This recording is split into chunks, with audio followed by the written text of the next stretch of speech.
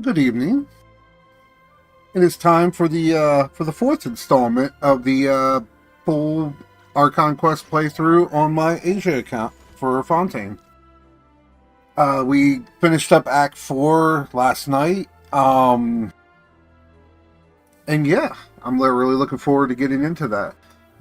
But before we do, I have something happened. This afternoon, I was doing a few quests, grabbing up some pre-primos, did my dailies, and then finished off the soccer tree in Azuma.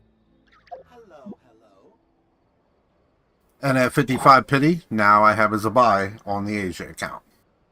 Without further ado, a good newspaper should be a lighthouse of truth. Finally have a reason to use this weapon. And his Zabai is actually looking pretty good right now. But yeah, I finally have a reason to use this weapon. I was trying to get a key sword on the Samaro Chronicled. Ended up getting this, but now I have a reason to actually use this weapon. And overall, she's actually geared pretty good. Had some pretty nice rolls. Rolled both of these right on the spot, and they both came out amazing. This is usable for now. Kind of made that one. It rolled okay. But it is a 5 roll, so it is worth it. It's always the maiden pieces. Got an 18 crit rate maiden piece. And then this is kind of temporary for now. I want to finish this one off and then re-roll it to something better. But for right now, for a level 70 Zabai, she's looking pretty good.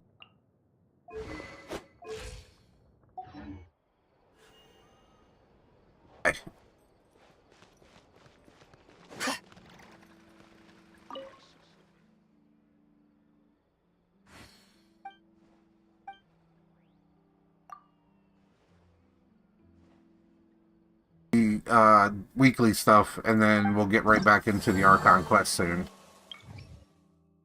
I pretty much spent all my resin for the day. Ooh, Rainbow Roses. I don't even know if I have those.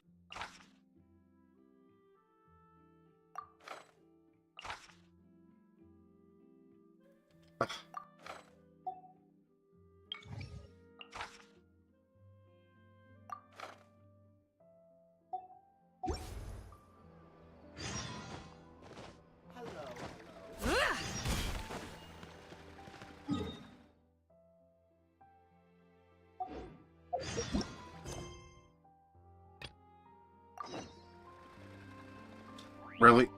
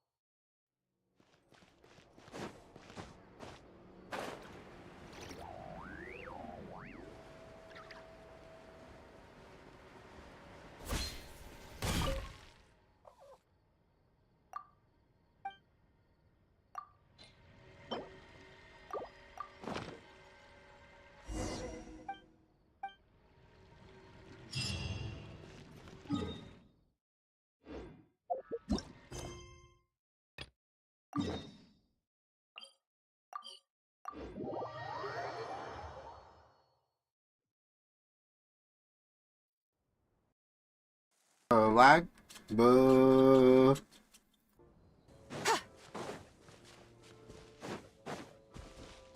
Bring it.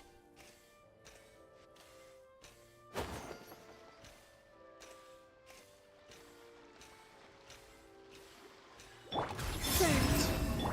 Be cleansed.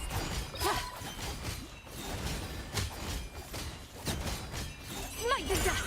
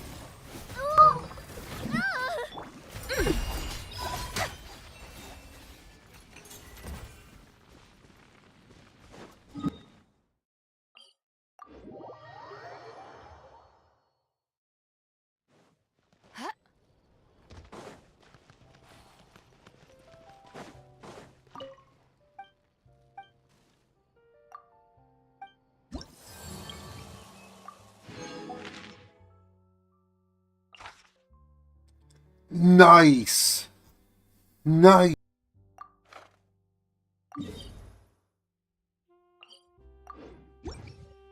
Zabai clearly is going to be the pick here.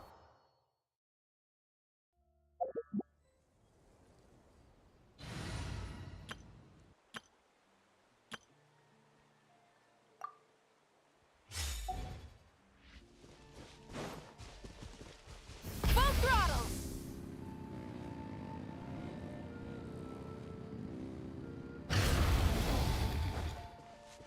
Oh, I'm seeing multiple puzzles here.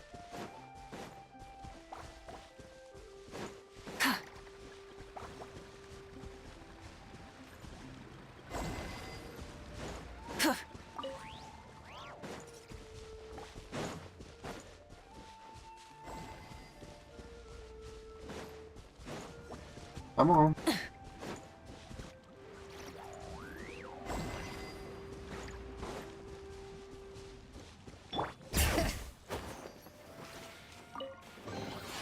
Oh no!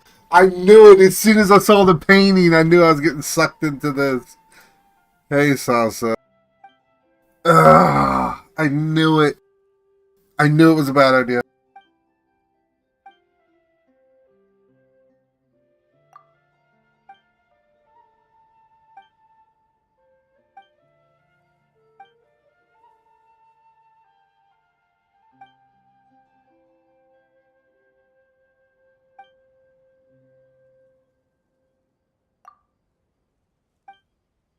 Now I gotta fix her puzzle. I'm gonna quick click through this. I've already played through all these.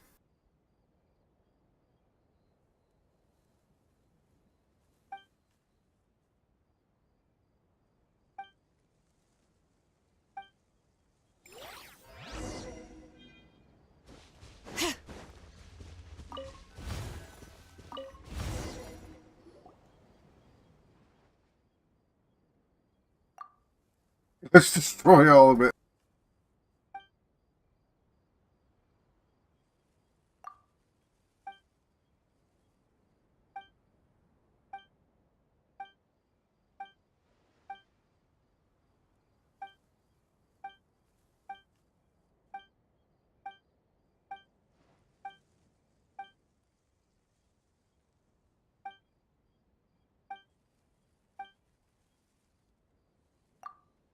Bye.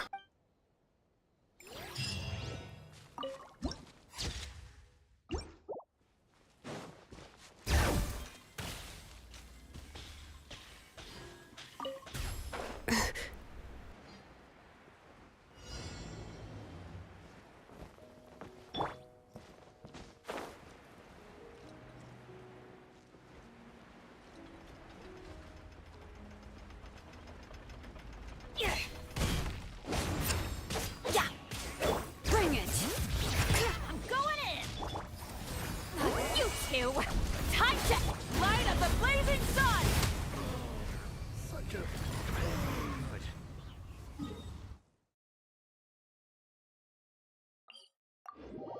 Simple enough.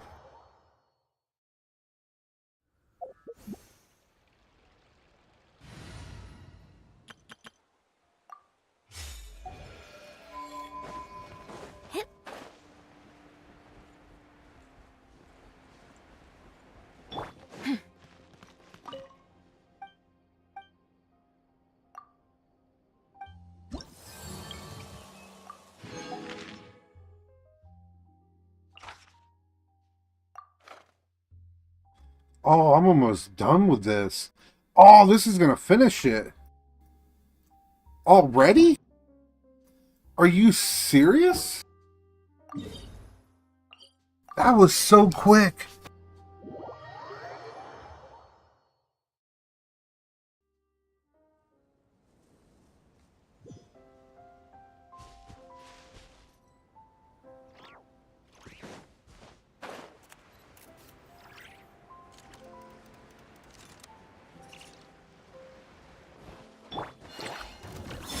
A new moon rises. Divine light, shield them! Without further ado, smite the dust!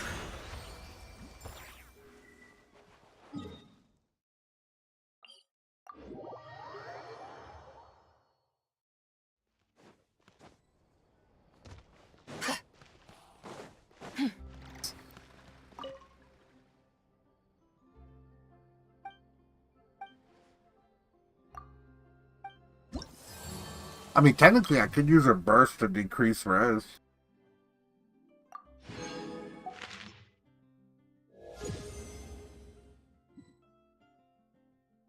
No more weekly bounties. Ah, gonna be broke again.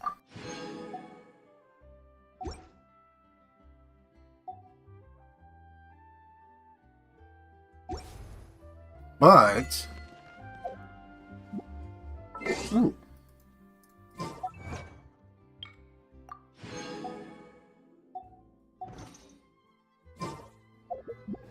But...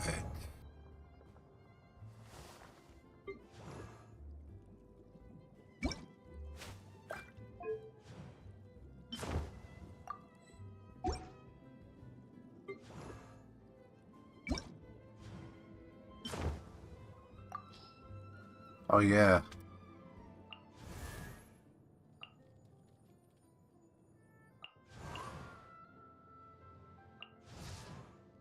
Oh, yeah, definitely. I don't know, Columbina, maybe?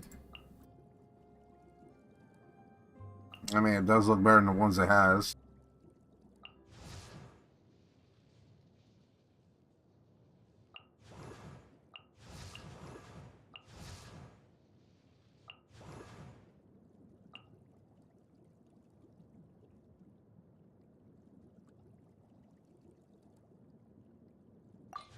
I think that's all for now. I want to see if it messed with any of their wings. No, it didn't. Oh, even though hers looked just awful. Wait.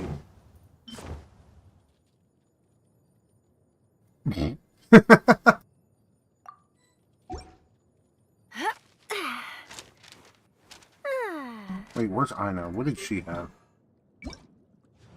Ah, perfect.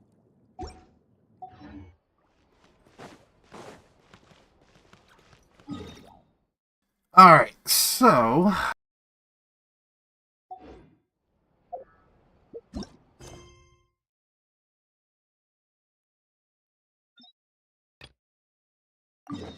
Now it's time to go break out of prison. We served our 45 sentence day in a course of about 23 hours.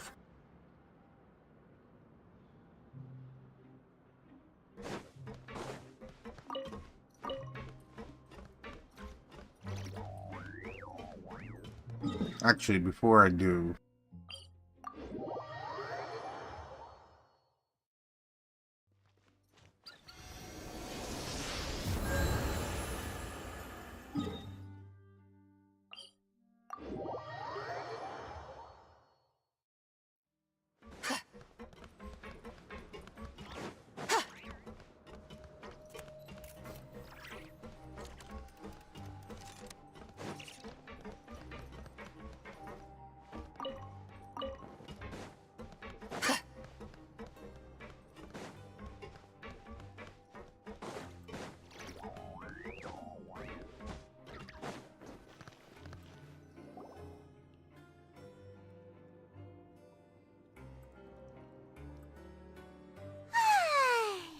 Now for a little rest after breakfast.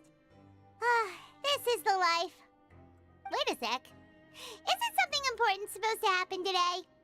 Oh, today's our big day! We're supposed to leave the Fortress of Mirapede! Come on, we've got to go complete the release procedures now!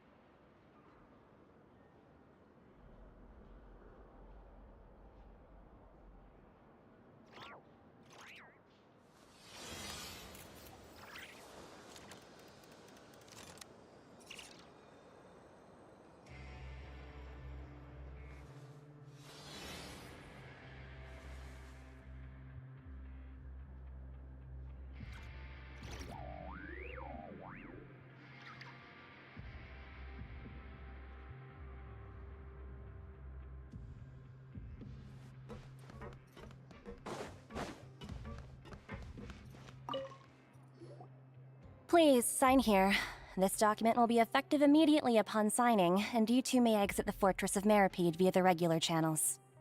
It's been so long since we've been to the surface. Let's hurry up and... Huh? We were literally just there. What's happening?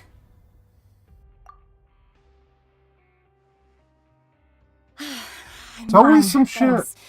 But I wonder what that tremor was just now. Let's go ask the Duke.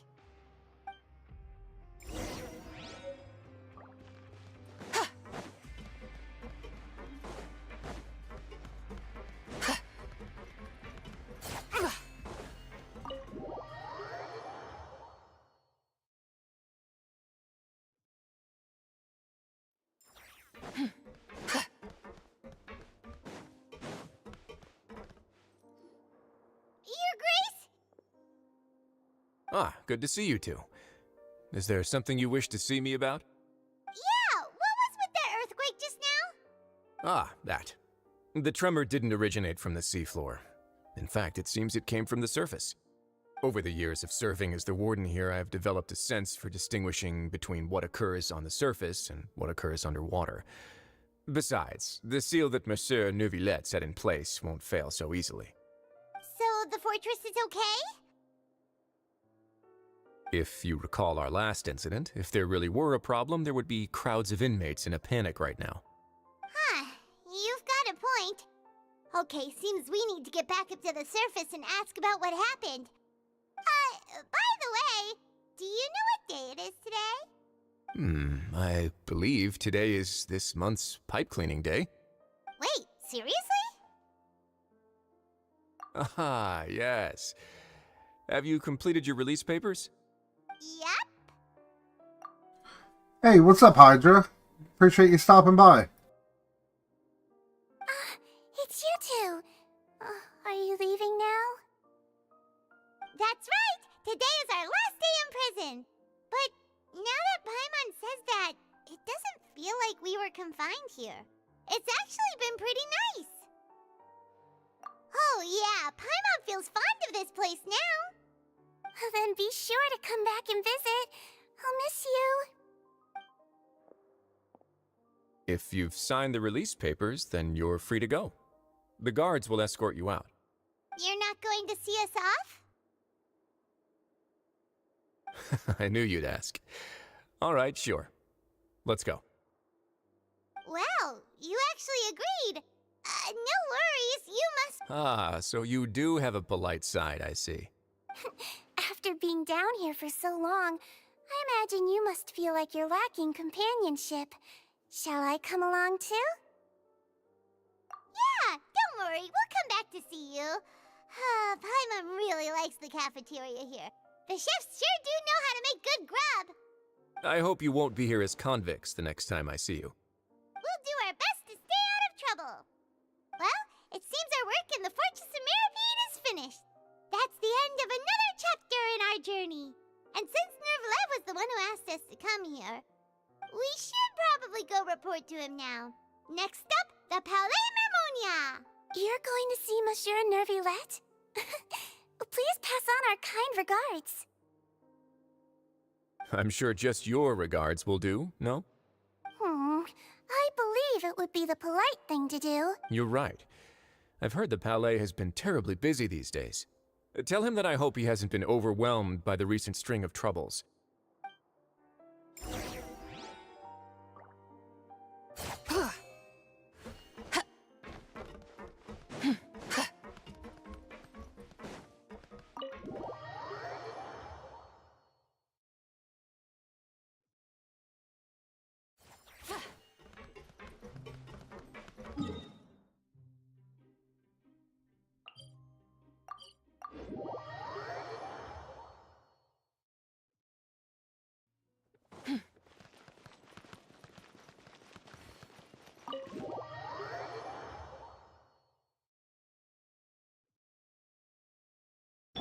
Alright, let me see if I can get it right this time.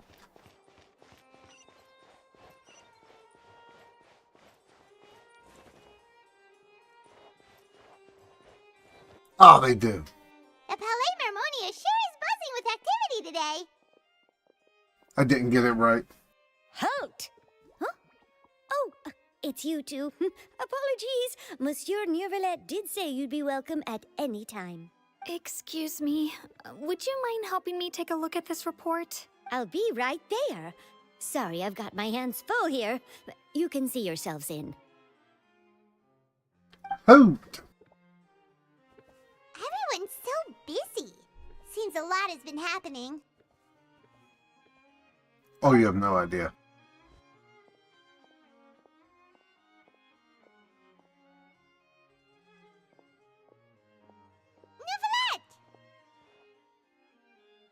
Hello. You've come at the right time, but you'll have to wait for just a moment, as there are some urgent matters I must tend to first. In the meantime, please, have a seat. If you'd like to have something to drink, let the Melusine outside know. That's all right. We just ate. Were you just laying there watching it on the phone? Let's take a break over there while we wait for him to finish his work.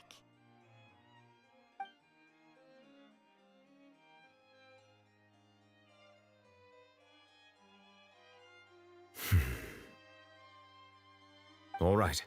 That should wrap things up for now. Are you done with your work? Yes, sorry to keep you waiting. Today should be the day you were released from the Fortress of Meripede, and it appears that you've managed to complete all the release paperwork. That's right, and we came here to see you right away.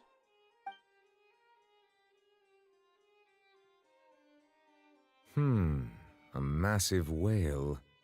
That's Do you have any me! idea what that might be? Judging from your description, that cannot have occurred in any ordinary waters, but rather something like the primordial sea. A whale of that size and shape cannot usually be found in the waters of Tevat. Therefore, we can only assume that Child is presently immersed in primordial seawater. Immersed in primordial seawater? But how? And is he okay? Most people wouldn't be capable of entering in the first place. I'm not completely sure how he could have gotten there myself. Yes? What is it? Ah, right! Paimon felt it too! We asked the Duke and he said it wasn't from underwater, so we figured you might know something about it. It turns out that I have just received a report about this particular matter.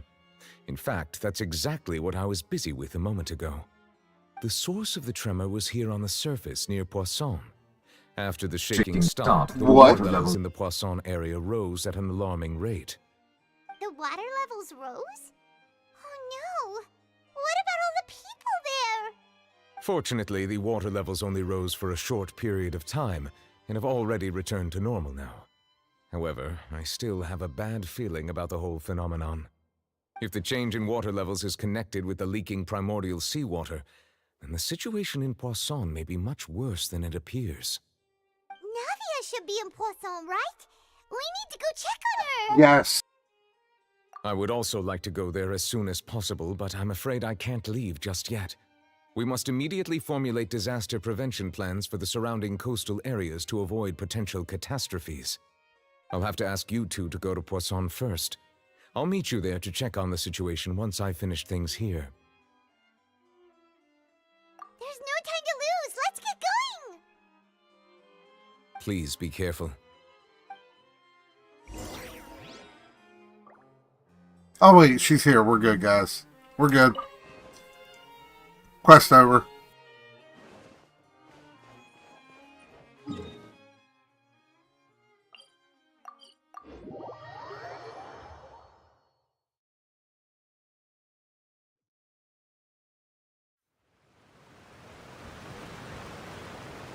Oh no!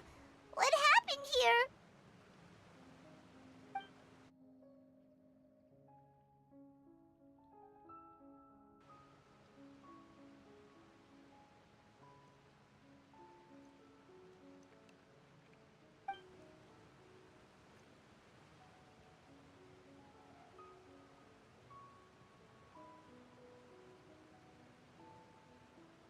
Navia should be around here, right?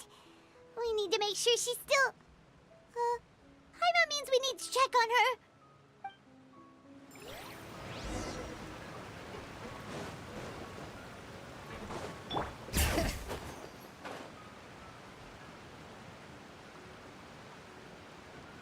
Oh, wait, where am I going?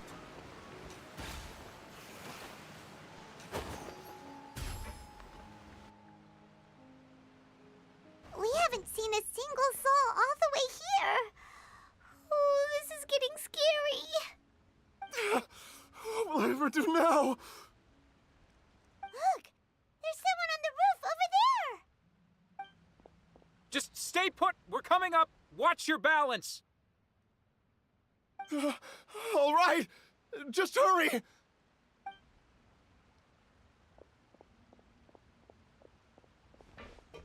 Oh, are you gonna stay and watch the whole Act 5? Bro, that might be a little while. I'm just gonna say. How will I survive on my own? My Desiree. Oh, he looks pretty sad. My leg! My leg! How could this have happened? It hurts! Just hang in there. Help is on the way. You can hold my hand if it makes you feel better.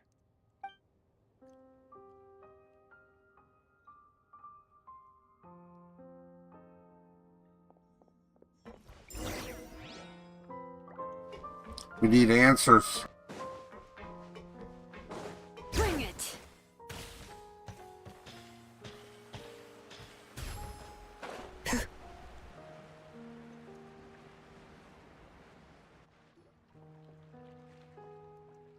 Oh, it's Navia. She's over there. Hey, Navia, are you okay?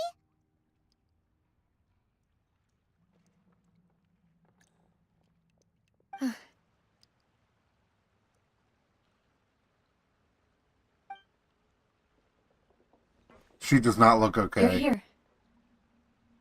We heard there was a situation in Poisson, so we came as quickly as we could.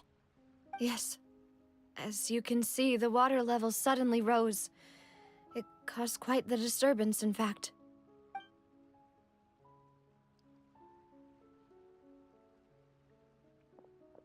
Demoiselle! There was a wounded resident next to a building southeast of here. We've already transported him to safety, but we've run out of medical supplies. He's wounded? How badly? He fell, so it's probably a broken leg. He's pretty shaken up. When the water level rose, he desperately climbed up to the roof. Once the water receded and he saw the ground, he became terrified and eventually... He jumped down then.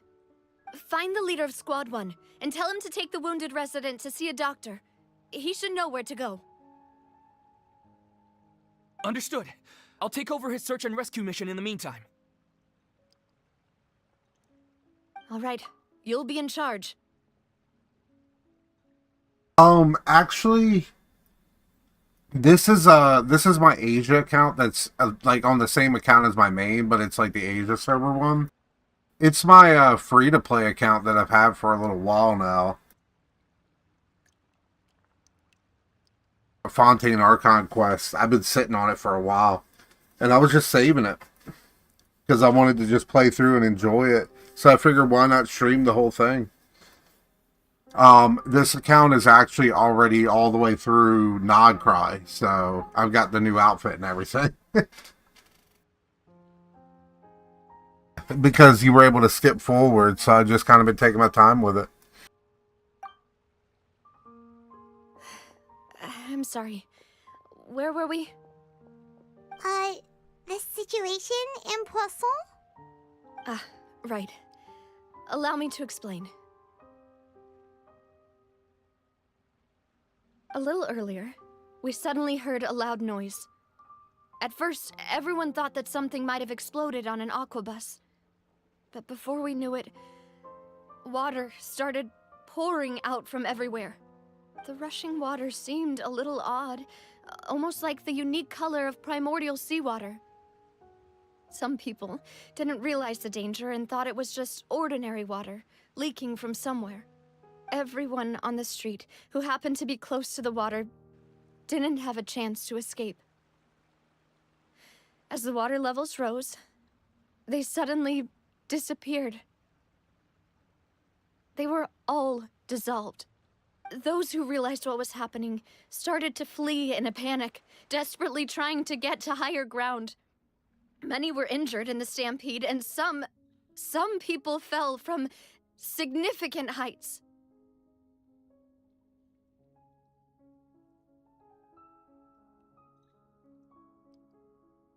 The Spina di Rosula initiated rescue operations as quickly as possible, but there have been a lot of casualties. Fortunately, the water began to recede after some time, and the chaos came to an end. The water that flooded the area contained primordial seawater, so the lower levels of Poisson are still hazardous. To ensure everyone's safety, I've asked the people there to leave as soon as possible. No one knows if this could happen again. All we can do for now is try our best to help evacuate the residents. We still haven't completed the head count, but we'll have some numbers soon. How awful. And all of this just came out of nowhere. It was quite frightening indeed. I only wish that everything that just happened was a bad dream. Is there any way we can help, Navia? Thank you for being so willing to help in a moment of crisis like this. You don't know how much it means to me. I really can't express how grateful I am.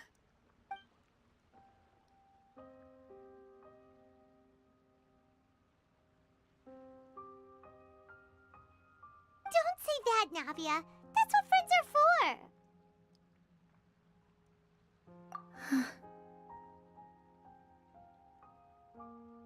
Demoiselle!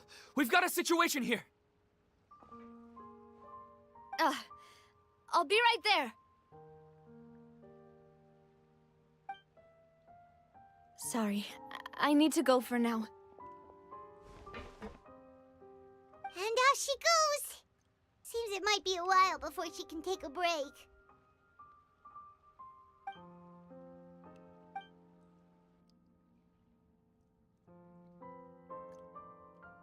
Okay, the wounded are being tended to, and we finished a preliminary head count.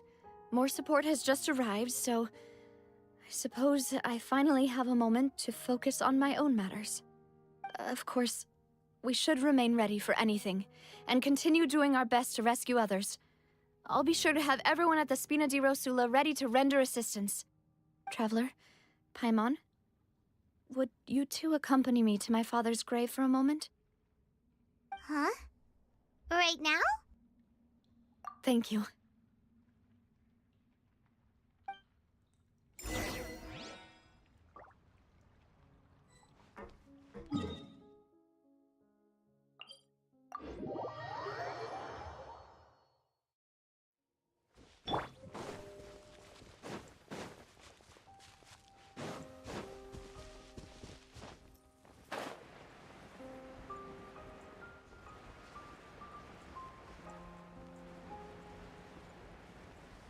Yeah, everybody get ready to pay your respects.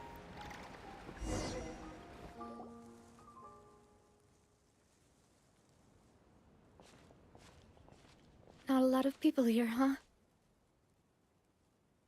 Well, given the time of day and the whole situation in Poisson, Paimon doesn't think there'd be a ton of people here visiting graves. Right. That's how things are now. The living are so exhausted that they've no strength to spare any words for the dead. Navia?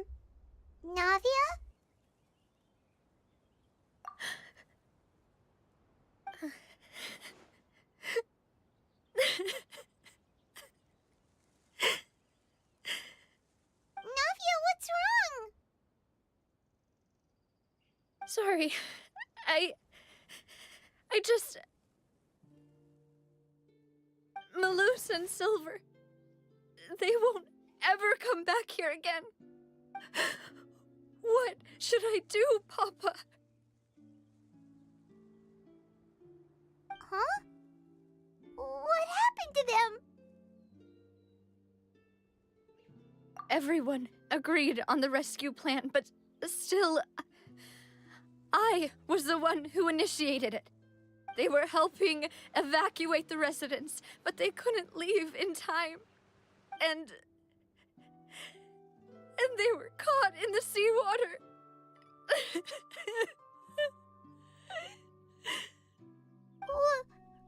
What should we do? I've known them for so long. And I know they weren't afraid. But I could at least hold a funeral for my father. And I know where he rests. But as for Malus and Silver, they're just gone. I just can't.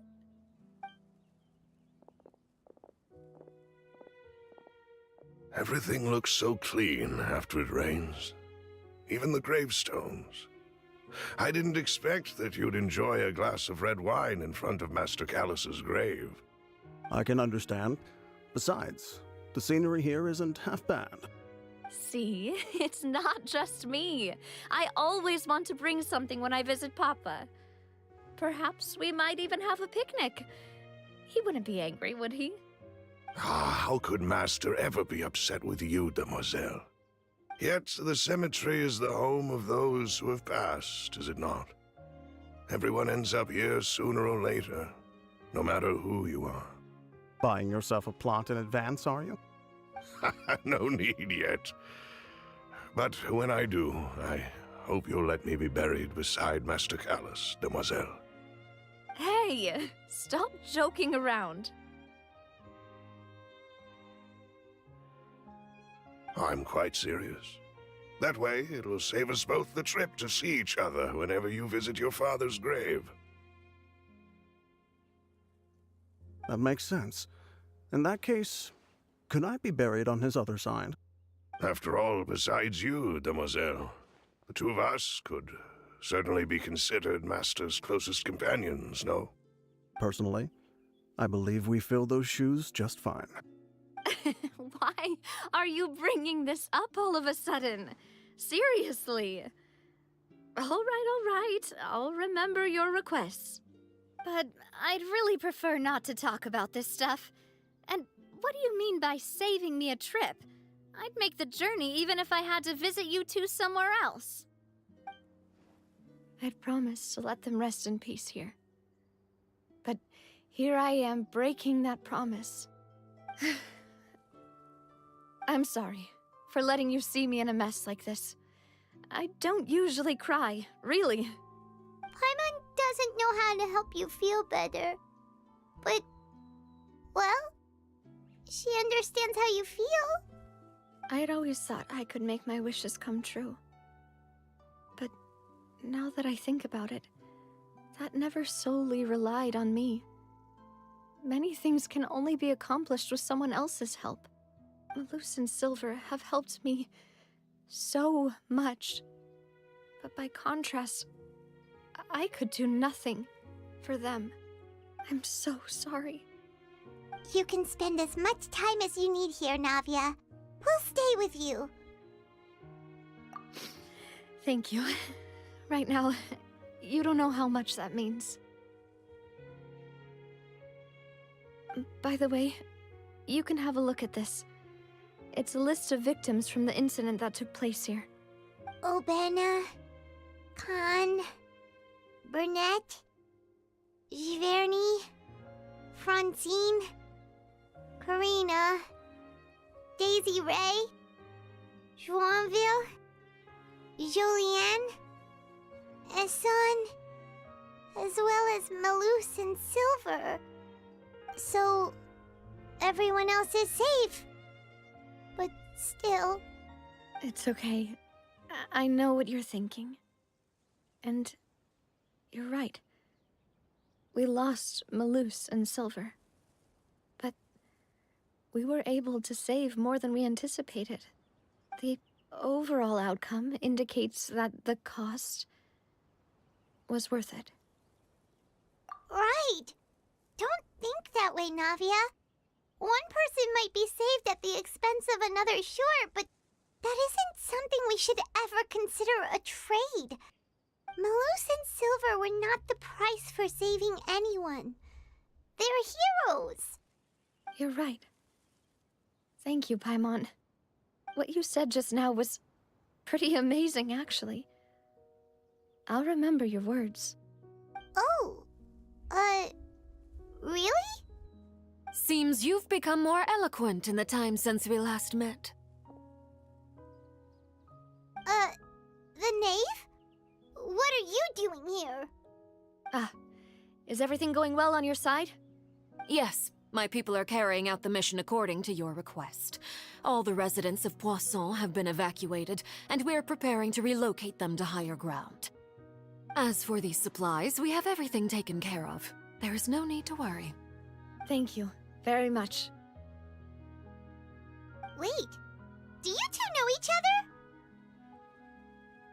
We just met recently. Right, Miss Navia? Usually, I would call this a coincidental encounter, but that doesn't quite fit this time. Besides, it never even crossed my mind that a Fatui Harbinger would come looking for me. Thanks to the Knave, Spina di Rosula received generous support from the Fatui, which allowed us to complete the rescue and evacuation work so quickly. Mutual aid is essential to fostering positive developments. We were already in the area, in any case, so it was nothing. That said, I must say that you're a lot sharper than you let on. I'm sure you understand what I mean.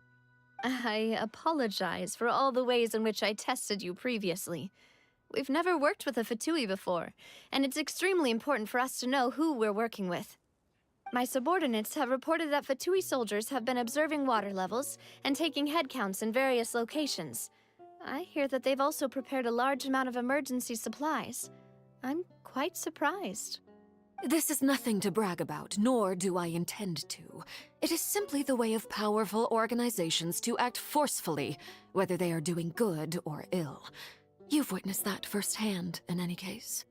As I've told this traveler before, I know of the prophecy, and I intend to prevent the impending disaster. Lending your organization a hand was a natural first step in accomplishing that. As such, do not be troubled by this token of our sincerity. Perhaps one day, you'll also be able to help me in the same way. Without your help, there would have been many more casualties. I won't forget your kindness. Furthermore, I sincerely regret what happened to Malus and Silver. I only wish that my people could have arrived a little earlier to prevent this from happening. Don't say that. You and your subordinates did everything you could. As Paimon said, Malus and Silver didn't choose to sacrifice themselves for any specific person, and they weren't the price paid for other salvation. They chose to become heroes themselves. I've never liked hearing people put it that way. It's like trying to relieve pain by saying some noble-sounding words. But right now, there's nothing more suitable. They really did become heroes. You're right. I'm sorry for your loss, Miss Navia.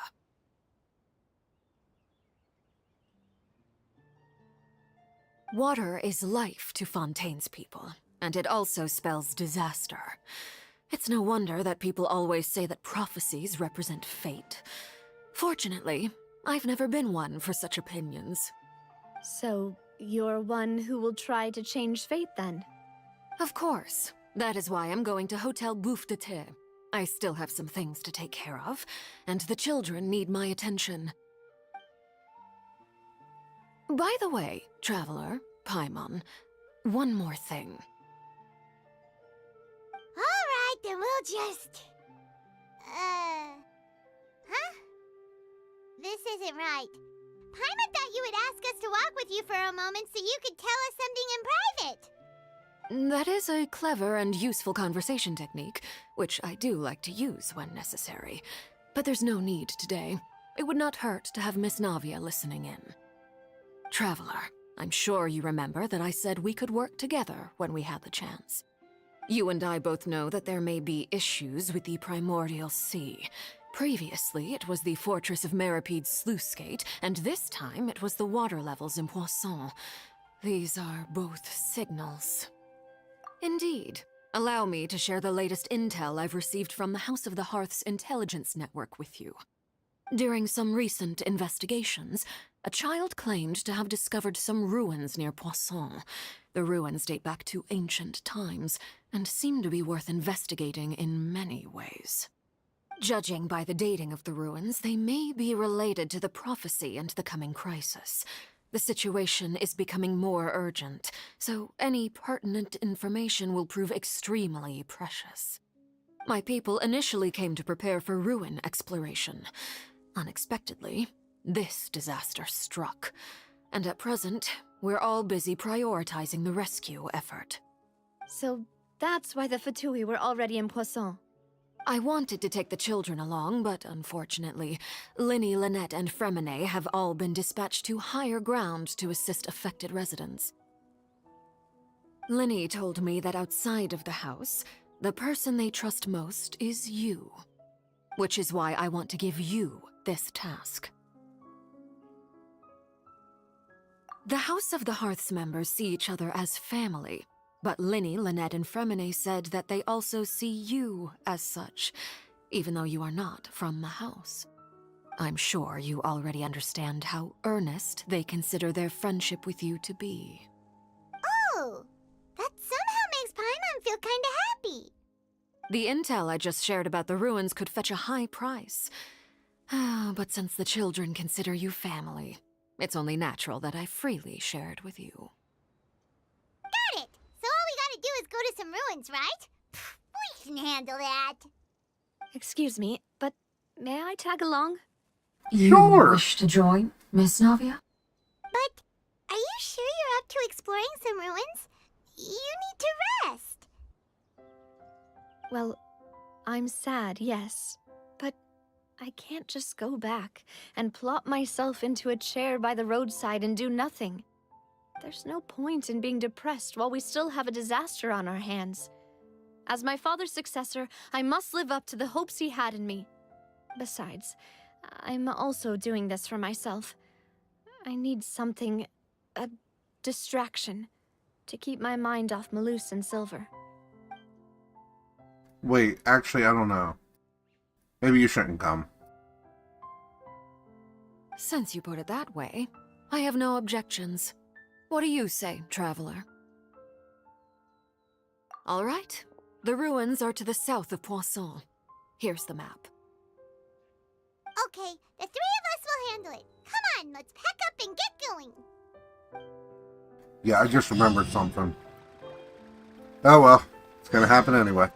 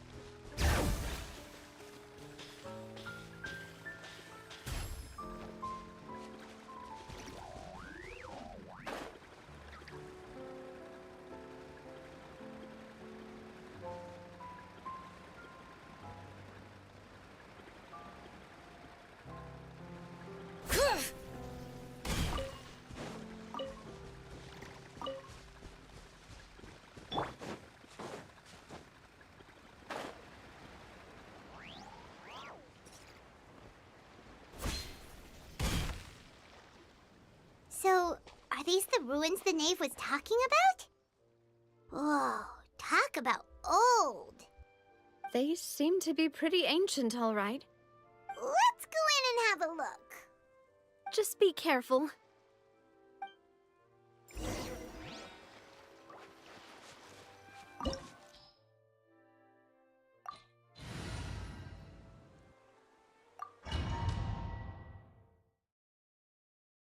Did it really say party level is lower than recommended? 90, 90, 90, and then a 70. And it's like, nah. And I don't need your trial, Navia. I got a better one.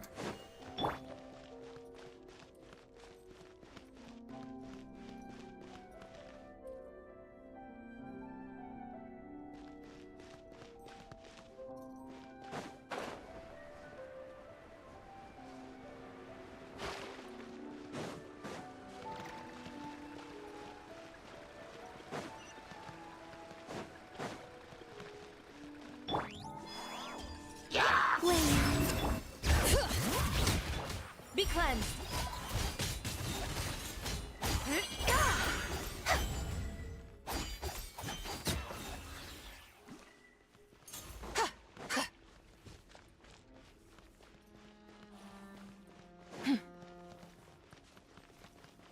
Trying to miss any chest.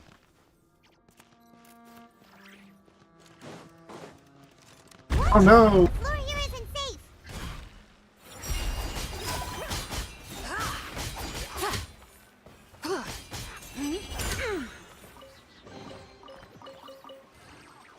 There's the chest.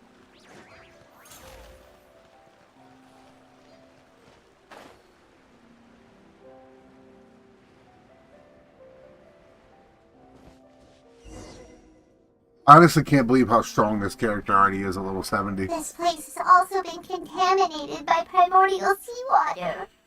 Yeah. And a lot of it, too.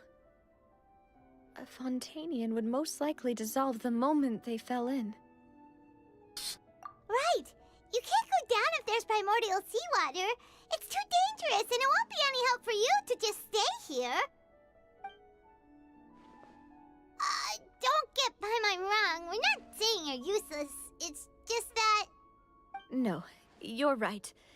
I can't do anything in this situation. I'll leave this to you.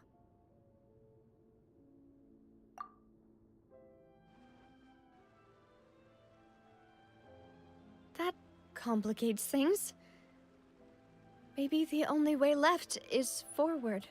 No, no, In no. that case, do you want to wait for us here? The water levels here are unstable, and there's a chance the water will rise. So staying here wouldn't be safe either. I'll go together with you. Perhaps we'll find the exit just up ahead. All right. Come with us for now then, but please be careful.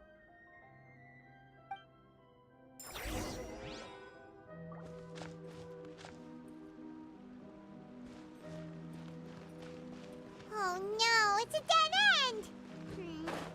Let's try climbing over from the side. Oh no, Beyonce!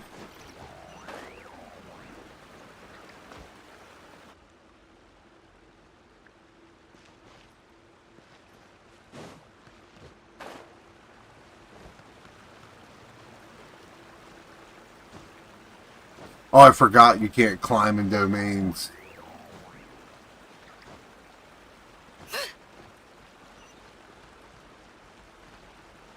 By primordial seawater.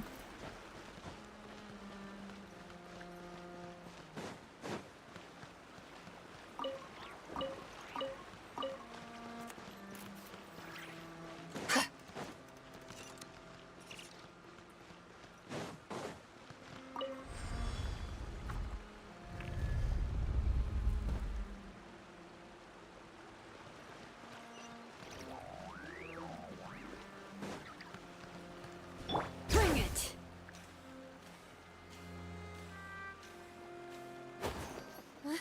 Wait, there's something wrong with this bridge!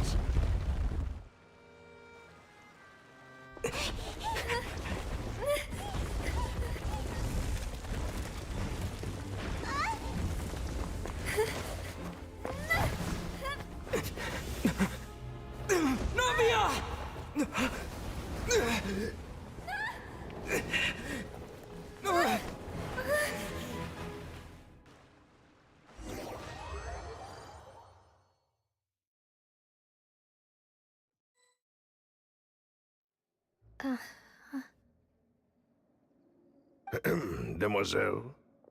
Huh? Demoiselle, what are you doing here by yourself? Would you be standing here till dark if I hadn't come to get you? Maybe she just wants some time to herself, Malus. Hmm? Oh. Was I sleeping? Yes, it would appear so. I must be tired. That's quite possible. However, you were the one that suggested we go out for a walk. Oh, right. I nearly forgot. It must have slipped my mind when I dozed off. I haven't had a nap today yet. Have I? This is a familiar feeling, yet something's a little strange. Is something the matter, Demoiselle? Oh, no. No, I'm fine. I was just trying to recall why we came out for a walk.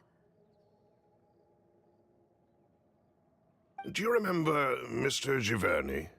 He'd requested our help before with foreign merchants who had a debt dispute with him, and we'd resolved the matter not long ago.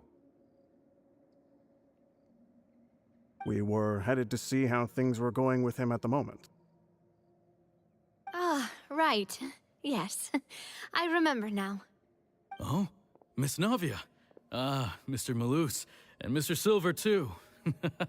It's good to see all of you. How have you been? I've been great. Thanks to your help, those bothersome merchants finally realized that I wasn't the one they were looking for. Why, I wasn't even the guarantor for that person. They were knocking at my door day and night. Even my neighbor, Obina, was getting fed up with them. Sometimes force is required to calm someone down and get them to listen to what you have to say. That's right. Oh, by the way, Burnett, what was it that you wanted to give to Miss Navia again? Oh, yes. One moment, I have it right here. Miss Navia, these are some flower seeds that I prepared. Please take them. They're a very good variety, and they'll become very big and beautiful once they bloom. I don't know what we would have done without your help, so this is a little token of our appreciation. I hope you won't refuse. Ah, did you cultivate them yourself? Thank you so much. I'll certainly take them. Malus, we do still have some empty flower pots at home, right? Why, we can have as many pots as you'd like, Demoiselle. Perfect. In that case, we'll swap out some of the decorative plants for some of Mrs. Burnett's flowers. Very well. Wait. Something seems to be off here. Excuse me, madam. If I'm not mistaken, your name is Burnett, correct? That's right. Is something wrong? No, it's nothing. This is the first time we've ever met, but your name seemed familiar to me. I must have heard it when I was discussing things with your husband previously. I've heard this name before. Sometime recently, I'm sure of it. And why are there so few people around here? Where did everyone go? We must mind the time, Demoiselle. We still have important things to attend to today. Huh? We do? Like what? Well, now, did you forget? Miss Navia, here you are. I've been looking for you. Please, come to the Opera House. Your trial is about to begin. My trial? Wait, why would I need to go to the Opera House? Yes, she's right, Demoiselle. It's just about time now, so we should get going. Oh? All right then.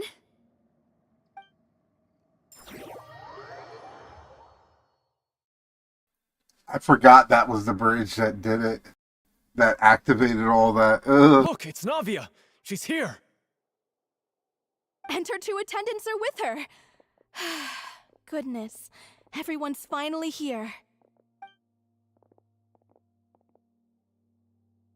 There sure are a lot of people here to see the trial.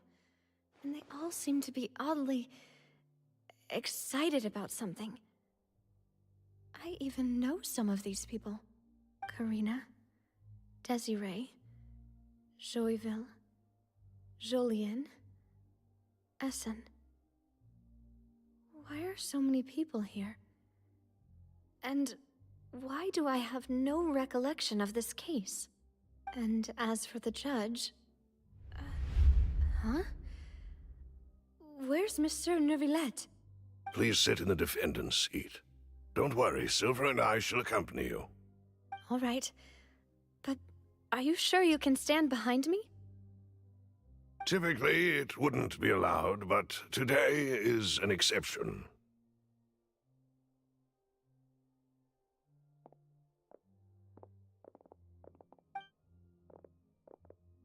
Hey, what kind of place do they think this is? Come on. Do they have any idea what they're doing? Seriously. Enough with the whispering!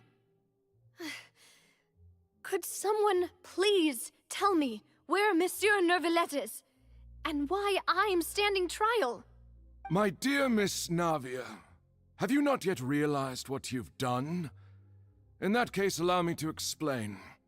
As all here know, you are Master Callus's successor, the head of the Spina di Rosula, someone held in high regard by every soul in Poisson.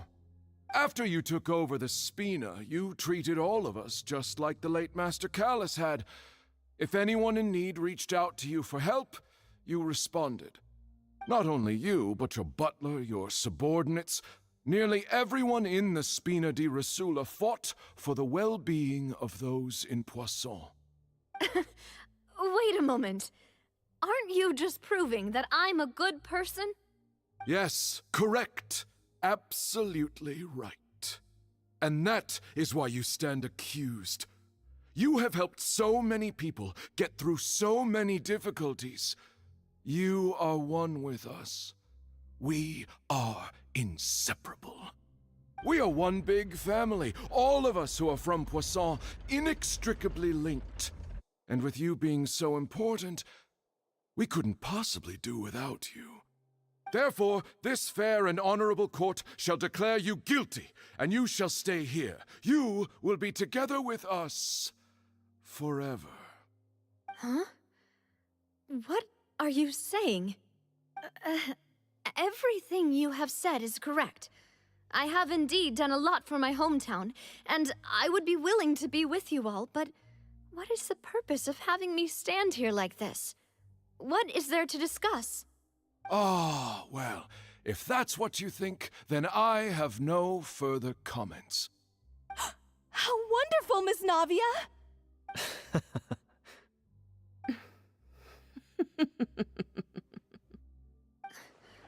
I know all these people.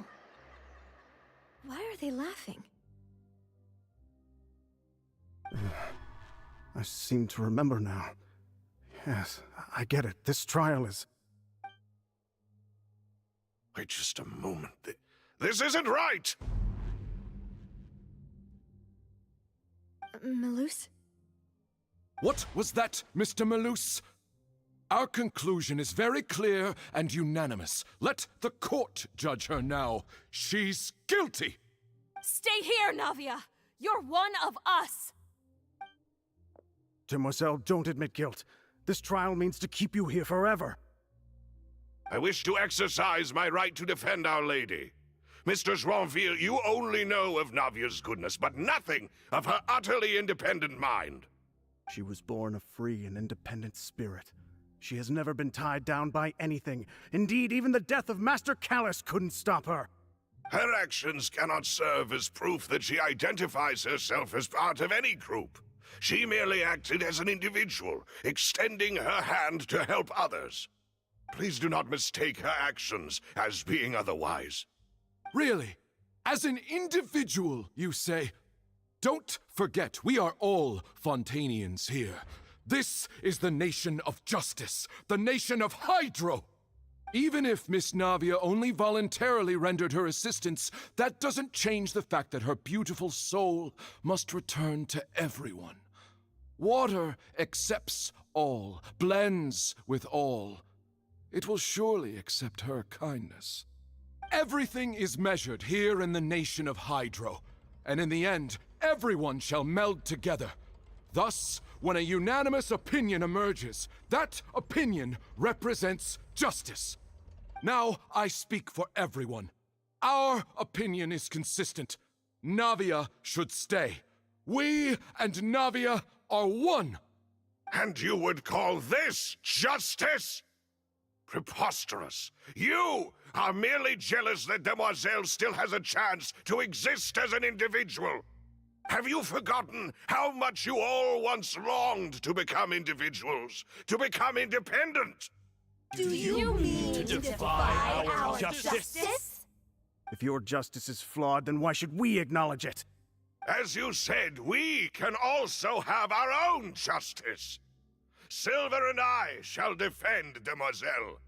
And that is how we will enforce justice. Ugh, my head... It hurts. Demoiselle! Silver, it hurts. My head is spinning. All I can see is stars swirling in front of me. I remember now. Everything that seemed odd from the very beginning.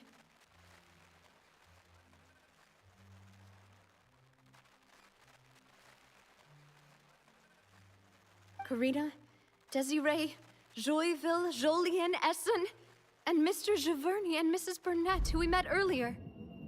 Even Malus and Silver.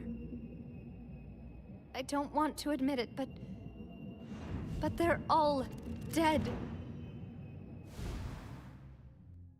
Don't be afraid, and don't admit guilt. We will protect you to the very end. Absurd!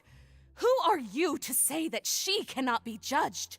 We are the majority, and in the nation of trials, the majority is absolute justice. We are the will of all. Don't let them escape! We shall keep Navia here with us! Mr. Malus and Mr. Silver, must you be so stubborn? How could the two of you possibly hope to stand against the collective? Do not resist. This judgment is fair and just. Navia belongs to us. After all that happened, she should not be left alone in Poisson. What are you saying? No more excuses! He says we're jealous. Jealous? How could she possibly be an independent individual? What's with these people? Who's jealous of her? She belongs to us! Miss Navia, she... Silence! That's...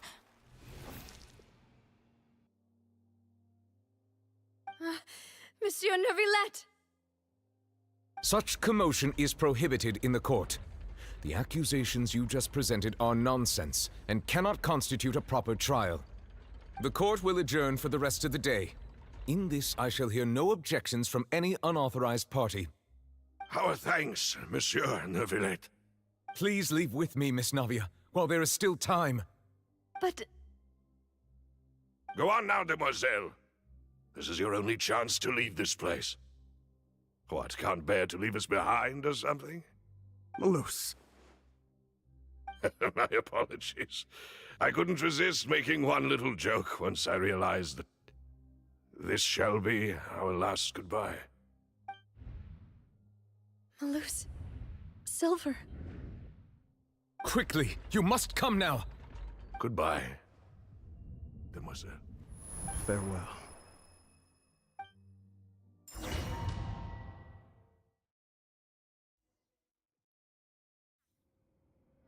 No, wait! Just a second! Navia? You're awake. Good.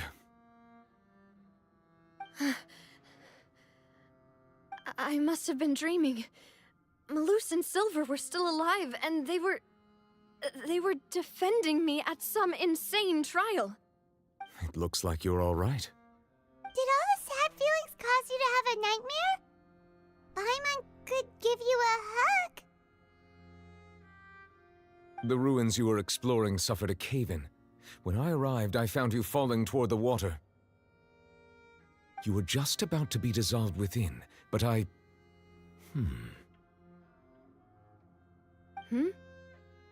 What is it?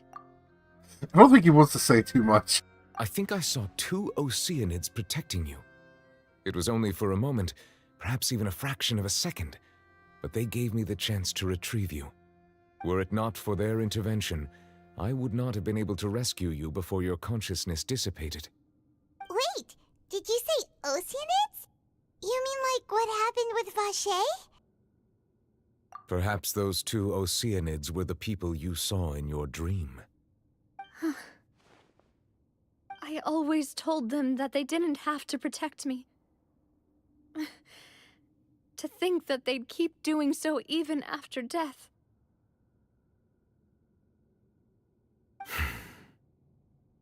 Please come with me.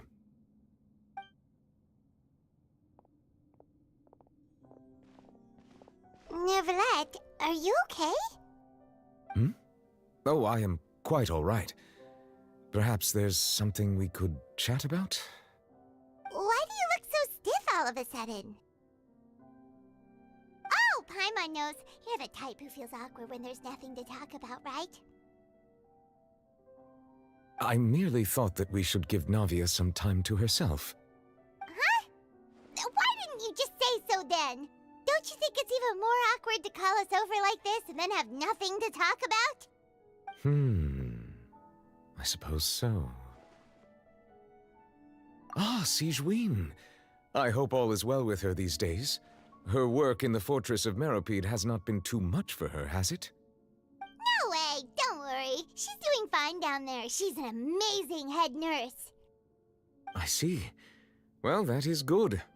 I have always worried that Sigewinne would need a lot of time to understand the world of humanity, just as I have. Oh, and the Duke also says hi! Even though Sigewinne made him do that. He hopes that you haven't been overwhelmed by all that's happened lately. Thank you. I have indeed been busy lately, and I also hope that everything is going well in the Fortress of Meropide. He still doesn't know what to talk about. Let's chat about something else then. So, Neverlet, you're probably quite the swimmer, huh? Yes, of course. This isn't going anywhere. Let's try something else. How did you find these ruins? Did the knave tell you? Yes, in fact. I had arranged to meet you in Poisson, but when I arrived, I discovered that the Fatui were helping the residents evacuate. They had even transported a large quantity of supplies to the area. Amid my astonishment, I ran into the knave, and we had a chat. She informed me that she had asked you to investigate the ancient ruins here. Yeah, we originally planned to meet up with you, but we thought you might still be busy with all those official documents. We didn't think exploring the ruins would take very long, and who would have thought you'd wrap things up so quickly?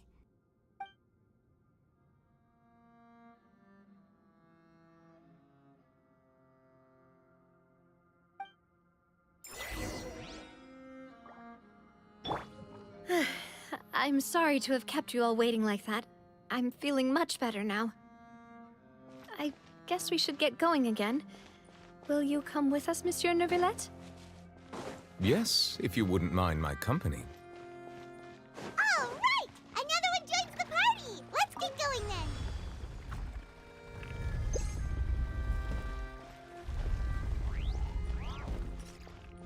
Attack!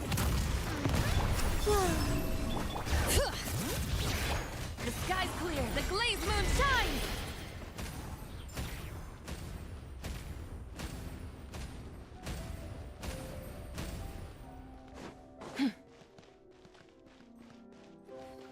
Huh?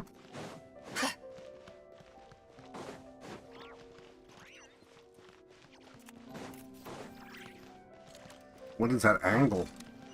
What is that angle? Oh no. Watch your step!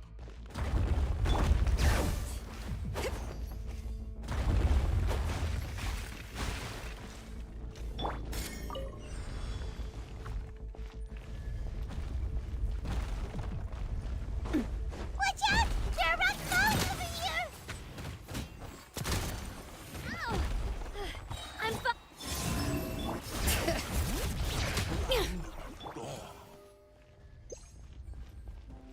I need to figure out a healer situation for this team. I could hold on.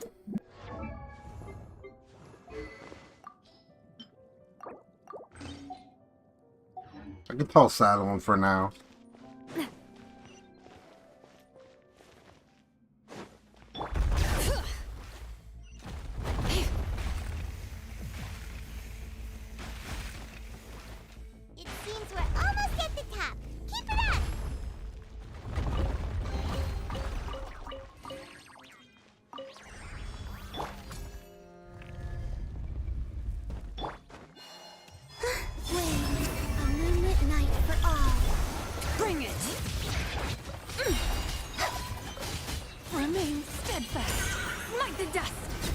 wisdom will show us the way! 3 moons converge. Whoa.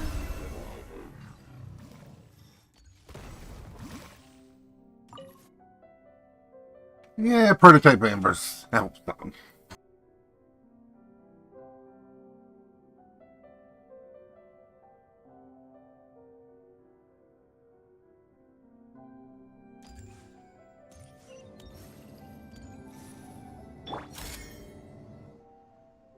You know, I could almost put a song set on her too.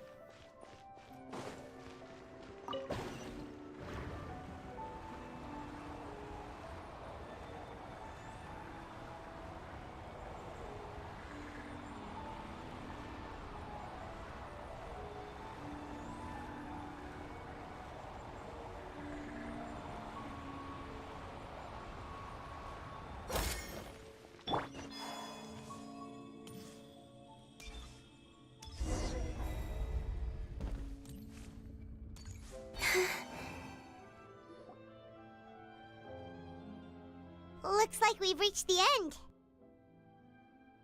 This is the place. There should not be any other hidden spaces in the vicinity. The path sure had some twists and turns, but it turns out that this place isn't actually that big.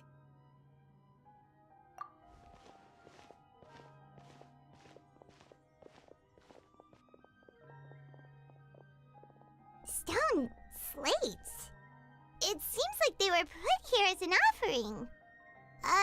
Could we take them down and have a look?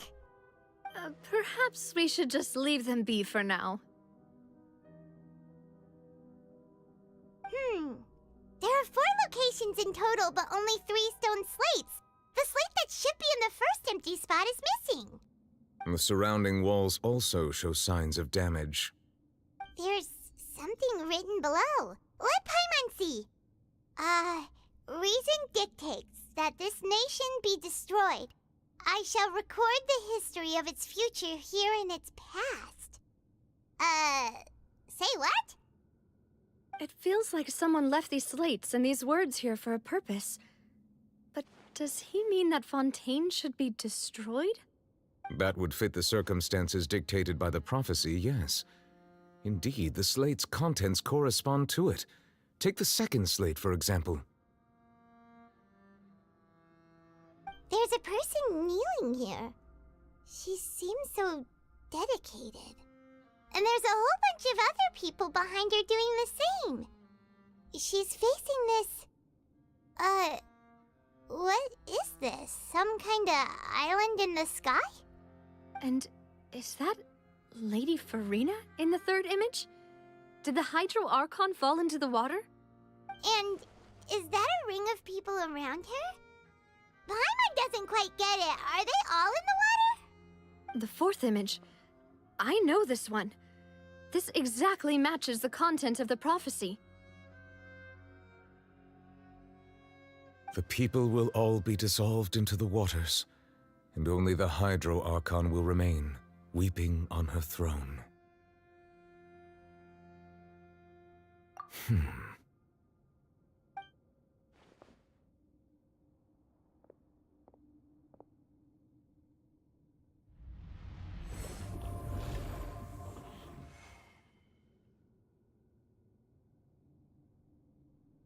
More information should be hidden in these slates, but I fear I cannot easily uncover it, most likely due to us missing the first slate. I am very sorry. Don't blame yourself, Monsieur Neuvillette. Deciphering ancient stone slates isn't one of your duties.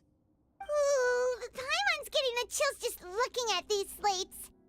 This says that it's the history of the future, right? That means the prophecy's sure to come true. I really hope it doesn't mean that. Still, Paimon feels like these images are kind of weird when you look at them together.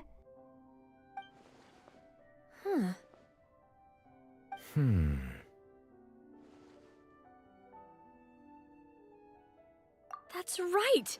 If the images are in chronological order, shouldn't the fourth, the waters drowning Fontaine, come before the third, where the Hydro Archon herself falls into the water?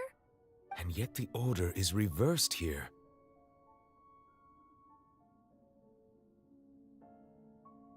If we go by timing, Lady Farina only emerges in the third image. That means that the person in the second image might be the previous Hydro Archon.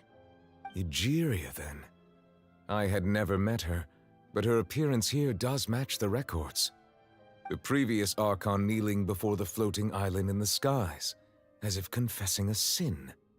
Did she herself commit that sin? And if not, why would she be in such a posture? Also, I'm still wondering why these ancient stone slates are here at all. Judging from their contents, could this place be the origin of the prophecy? Does that mean that someone, or some people, once saw these slates?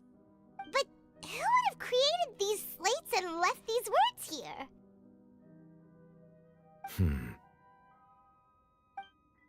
It seems that any further clues will have to come from Farina. In that case, there's no time to lose. There's nothing else to be gained here, so let's head back first. Yeah, we better get somewhere safe for now.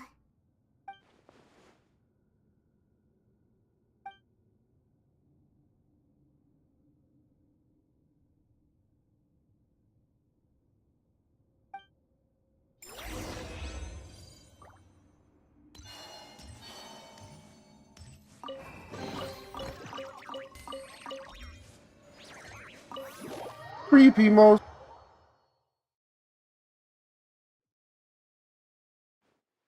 Let's split up here. I'm going to check on what's happening with the Spina. You know how it is. There's some things you just need to be there for yourself. You still have energy for that, Navia? Paimon's already beat.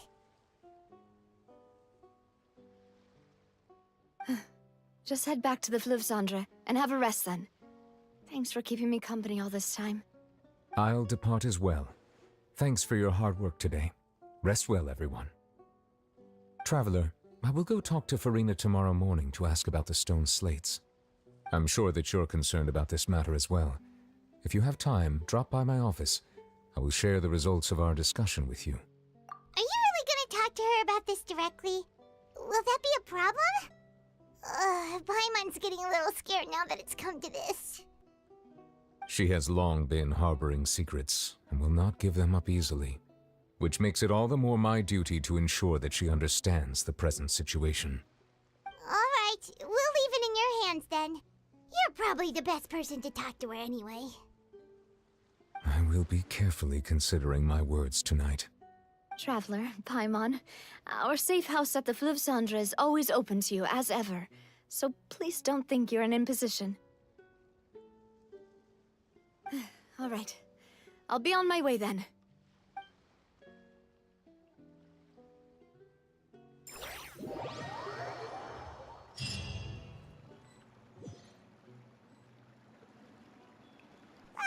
We're finally back! Welcome back. We've got a special menu prepared for you two tonight. Yay! And there's good food too! Navi, no, the boss is the best. Ooh, desserts! Nice! These are all Paimon's! Paimon's already starting to forget what happened today. Oh, that voice. Oh, I forgot! I think it is. Huh? It's you two. What are you doing in Fontaine? I forgot Mona was in this. Mona?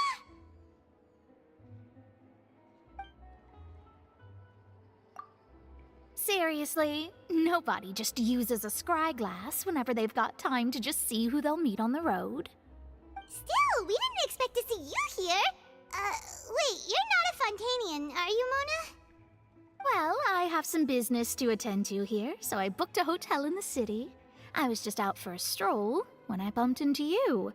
Quite unexpectedly, if I might add. Why did you think I was from Fontaine, though? Is that because Magistus doesn't sound much like a Mondstatter surname?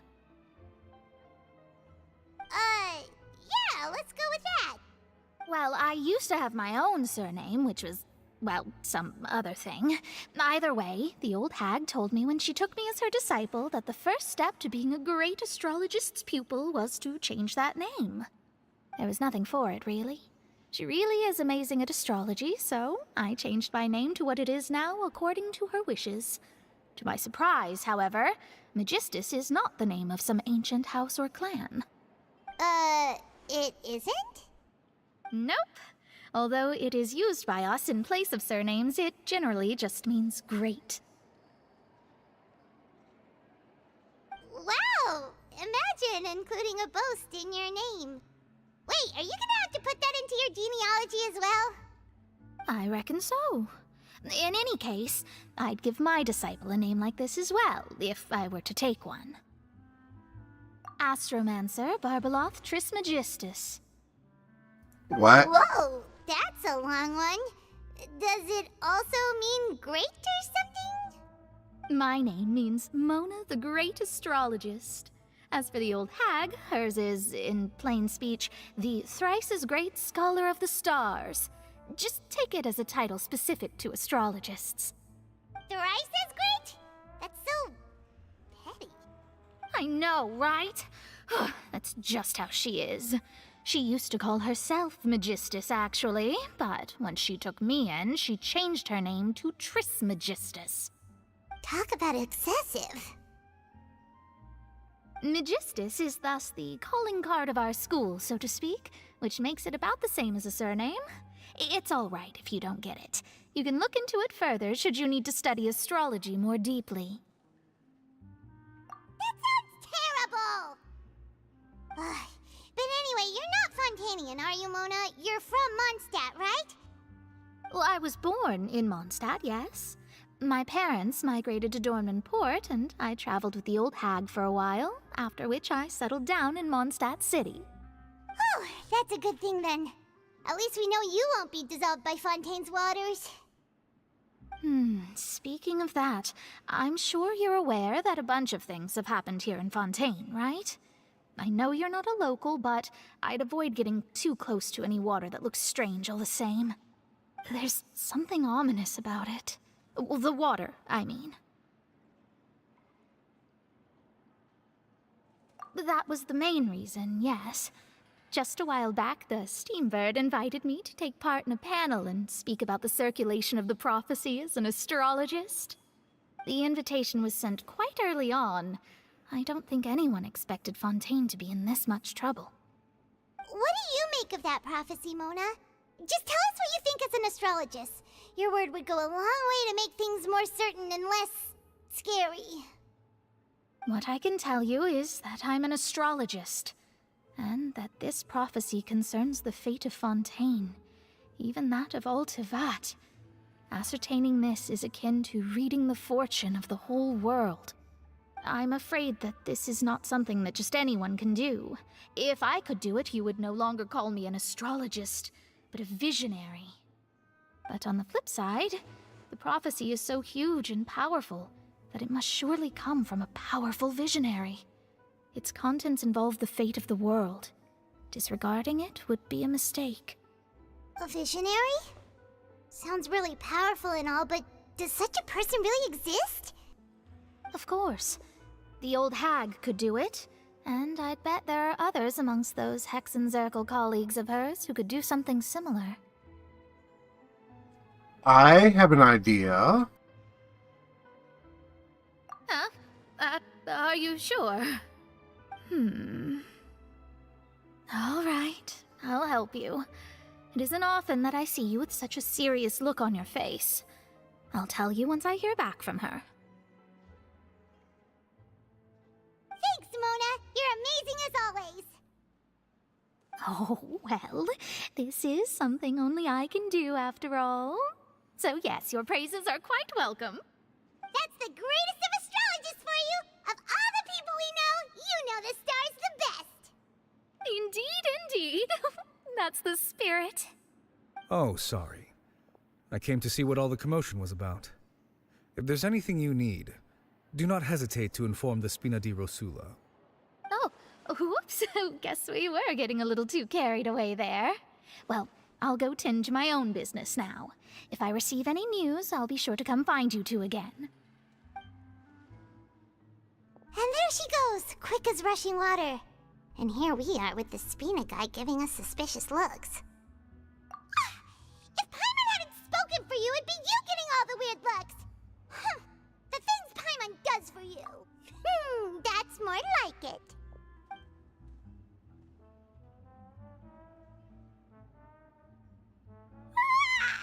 Good morning. To be honest, Paimon's still feeling kind of sleepy. But it's time to get up, Traveler. We agreed to go see Neuvillette, so let's pack it up and get going.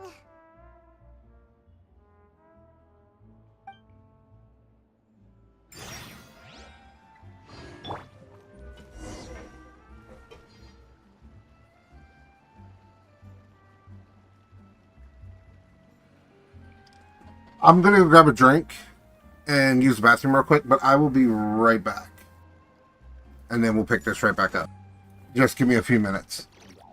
If you want to outrun the law, you need to know how it works.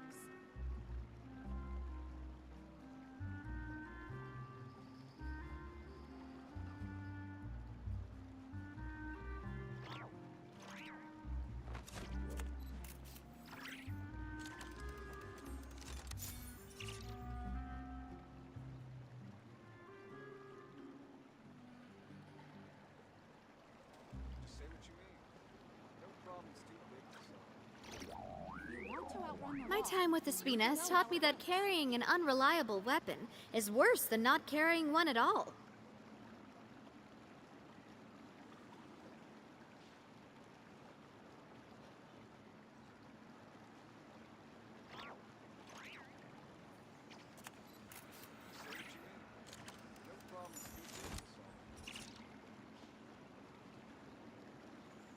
If you want to outrun the law, you need to know how it works.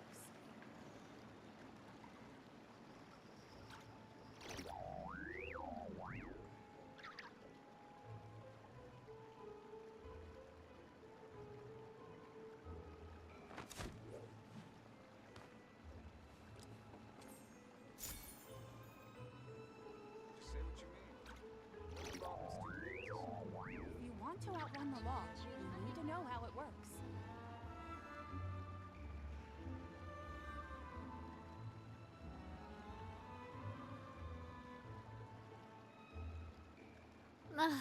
I really want to go traveling. I don't mind where we go, as long as I have my friends with me. If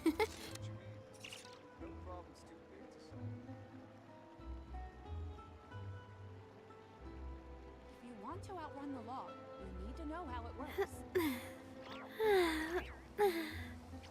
Oh. Oh.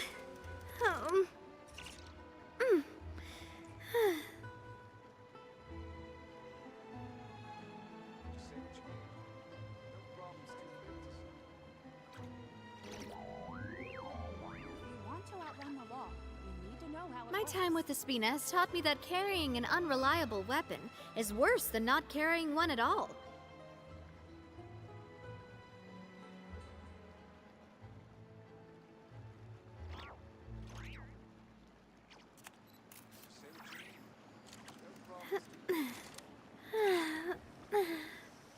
Oh.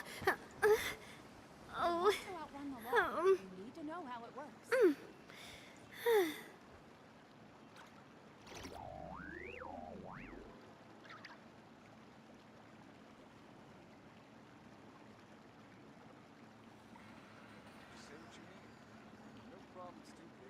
Adventuring underground is way more fun than I thought.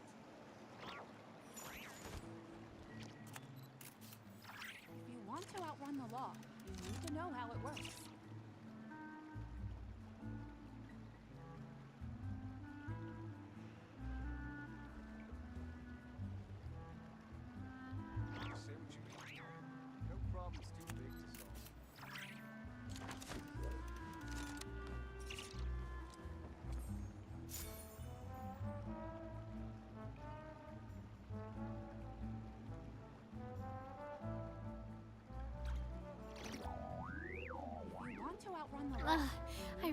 want to go traveling.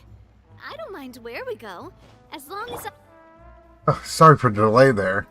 I was actually looking outside at all the... We got kind of slammed with snow earlier today. And it's finally tapered off and I can see stuff. I got so many big branches to clear off because it was just wet, heavy snow just snapping the trees up. Oh, that's going to be a lot of snow to get rid of tomorrow. Oh well.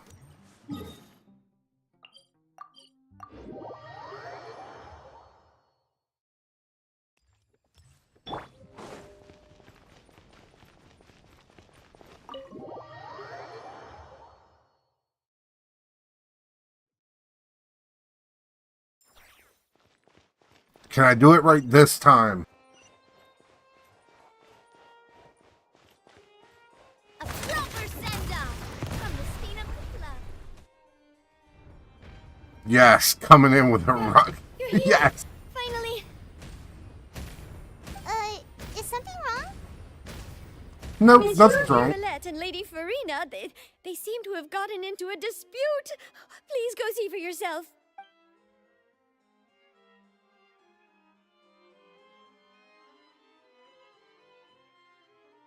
Like I said, I've already explained everything. And yet the problem has not been properly solved. There is little space for excuses between us. It is not my intention to offend you, but please, tell me where you stand. You are the Hydro Archon Focalor, are you not? Look at this. This is a list of the victims from the recent Poisson incident.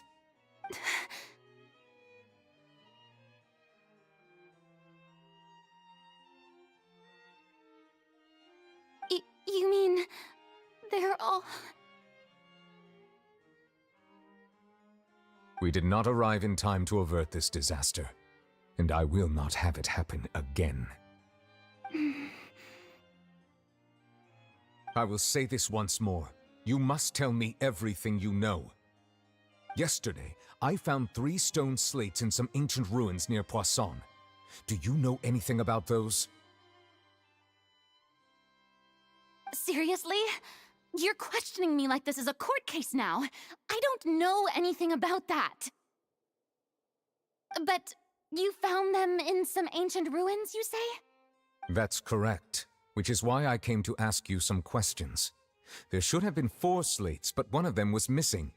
The other 3 feature different images that seem to correlate to the prophecy. The prophecy? The second of these slates depicts the previous Hydro Archon Egeria kneeling before a floating island in the sky, as if confessing something. Do you know nothing of this either? I don't. I've never seen such slates. I'll ask you again. Do you really have no information regarding the previous Archon? My deciphering of the slates indicates that the Hydro Archon Egeria once had to confess to, or apologize for, a certain sin. If anyone would know about it, it should be you. All gods don't have the same secrets, you know. She was herself and I'm me. Is it really so strange that I know nothing? I understand your concerns, but I'm sorry. I just don't have anything to tell you. Forgive me for saying this now, Lady Farina, but I have long known of your various secret investigations into certain matters. There are several indications that you have been investigating the prophecy on the sly. This is not strange in itself, considering that you are the Hydro Archon. But it is strange that you should also claim to not know any of Egeria's secrets, as well as do nothing following your inquiries. You have never been as superficial as you have presented yourself to be, nor are you a fool. And yet, your behavior is very inconsistent.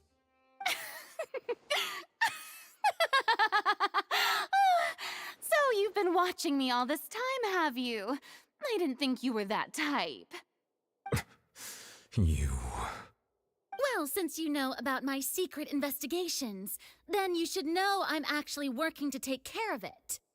There's no point questioning or suspecting me. You're the Eunuchs, but you're still my subordinate.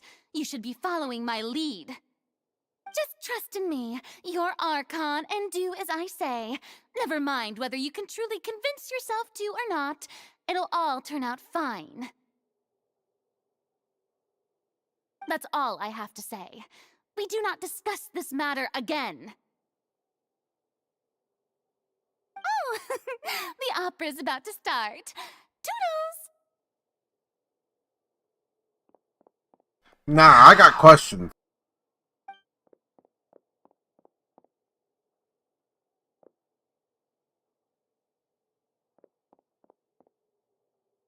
Did Farina not notice us standing by the door? Wonder what's up with her. I assume you've been outside for a while now? Oh! You noticed! Seems Farina didn't even realize we were here. She was in a great panic, though I cannot discern the reason. Our discussion reached impasses time and again, a state of affairs that we cannot allow to continue. Still, I do not understand. Dialogue is the basis for understanding, so why did she keep refusing to engage? Everyone in her inner circle has noticed that she is hiding some secret. The issue is her attitude. I fear that she will not reveal anything unless absolutely forced to. We may have to create a situation in which she will have no choice but to speak. Oh? Like what? Normally, people will only reveal the truth when standing trial. Perhaps we must have the Hydro Archon experience just such a scenario. But Farina's seen so many trials, and she's really good at dodging questions. How do we make sure that she won't just slip away at the first chance she gets? We will need to consider this thoroughly, join forces with various parties, and then do what we can. If at all possible, I would prefer to recuse myself from this affair, but we must prevent the prophecy from coming to pass. This may be cruel to her, but all Fontaine is in crisis. The information a god possesses is too precious, and so we must take a chance on this. But who will lend us their aid to do such a thing?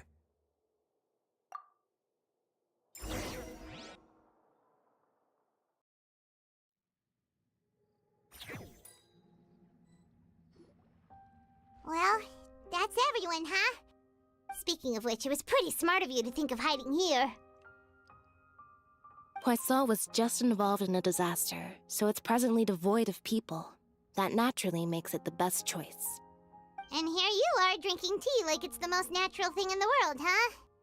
That's what families should do. Sit and enjoy a leisurely time together. It's nice to enjoy tea here, you know? Care for a cup? Lend me your ears, everyone. Or perhaps one of you might like to start us off.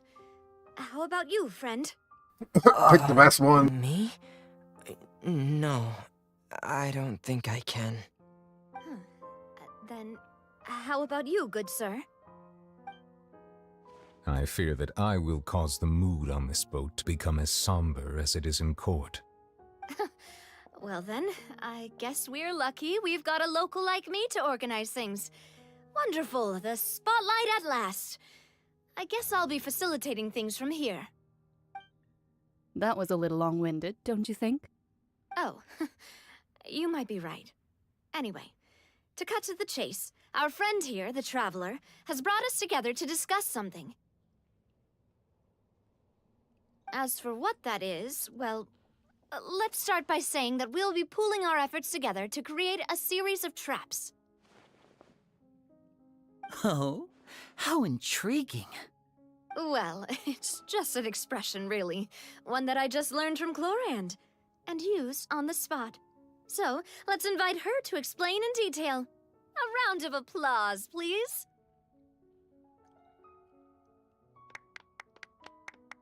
Huh? Didn't you say that you would be facilitating this? Oh, come now. Your work doesn't involve much public speaking, right? This is a good chance to practice. You might even pick up some fancy oratory tricks to impress your boss with in the future. I see. And what does my boss say? He is glad that you consider him your boss. Do go on.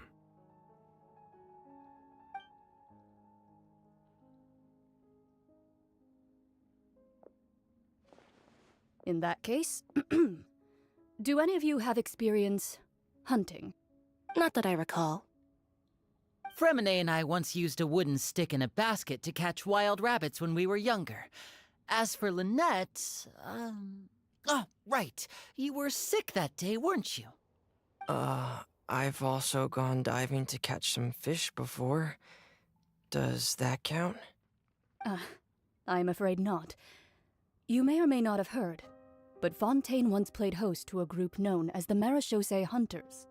Though that was their name, they did not hunt animals, but rather various monsters left behind by the ancient dynasty of King Remus.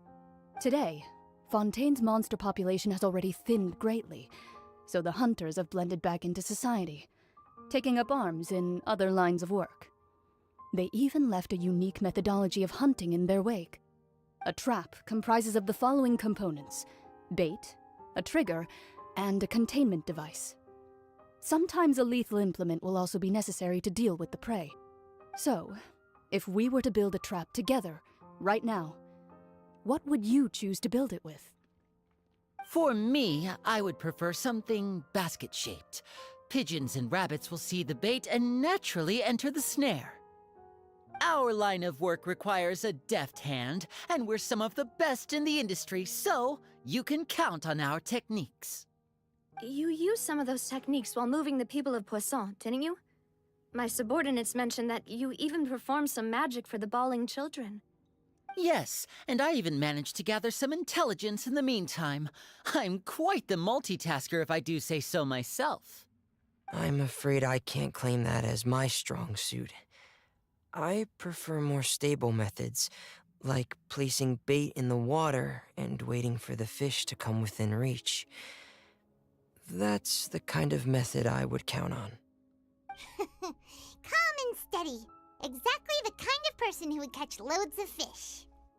And I can be their assistant. With discretion, I'm sure. I'd probably use some sort of mechanical animal. Papa once bought me some small clockwork squirrels, mice, and such. When placed in the forest, they can attract others of their kind. I remember that you liked those too, didn't you? I did. And that would be a good way to go about it. If they're realistic enough, animals of the same kind will follow them all the way to the trap. What about you, Monsieur Neuvillette? I fear I do not have any related experience. That makes sense. You usually solve problems directly, without the use of any such tricks. But I do have one more question for you, monsieur. If we were to create a trap now, how would you design it? I would like for it to be effective, but bring no harm to the prey. A more gentle trap would be ideal. Kind, as always. However, our intention doesn't necessarily change the containment device and the type of implement we need. If we wanted to kill the prey in one strike, we would need a powerful implement. However, that also goes for prey that must be captured and safely contained. Wait, why's that? Only a hunter who's a true expert at subduing their prey can snare it without harming it. The line that divides life and death is often exceedingly thin. So are we going hunting together? We hadn't thought of seeing ourselves as hunters. It kinda works, but maybe it's still not the best metaphor. If our means of capturing and dealing with our prey is to put them on trial, then the hunting metaphor is actually quite accurate. But we shall require much more courage than any hunter to judge a god, a being whose seat is an exalted throne. Oh, so that's what's going on. Sounds very interesting.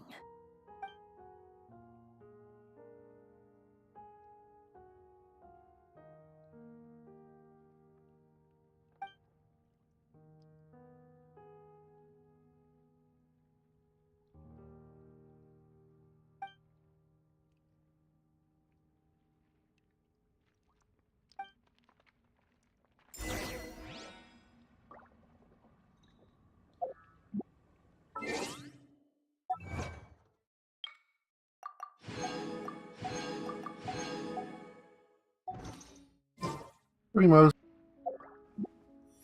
Wait, what was that? It must be for the new guy. Oh, yeah, here's the banners. The banners. Oh, Benny's back? Yeah, that banner makes a lot of sense.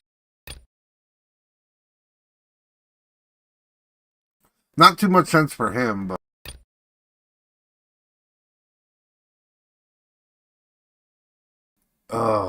Oh, wait, that staff's there. That one's actually pretty good.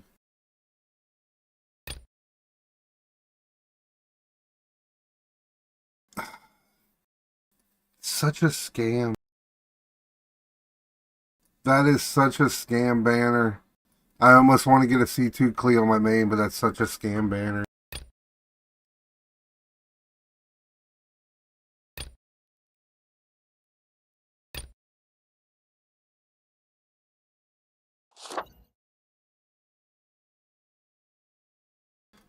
Those actually look good.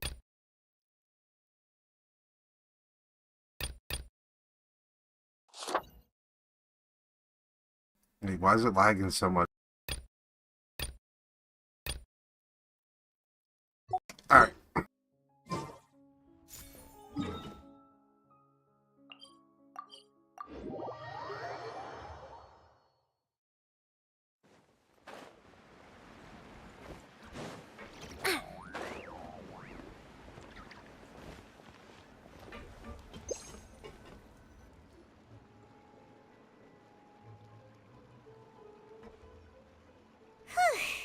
It's been a tough few days, hasn't it?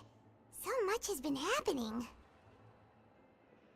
Paimon didn't think the meetings would go on for so long, but everyone seemed pretty fired up, huh? Paimon thought they'd be at least a little frightened. Well, Fremine was, now that Paimon thinks about it, but everyone else just looked a little surprised.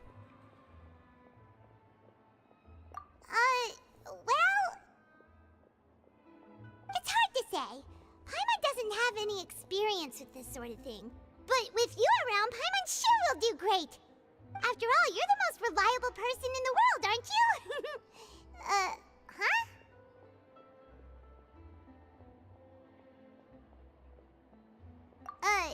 Did you just pour some tea? Paimon didn't notice you doing that at all.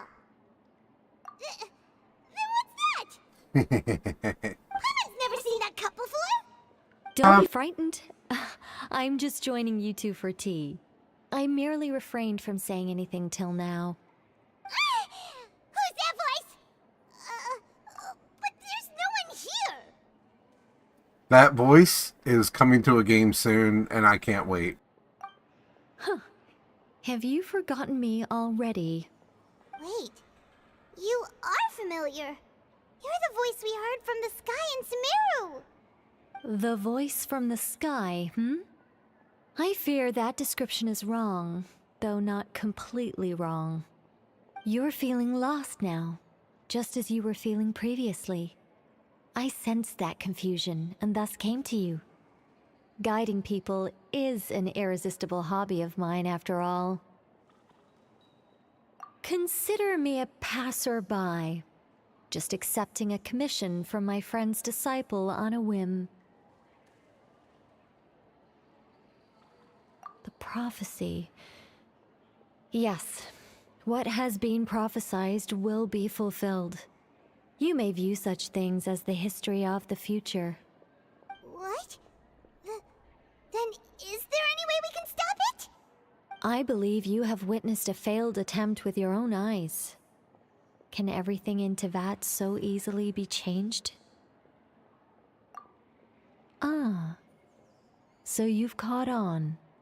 Just as prophecies are usually only the future as seen from the perspectives of the gods, could things be happening in hidden corners, where the gods' gaze does not fall? Are the things that you shall see different from the fate that the gods perceive?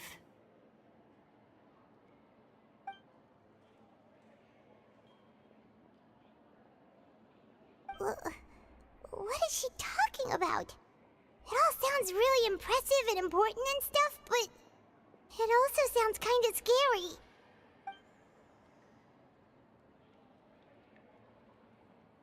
I believe that you understand, right? Some things are insignificant, but others, you must reach out to change. Ultimately, fate shall serve as your only guide, no matter what will happen in Tevat's future. All you need to do is to play your part. This was good tea, by the way. Thank you for your hospitality. Well, that'll be all for today. The voice. It's gone.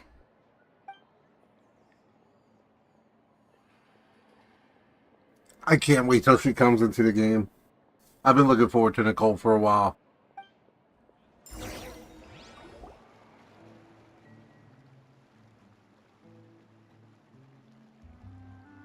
What? I want to hear someone talking. Alright, coming! Hey, it's you who's getting lazy, okay? Well, I see I've walked in on some lively banter. Luna! Fine, just fine. I went to take part in that Steambird panel. It turned out to be more interesting than I expected. Not all Fontainians are pessimistic about this. One journalist mentioned that sitting around and waiting for the end to come would be wrong, and that they should make their own rescue preparations. I agreed, so we had a brief chat with her. Did she have pink hair by any chance?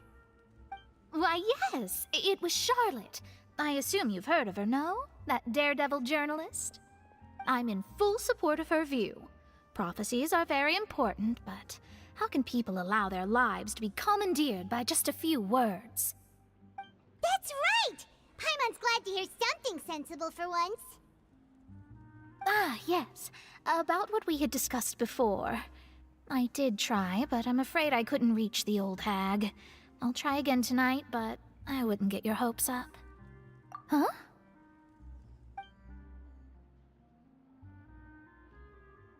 Goodness gracious. Are you serious?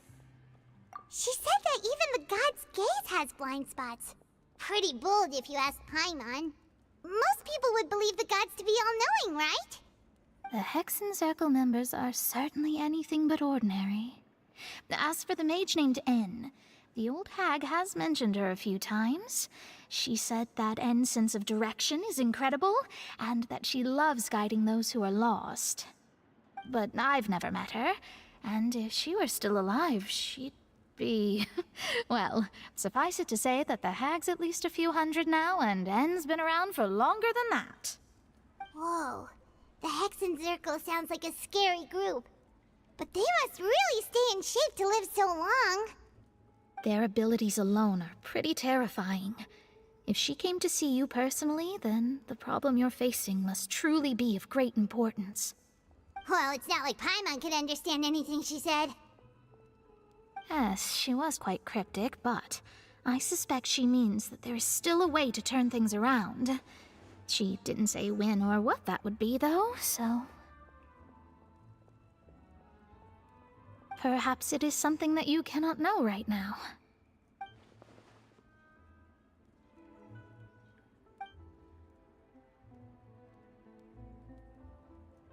Traveler, Paimon, are you two all right? Oh, we're fine. We're just a little down right now. It kind of feels like the end is coming, you know? I see. I feel that same sense of desperation, too. I guess you could consider me someone who has often witnessed fate. So far as I have seen, it cannot be swayed. But even so, I still hope for, and believe in, miracles. Astrology is eternal and rational, but fate may not be. It is cruel, but it can also be beautiful. Perhaps that's what En was trying to tell you.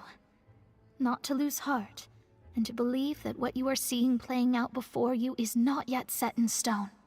I did originally think of steering clear of all this, but I couldn't. Even if this is all futile, I still wish to help everyone.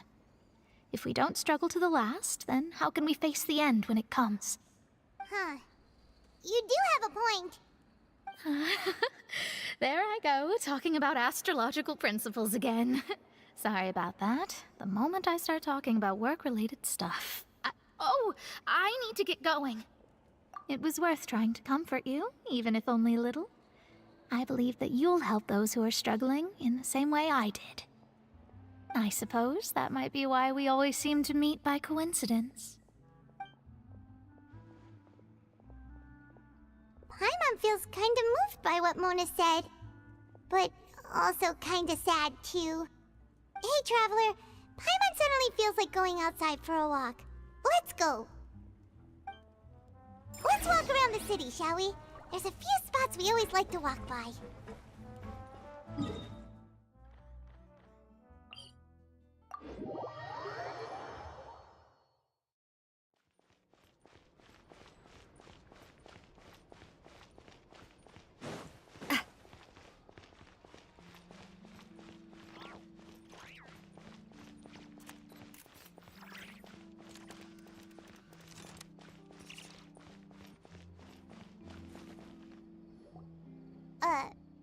Huh? Our names are written in this newspaper. What's going on? Let Paimon see! The underwater stronghold, the Fortress of Meripede, has continued in its noble autonomy, but that does not mean that others cannot interact with it. My recent attempts to enter the fortress bore little fruit. Huh. Guess Charlotte still hasn't given up on that. Thus, did an Outlander friend become the focus of this report, a blonde adventurer with their white fairy legends trailing in their wake. It is said that this mysterious traveler once visited the underwater fortress. So while the fortress's interior remains a mystery behind closed doors, do not fear, for the tales of the traveler contain surprises in spades. Journalist Charlotte's biggest scoop yet, the Traveler's Trail, World Walker. Huh.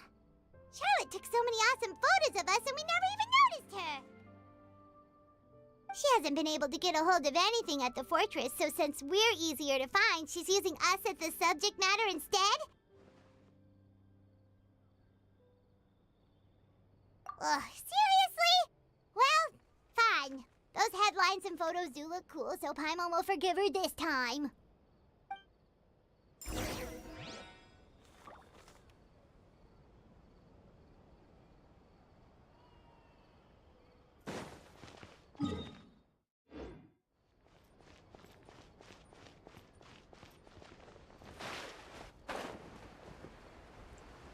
Oh wait, it was up. Oops. It was up.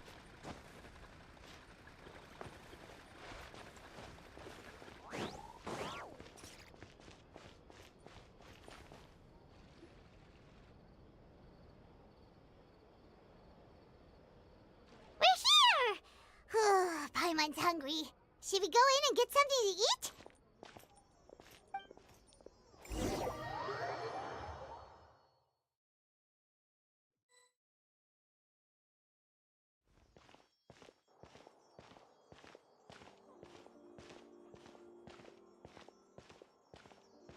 Hey, quick! Look!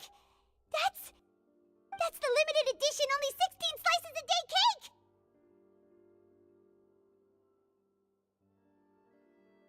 It was so delicious the last time we tried it! Despite the tense situation we were in, let's give it another go! I'm sure it'll be great!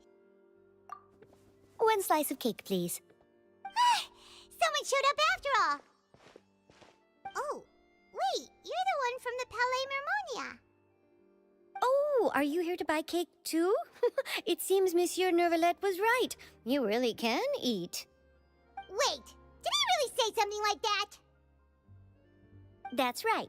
Even he has his own preferences when it comes to food. As for me, I love the cake and coffee here. Do you come here often? Usually every day.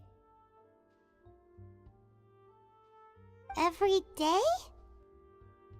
It's part of my daily schedule, apart from work. I shall have my cake and coffee. Then what if someone told you one day that this place would be closing soon, and you wouldn't get to eat cake here anymore? What would you think? But why would it close? Paimon! Paimon doesn't know either, but Maybe the water's... Oh, the prophecy. To be honest, I haven't paid much attention to that. No. Still, even if there'd be no more cake tomorrow, that wouldn't keep me from having some today. No. It's the same for eating in general. You might not be able to eat tomorrow, but if you can do so today, then you should carry on. That's what people call living, you know. Huh. Don't be sad. Excuse me, could I have 2 more slices of cake to go? These 2 slices are for you. Sijuin said that this kind of expression you're making is what humans call being sad. Oh, you know Sijuin? I sure do. She was born before me, and she sometimes comes to the surface to teach us things about humans. She said that humans are creatures that are saddened easily, yes, and you can only lift their spirits by feeding them delicious food. So please try the cakes here. I've got something else to do, so I'll be going now.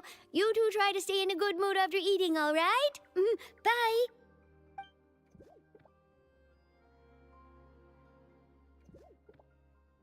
And there she goes. All right, let's dig in. Paimon's sure this cake will be delicious.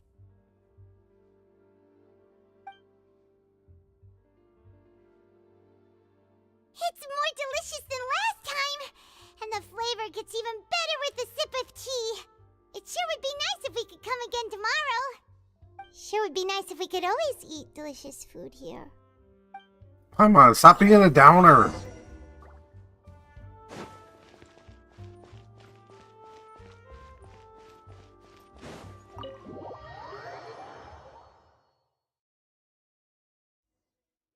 Oh, we're near the Steambird office. Let's go look for...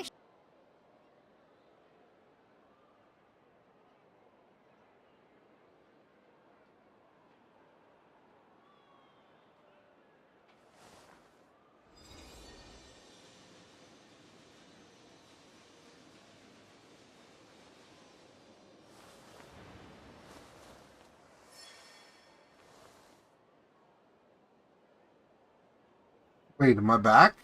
Am I back? Is the internet back? Hey!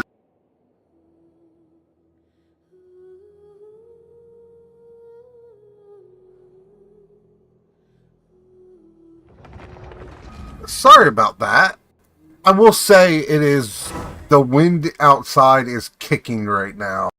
And there is a lot.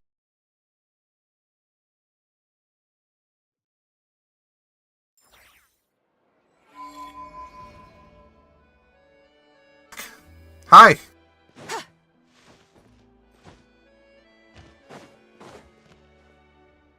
Wow! If it isn't the Traveler and Paimon! Oh, have you seen the article I wrote about you?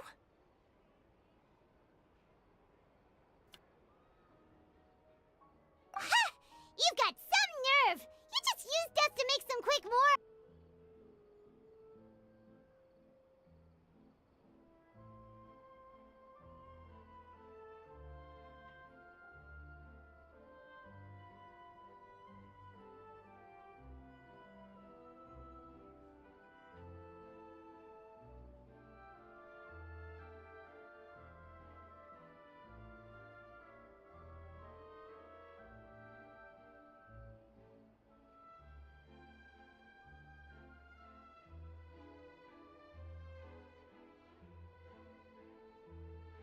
I guess it's trying to get itself back together.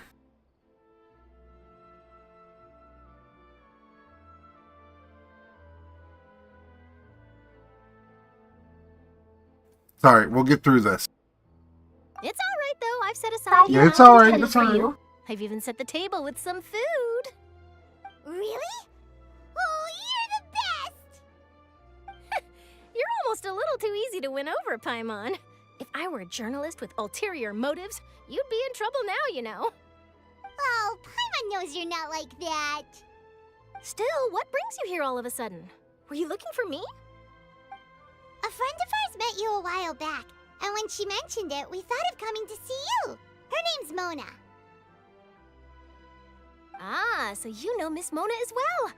She's a guest columnist for our paper. Really good one, too. She's so young and already such a brilliant astrologist.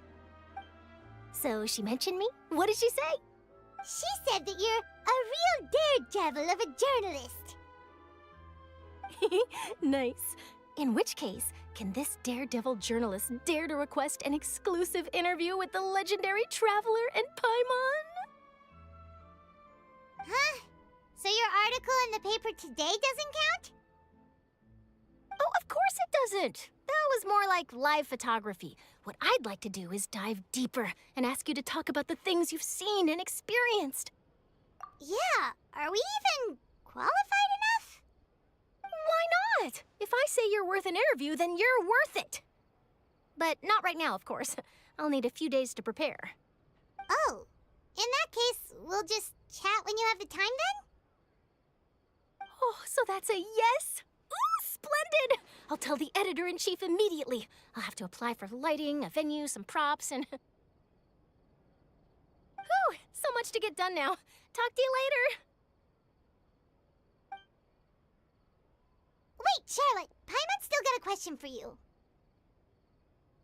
And what's that? If, just for example, Fontaine were to be flooded tomorrow, what would you do today? Huh. That's the prophecy you're talking about, isn't it? I mean, I do hear about it often, but I've never once thought that the day could be tomorrow. If you're seriously asking, then I might try and think of a way to leave Fontaine. Oh, but I'm still a journalist, first and foremost. That means I have a duty to be reporting from the scene. And secondly, I wouldn't forsake my homeland that easily. From what I've seen, most people don't know what they'd do should the worst come to pass. In truth, it might be better just to behave like normal rather than worry over such an end. So in all likelihood, I'd probably still be prepping at the office for that interview of ours. I know what you're thinking. That sounds a bit sad, but I've always believed that it's best to do what you enjoy. Just think about it. If this nation really were to be suddenly destroyed tomorrow, but I still successfully finish an exclusive interview with a truly unique person, then the story I would wind up writing would truly be timeless. And then do you know what I'd do? Well, I'd write that story, send it for printing, and use messenger pigeons to get copies out to the various nations as soon as possible. I'm not a dreamer, nor am I a workaholic, but I do love my job, and I'd be proud of leaving such an article behind. I guess you could say that I was born to be a journalist. But anyway, that's my answer. And on that note, I'll get back to my preparations. That's so nice. All of a sudden, Paimon actually kinda envies her. Anyway, let's go and take a look at the sea, shall we?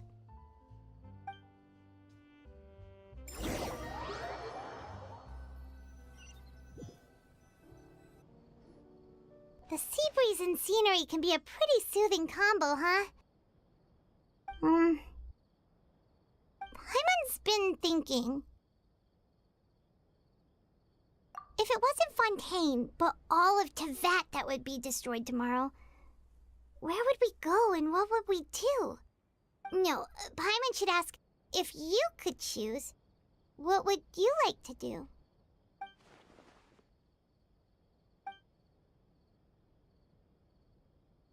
We've always been moving to the next destination, so we haven't spent much time thinking about these kinds of things. We didn't have to either, with us always being on the road and whatnot. You mean, still traveling? Huh. Wait, isn't that what we've always been doing?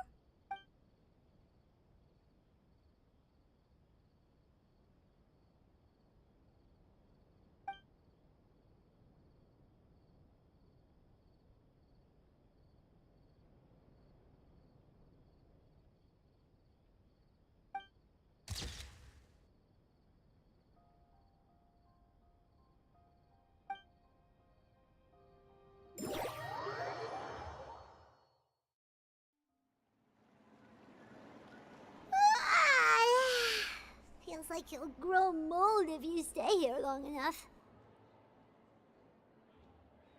But it's still better than the Fortress of Mirapede, that's for sure. It's not only damp there, but salty too. Ah, so the two of you are still here. Wonderful. Oh, you're from the Palais Mermonia, aren't you? Yes, I'm Isadora. Monsieur Nervillet sent me to look for you two before. I heard that afterward you went to the fortress of Meropide.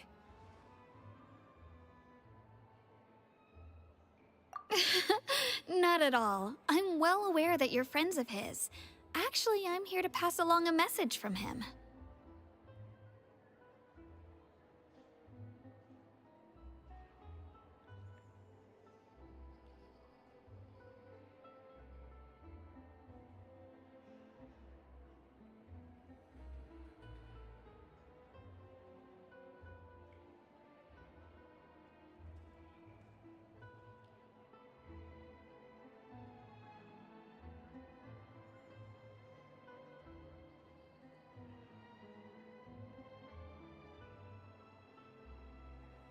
Oh, I just realized my chat hadn't been updating since everything went down earlier. But I'm doing pretty good.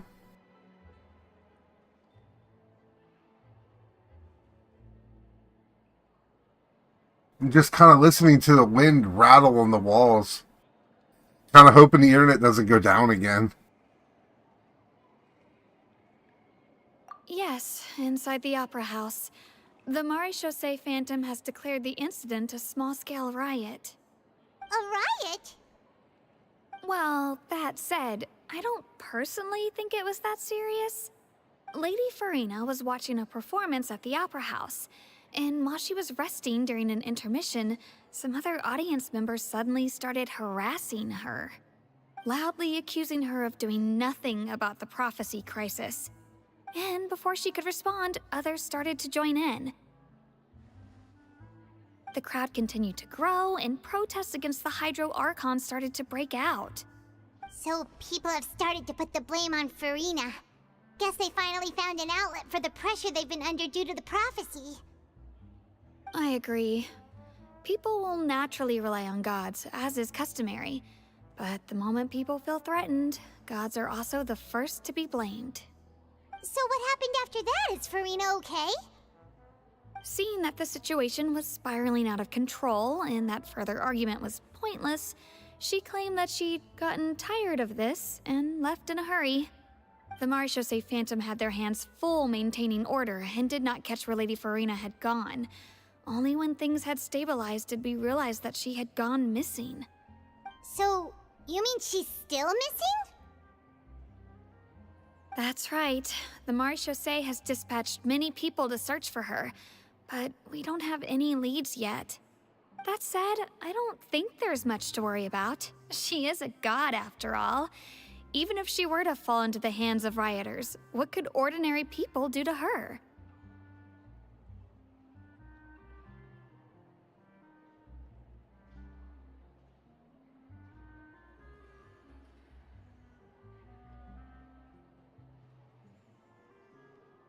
Good. Monsieur Nervillet sent me to tell you about the situation, but he didn't say anything else. Don't worry, this is more than enough to go on. Thanks for keeping us informed. Ah, is that so? Well, all right then. In that case, you two take care. I'll be heading back to the Palais now.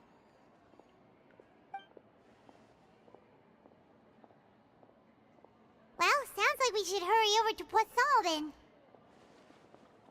If we know Farina, she won't try to fix things in this situation. Instead, she'll look for a place to wait out the heat. And, as we also know, she may be loud and dramatic, but she doesn't have a heart of stone.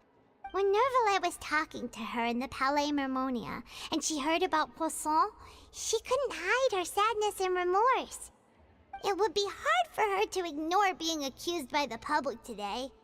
Paimon thinks Farina's probably taken the opportunity to slip away to Poisson and try to relieve the sense of guilt that she's feeling. Huh! Well, what do you think? Paimon knows the answer, of course, but Paimon can do the analysis to back it up, too. Cool, huh? In that case, there's not a moment to lose. Poisson, here we come! Poisson!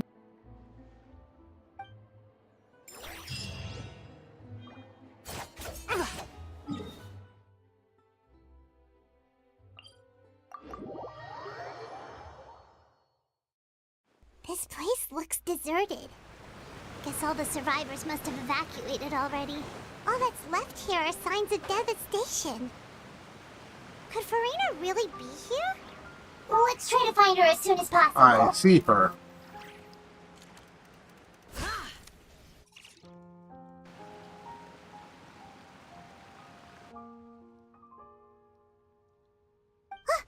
That's Farina, right over there.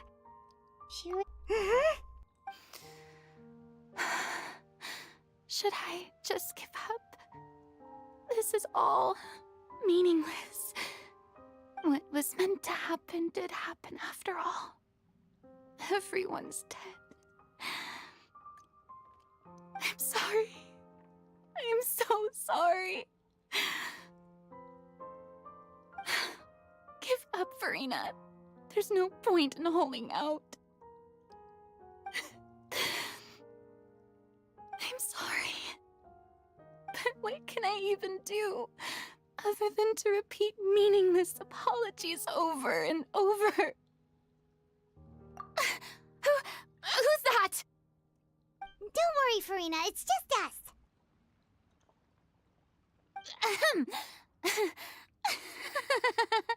So it is you, blonde traveler from another land.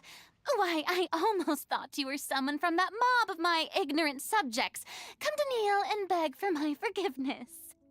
Farina, you were crying just now, weren't you? The tear stains on your face are obvious. What do you mean, tear stains? Oh, I remember. The show at the Opera House earlier this morning was so moving. I'm still trying to process it. Who did that uncivilized rabble think they were, disturbing my enjoyment of the arts? They even dare to tout their Archon. I must teach them a lesson. I can just imagine their twisted and frustrated faces once they realize that I'm nowhere to be found. Oh, and I'm sure Nouvellette and those people from the Maréchaussée Phantom are freaking out right next to them, too. Yeah, drop it. Of course not. Hey, there she is! The Hydro Archon's over there! Quick, after her!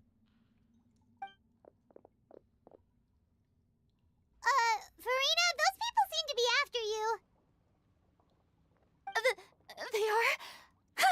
They're just some rabid fans who want to cut the line because they haven't been able to meet me in person, aren't they? That's against the rules. I can't let them get their way. Farina just ran off! Quick, we have to catch up with her!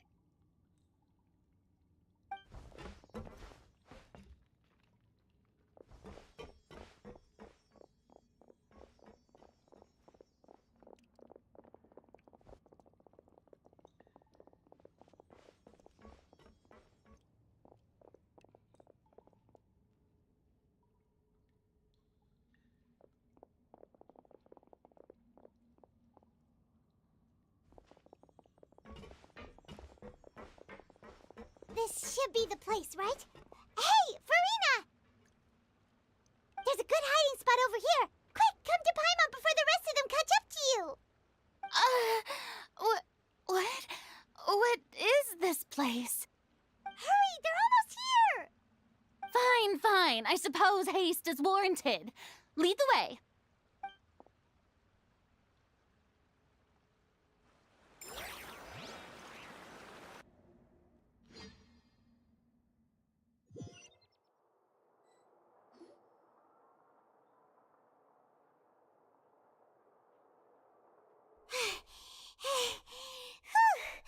Paimon's exhausted.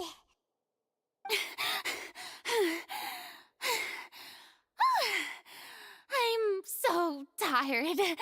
I totally thought they had caught me. No, I mean, I merely gave in to the sheer enthusiasm they displayed.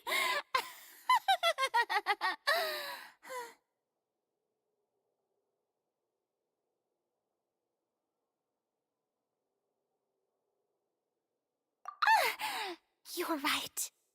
Yep, that's a good girl.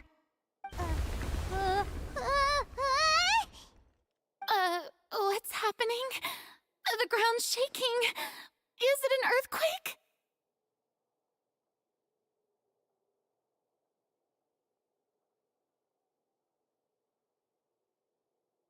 Yeah, a quake of this kind preceded the flooding in Poisson, didn't it? It can't be. It's happening again. Well, there's no need to worry too much about that. Neverlette's made some emergency plans, so the evacuation should go a lot smoother this time. Yeah, I hope you're right. But the people of Poisson, they've already...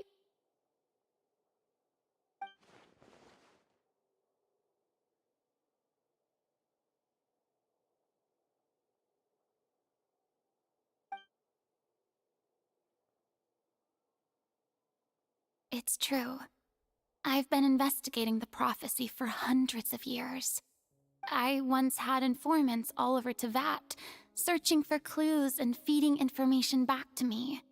I've tried all kinds of ways, too, to hold back the sea. Anything to keep the coastline from advancing. But all my efforts proved to be futile in the end. Really, the truth has been clear to me for a very long time. We cannot make an enemy of the divine. No matter what we do, the will of the heavenly principles will have its way, and the prophecy shall be fulfilled. Oh, hello, McClee. Actually, I do on my main account.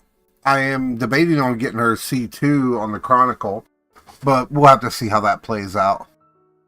But yes, I do have a Clee. Just not on this account, though. Give up. I do love the sound of that phrase. It would mean finally coming to terms with fate, but also for me to finally be free. Indeed, I've thought about giving up so many times, especially after we almost lost Poisson. Fate is really unreasonable, isn't it? It has no heart and obeys no rules. The prophecy has only just started to come true, and so many people have already lost their lives. But just now, it all became clear to me. I still don't have the right to come to terms with fate on behalf of everyone else. As long as the final moment hasn't come, it's still not too late. Don't worry. I will keep hope alive for everyone until the very end. Well, I hope she comes home for you. Chronicle banners are fun ones to pull on. I'm not a big fan of this one, but we'll have to see. There's just too much on there that it's like, I have really no use for. Over half of them would just be another Stella Fortuna. Well, that's enough for now.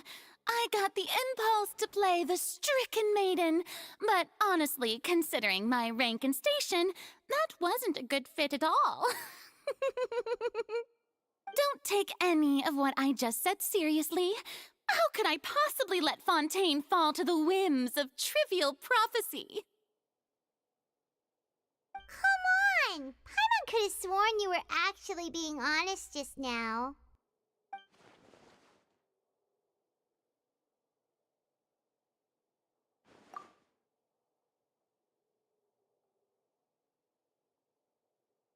Share my burden.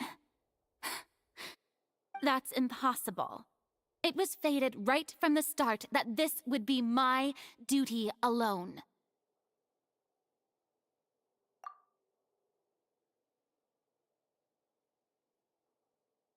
A witness. Yes, I've heard that you came to Tevat from beyond the stars, yes. In other words, you never belonged here. And if Tevat is, in its entirety, a show on a stage, then you're just a spectator, aren't you? If that's the case...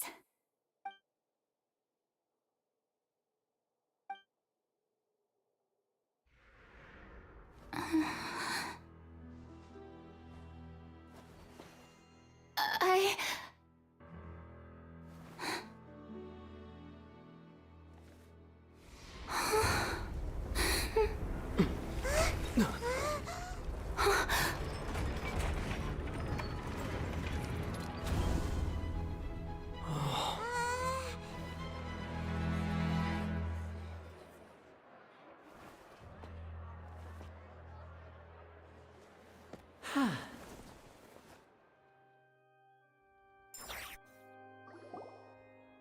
Ladies and gentlemen, this concludes my opening performance. Now, without further ado, we may proceed to the trial of our god. So this is what it is. Yes, you deserve praise for the effort you took to raise the dramatic stakes. Do not forget, however, that I am Focalor, the god of justice, the embodiment of justice itself. Does it not strike you as even the least bit absurd to bring the very concept of justice to trial? May I interpret these words as your refusal to stand trial? In that case, you will have the opportunity to defend your honor through a duel. You would draw your blade against a god? Ha! I see. It seems like you have made up your mind.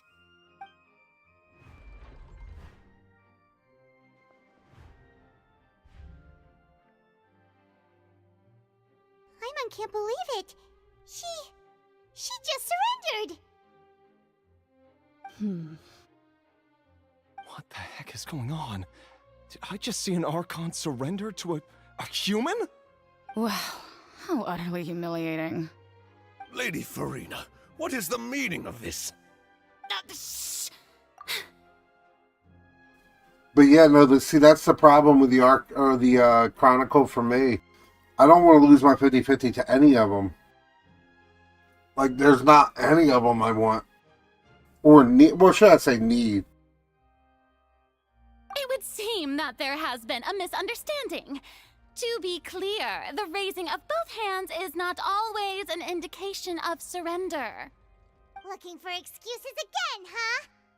I raised my hands just now to indicate my acceptance of the trial. No duel shall be necessary. I will admit that I've been running away for a long time. I'm sorry, everyone. I was unable to protect the people of Poisson. It is my duty to stand trial for my crimes. You are not the only ones to be disappointed in me. I, too, am exceedingly disappointed in myself. But now, it is time for the Hydro Archon to show you her courage and resolve. I, Farina, will use this trial to show the world the true meaning of justice! This time, I will protect you. Applaud and rejoice! One of the most outrageous and fantastical arcs known to the opera epiclese is now unfolding before your eyes. Mark my words, this shall be one of the most exhilarating and brilliant shows ever to grace the stage of Fontaine! The trial of the Hydro Archon, Focalor, will now begin! Woohoo! Oh, now we're making history! Why does it feel like Farina just took over the whole thing? Like, come on! Didn't she just get forced to stand trial for her crimes? Also, even though she's still acting super dramatic, she is taking this seriously this time, right? All right, then. Who will be my opponent in this trial? The court asks the prosecutor to please take the stand.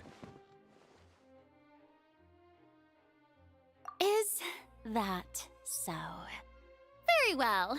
Then please speak, witness of Tivat, my accuser and fated opponent.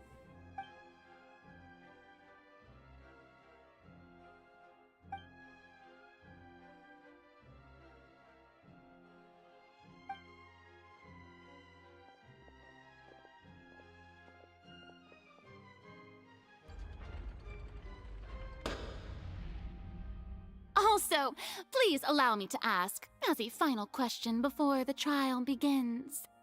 Just how much work did you do to force me onto this stage? Well, we did do a lot of prep after the meeting that day.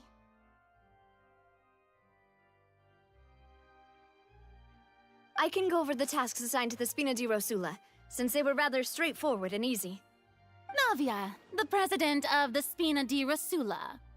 Most of the people who participated in the disturbance this morning were my subordinates.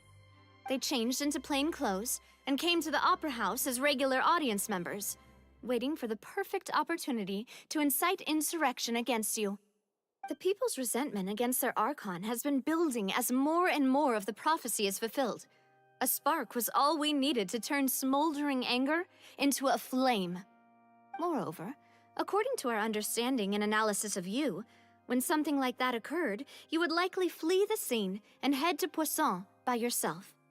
So, we arranged for a second group to lie in wait there.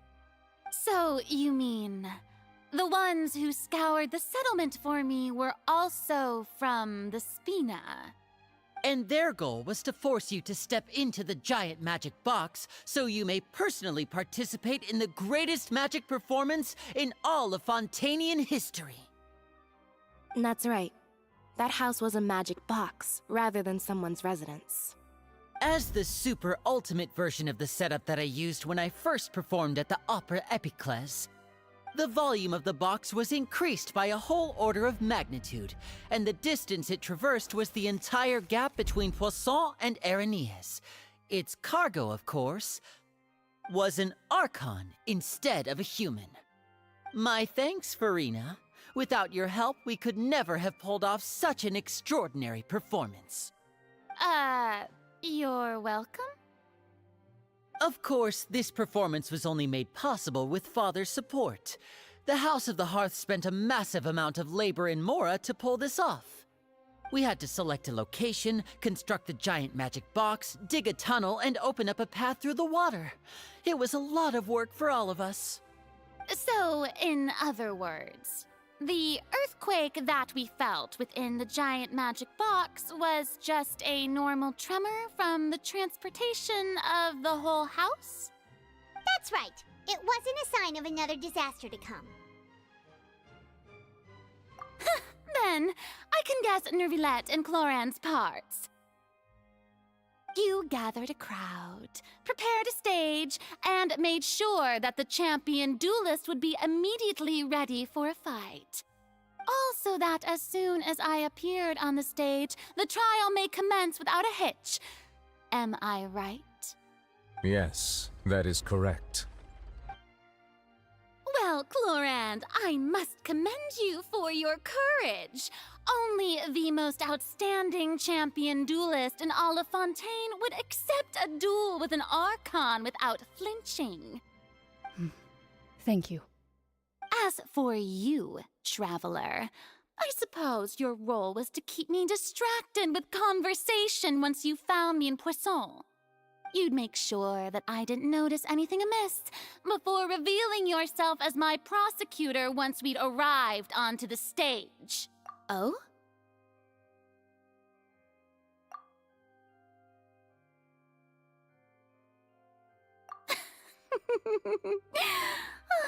Is that so?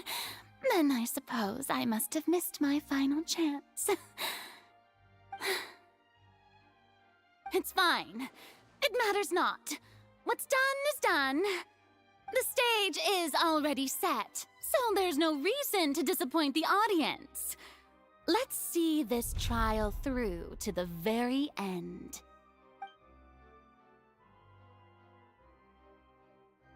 Yeah, no pressure.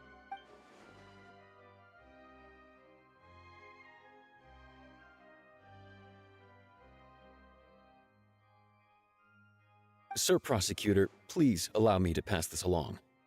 This is a document that Miss Charlotte applied for and received permission to share with you during the trial. According to her, it should speed up the proceedings. Huh? Charlotte wanted to give us something? Oh, so she's here too! Hey, Charlotte! Oh, let Paimon see. Isn't this the exclusive interview that she did with us before? So she's already finished it, huh? Wait, then that means this document is a perfect timeline of everything that's happened ever since we stepped foot in Fontaine!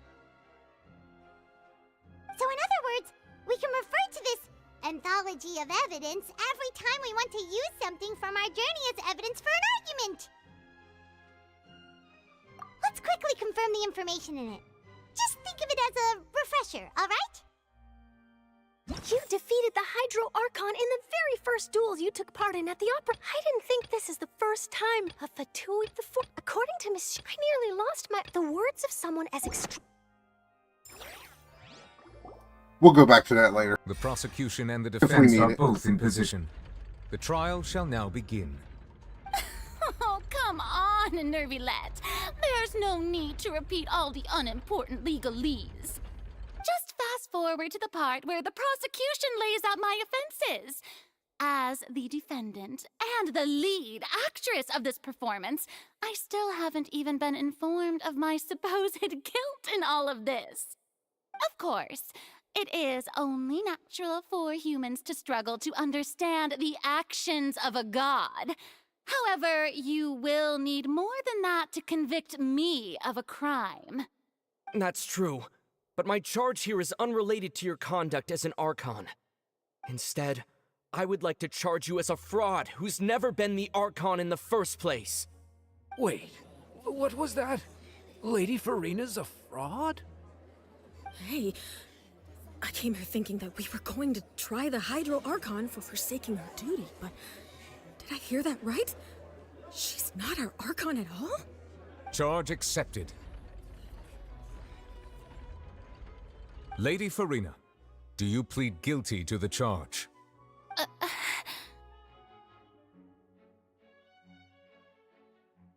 Lady Farina. Oh yeah, speaking of Traveler talking. Remember till like up until now, and then when you heard that, everybody kind of freaked out. It was like, yes, Traveler has a line.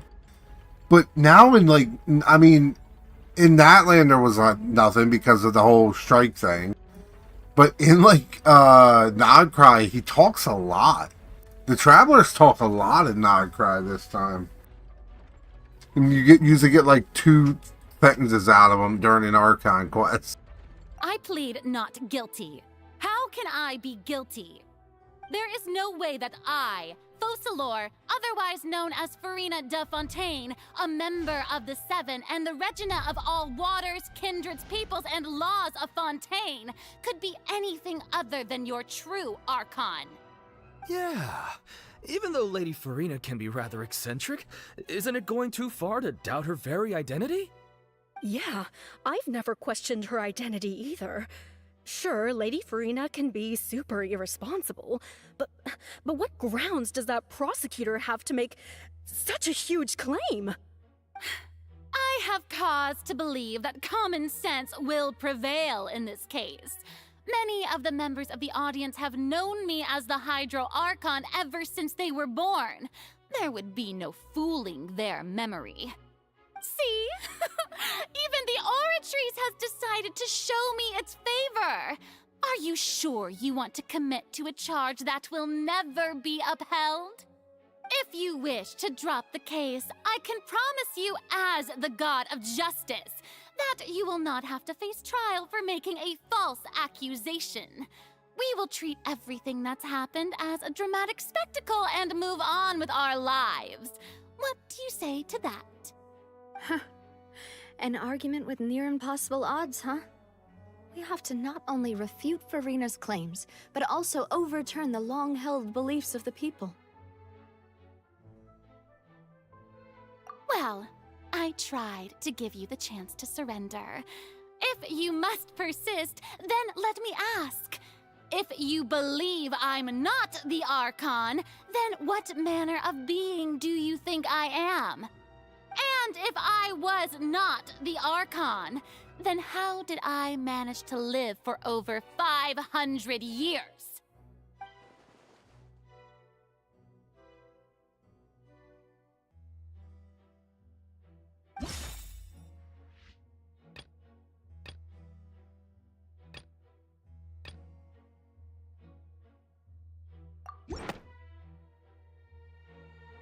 First of all, you may be a member of another long-lived race, which would allow you to naturally possess an extended lifespan. And second of all, even if that wasn't the case, there could be other ways to extend your life. Who gave you that idea? Was it the knave? You'd sink so low as to use a harbinger's words against me. A curse? I once thought it possible that the aura of an Archon might naturally resemble a type of curse. But in light of this claim, perhaps what I sensed was not your divinity, but a curse after all. Neverlet sensed it too, huh? Lady Farina is actually a human? Well, it is true that it's extremely difficult to tell humans and gods apart just by looking at them. It's not impossible.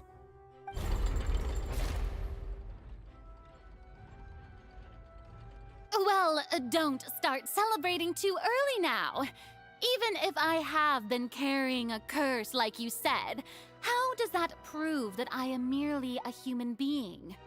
Besides, everyone knows that the main difference between a human and a god is the possession of authority. Gods can do what humans cannot. That's why they're worshipped as gods.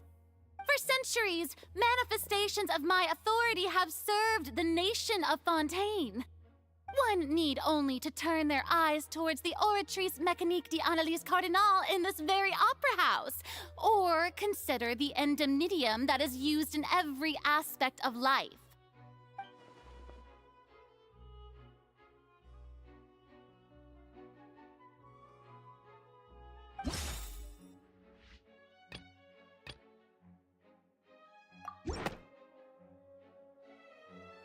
You tried to reference the Oratrice. But weren't you as confused as all the rest of us when the Oratrice declared Child to be guilty without any proof? Otherwise, you should have come up with a good explanation for that by now. Didn't I make myself clear at the time?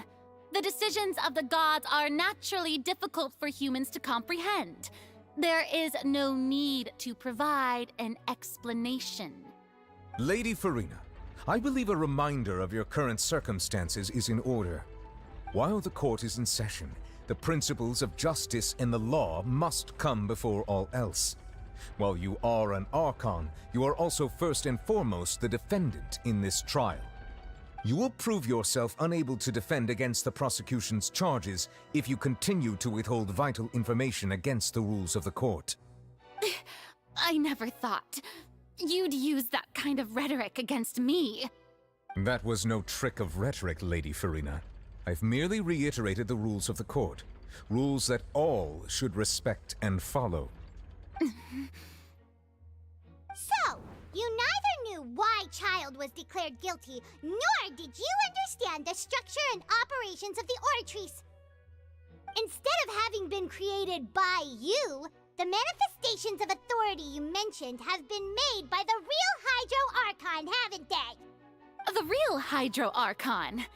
Well, now you're really losing me. It is true that I did not know why the Oratrice gave out a guilty verdict that day. But the Oratrice handed out that verdict unilaterally, and it has been operating independently ever since it was first created. You can't argue that just because a divine creation is flawed, that the god behind it must also be no god at all. She's still throwing out all kinds of excuses. Seems like she's confident that we won't be able to produce proof that she has no power over the Oratrice. My power as an Archon. There are many ordinary citizens in the audience. How can I just carelessly demonstrate the formidable power of an Archon? If that poses a concern, I'm prepared to extend my protection to the audience.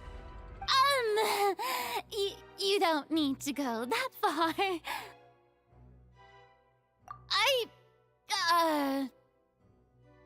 Aren't you the Hydro Archon?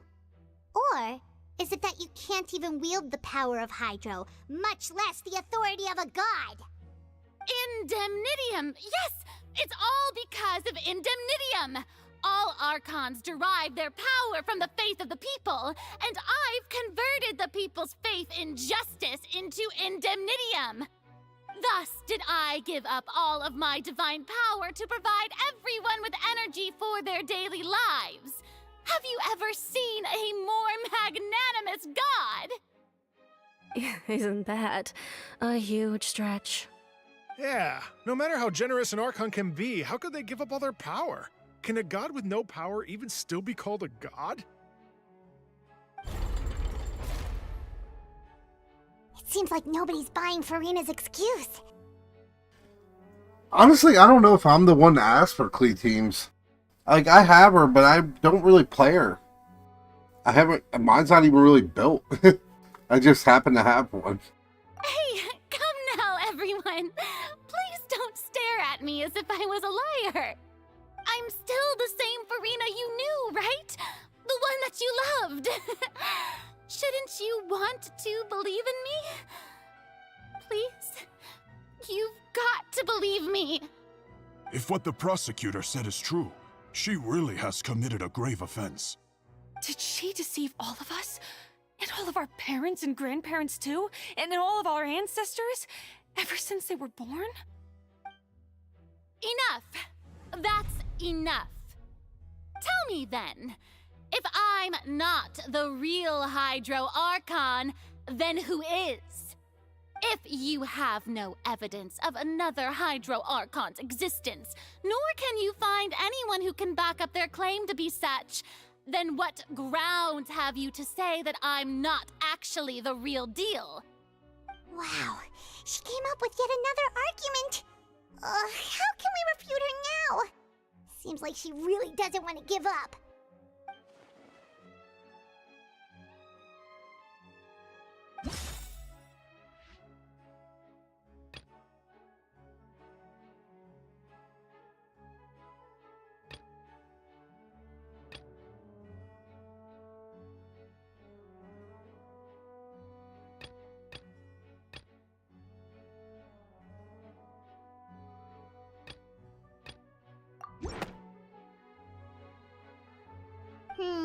That doesn't sound... Oh. Maybe this one? That No. doesn't sound right. Oops, I'm failing.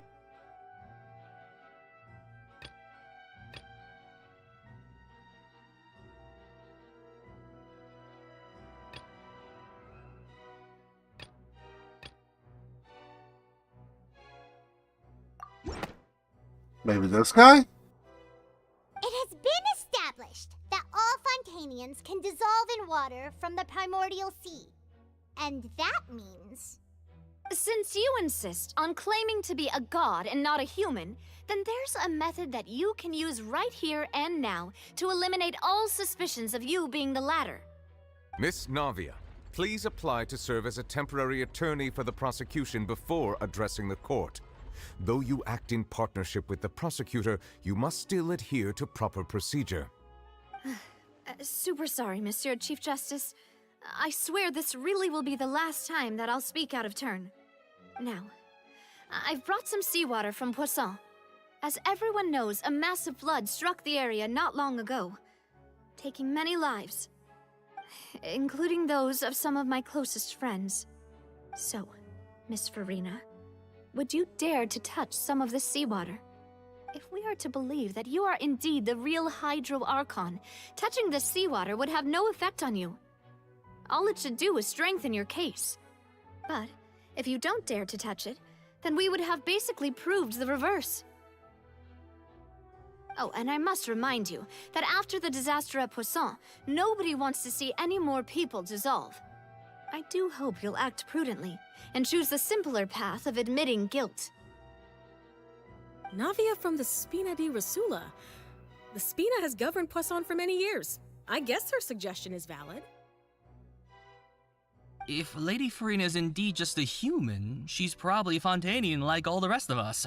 Would she really dare to try?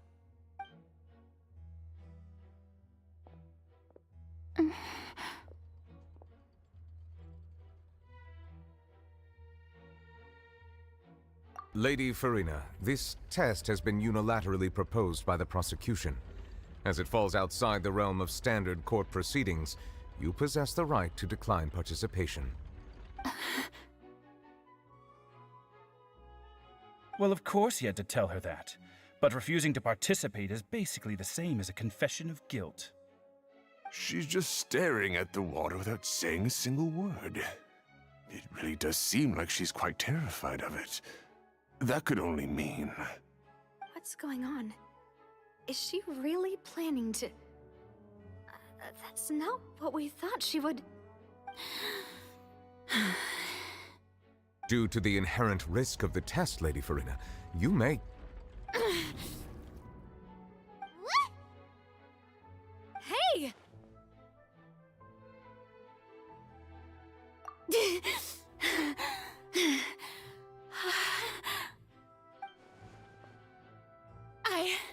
I'm fine! Look at me, everyone! My hand is still here! I haven't been dissolved! Will you believe me now?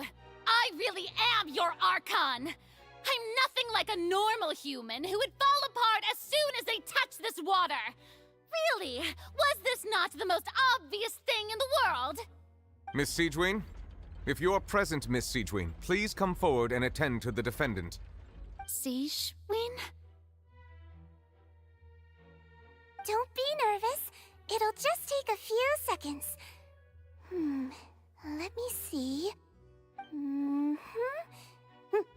That should be enough. Please announce the results of your evaluation to the court, Miss Siegewien. As everyone doubtlessly saw, Miss Farina was displaying symptoms of hyperventilation and flushed skin. These indicate that she was experiencing the adverse effects of exposure to primordial seawater. The extent to which she was affected is the same as other humans when exposed to primordial seawater of a similar concentration. Thank you, Miss Siegewien.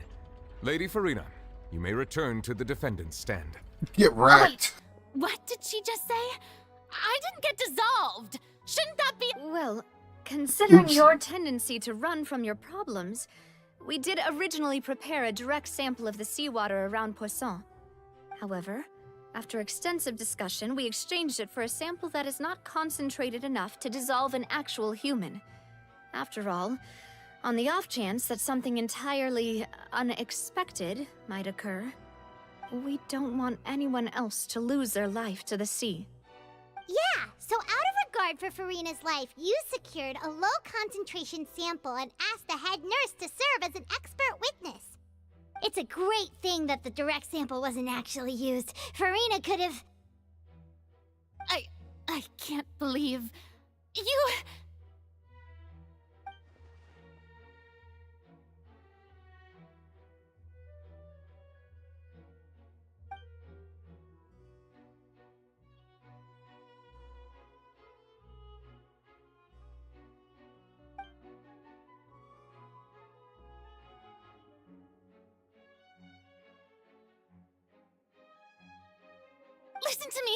Listen to me, everyone! Please don't give me such cold and disdainful looks! What happened just now didn't prove a single thing! Think about it! How can you conclusively prove that an Archon can't also be affected by the primordial seawater? Also, if I was really just a human, why would I dare to just put my hand in that kind of water?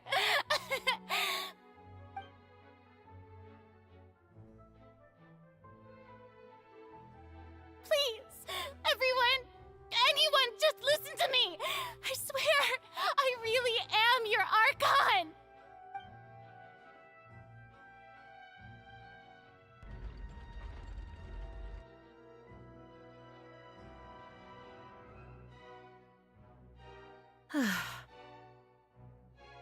I don't think anything she says at this point will sway anyone. The odds are just too stacked against her now. With all the things that have been said, Paimon doesn't think there's any way left for Farina to win. I believe the time for arguments and presentation of evidence has come to an end. If there are no objections, we will move on to the final judgment.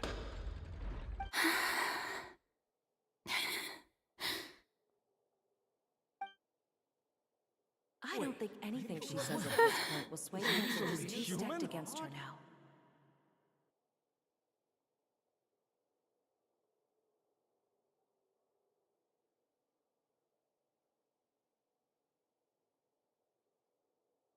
In my capacity as Chief Justice, I shall now render judgment on Farina's misrepresentation of herself as the Archon of Fontaine.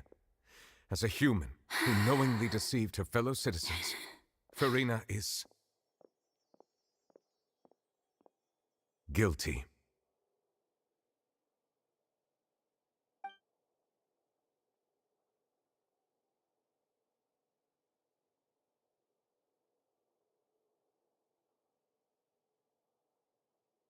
We shall now turn to the Oratrice Mécanique d'Analyse Cardinale to render the final verdict on the charges.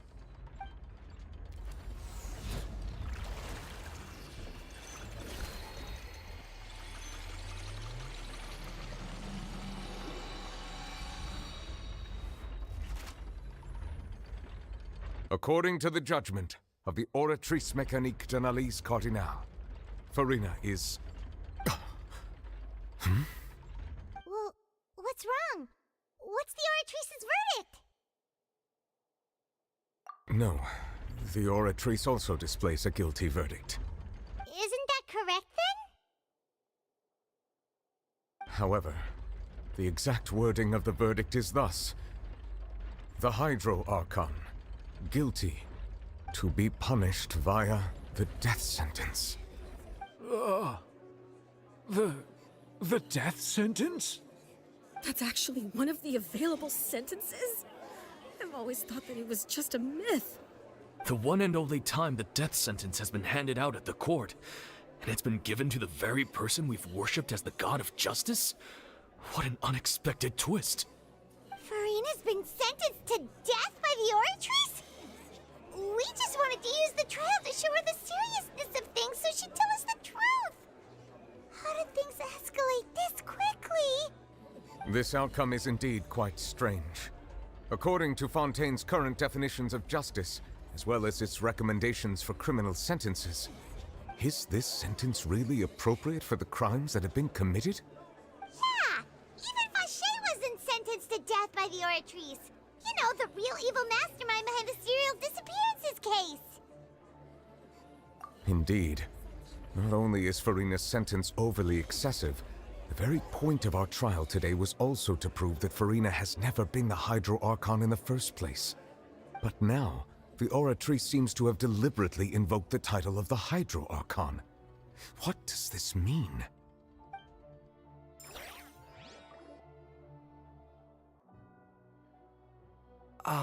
Excuse me, if I may interrupt. Is the trial still going? Fremine! Oh, you finally made it. I assume this means you've completed your mission? Mm-hmm.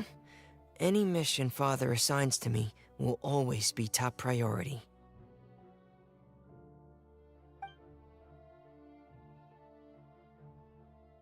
Is that the first prophecy slate? Huh. So the knave privately arranged for Fremine to try and find the missing slate. I looked everywhere and finally found it at the bottom of the sea. It took me a long time to get around some dangerous stretches of water. But has the trial already concluded? Then doesn't that mean I've come too late? Oh. Thank you for your hard work, Mr. Fremine. Please allow me to review the record left on the slate. Traveler, I believe that you have already seen the other existing slates, and would like you to come here and confirm their contents.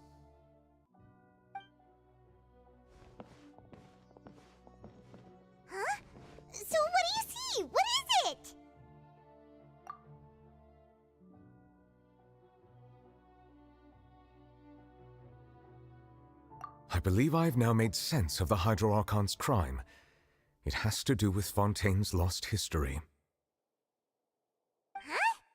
Isn't the Hydro Archon just guilty of deceiving her people? Oh, wait, no, that's Farina, and we've already proven that she's not the Hydro Archon.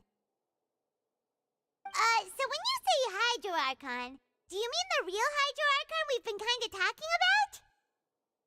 In truth, everything that you've encountered in Fontaine up until this point can be traced back to the contents of these stone slates. Actually, my main account, my whaled account that you'll see for all the showcases I do on my channel, that is on America. However, I'm uncertain as to how much sense they currently make to you. Okay, let's try to recall the contents of the other 3 stone slates. Paimon will do her best to help you remember.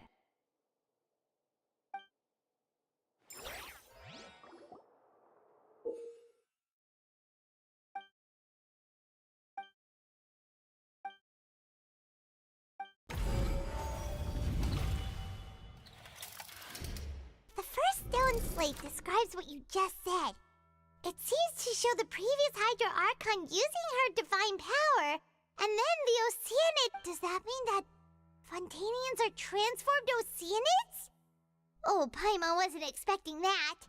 But if Oceanids can turn into humans, then perhaps this process can be reversed as well. The second stone slate shows Celestia floating in the sky, and the Hydro Archon and her people worshipping it together. But the heavens still brought judgment down upon them.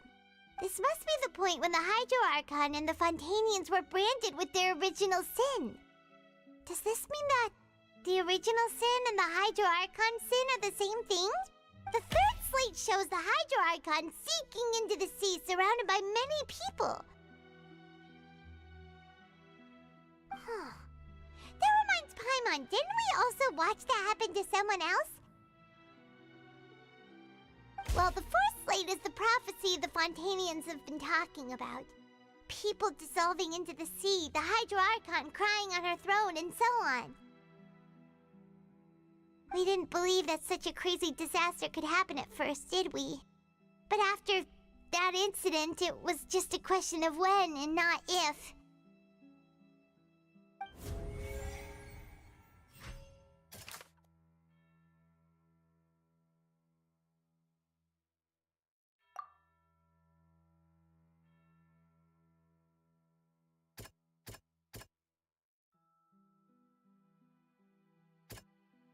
That doesn't sound... What? Okay, which one is this?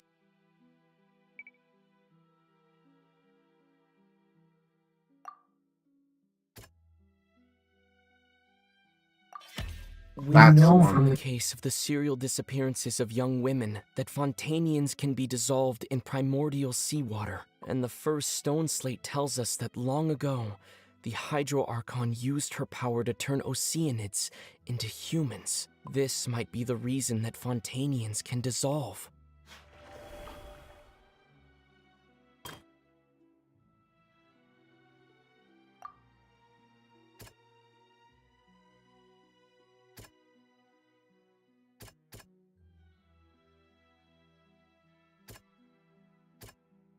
That doesn't sound... What? That doesn't sound... What am I missing here?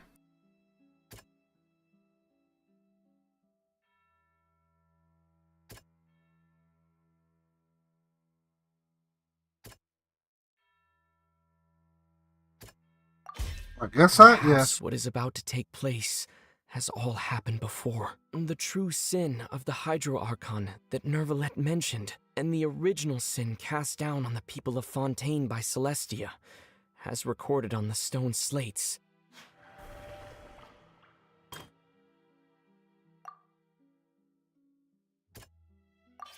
Yeah, that's It's the not one. as simple as falling into the sea. When Navia fell into the sea, her consciousness was subjected to judgment. The stone slates show the people gathered around the Hydro Archon in the sea. Could that be alluding to the same thing?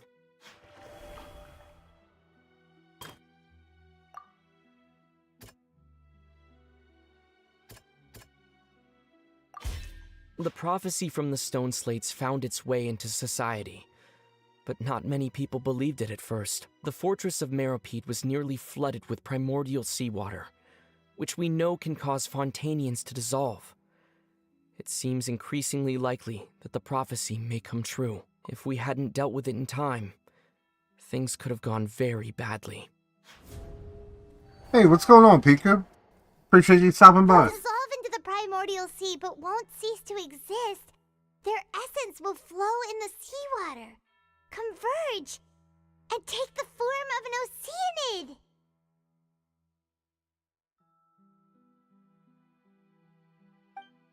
The Hydro Archon was sentenced to death in court, shocking everyone present. Perhaps this means that her sin was actually Fontaine's original sin.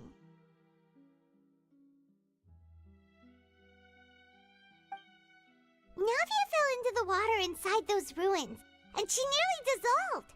She was surrounded by the people of Poisson in a court within her consciousness, and was forced to take part in a trial meant to make her stay. The eruption of the primordial sea at the fortress of Meropide was the surest sign that the prophecy was about to come to pass no matter what. The stone slate's content can all be verified by recent events. If we combine what we know together, loads of truths should come to light.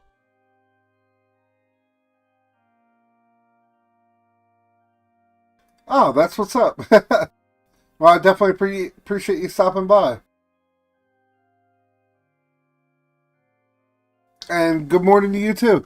It is, it's like 1 o'clock at night, or, yeah, well, I guess you would technically say 1 o'clock in the morning. But, I'm kind of just chilling. I actually don't have work tomorrow, so that's cool. But I am snowed in, so that's not that cool. I got a lot of snow to remove tomorrow.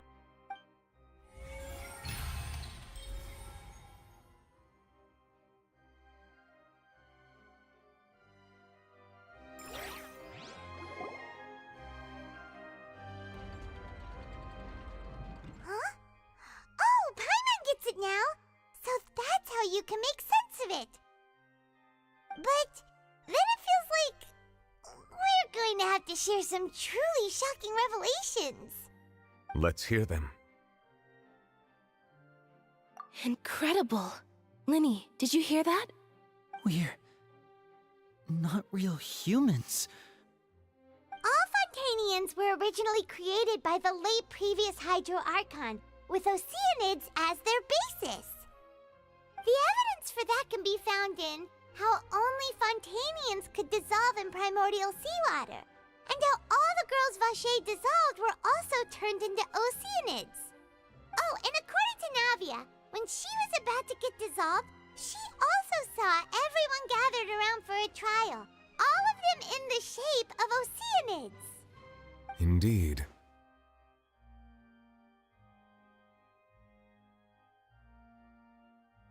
Yeah, and it follows from the content of the first slate that she probably angered Celestia by creating humans without prior permission. That could also explain why the Oratrice judged the Hydro Archon to be guilty. It's to account for that ancient sin.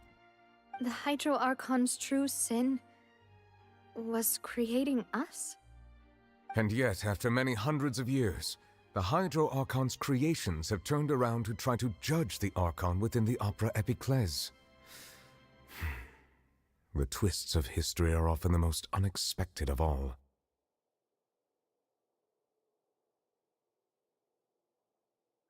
Yeah, isn't the image here just like when Navia fell into the sea?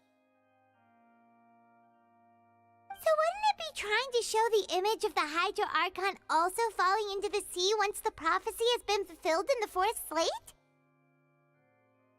In the end, the people will all be dissolved into the waters, and only the Hydro Archon will remain weeping on her throne.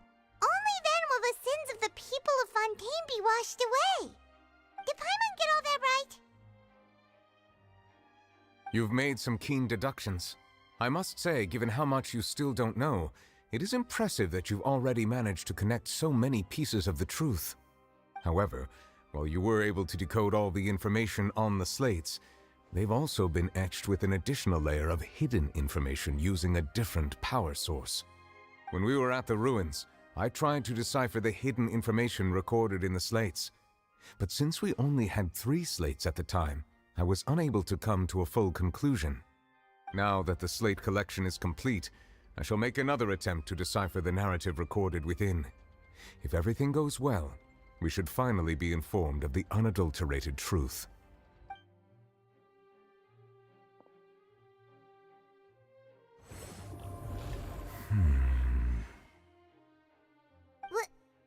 Well? Did you get it? I believe I should share this truth not only with you, but with all the people of Fontaine as well. I will try to briefly summarize it for you. Uh-oh. Your hypotheses regarding the origin of Fontainians and the sin of the Hydro Archon were both correct. In the Fontaine of old, the previous Hydro Archon sensed the yearning of her Oceanid familiars for life on land.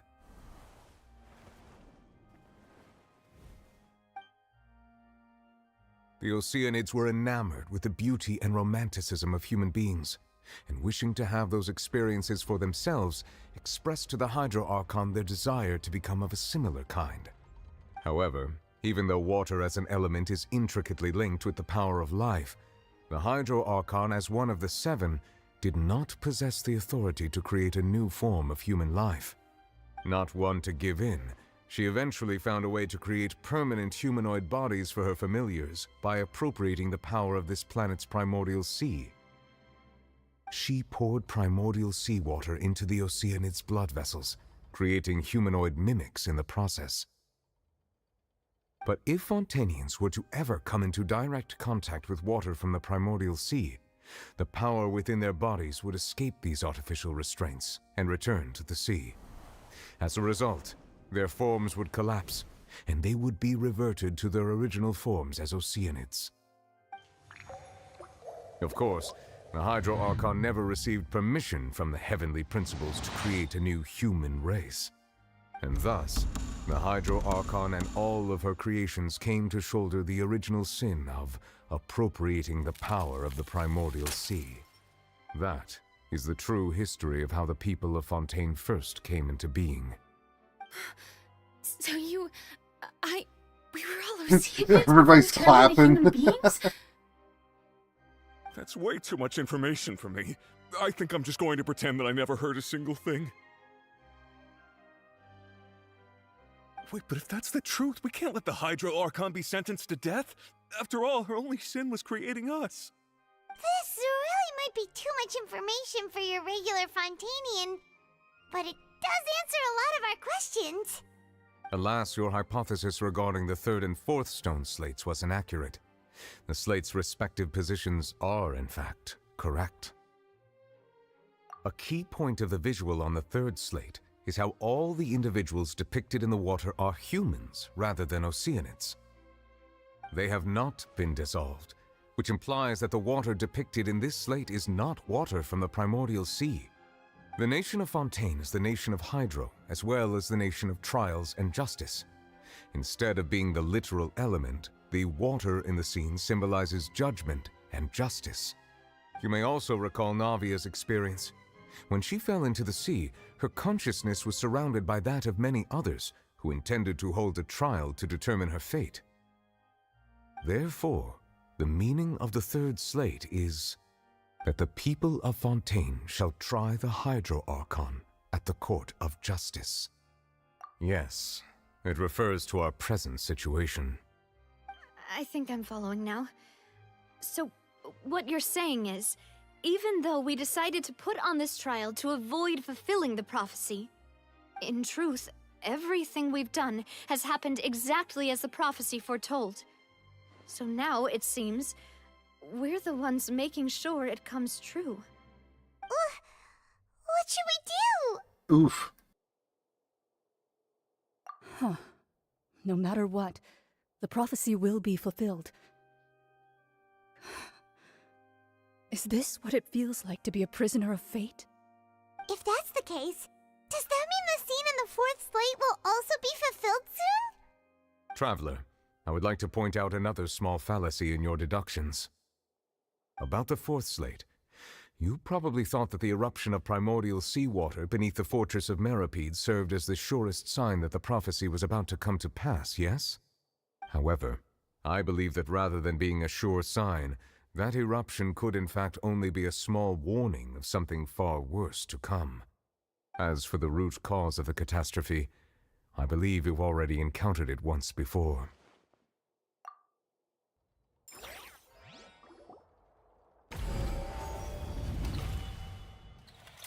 It's a whale. This It's eruption me. is just a small warning of the things to come. We must find the root cause of the disaster.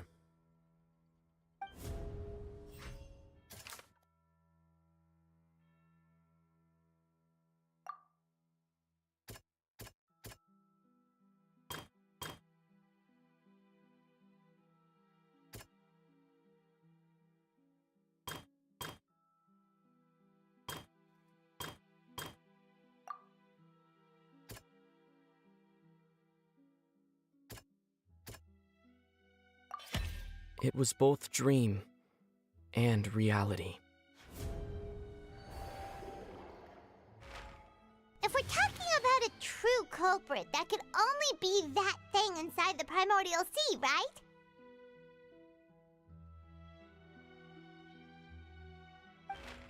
The truth, the original sin, the trial, and the root cause of the disaster.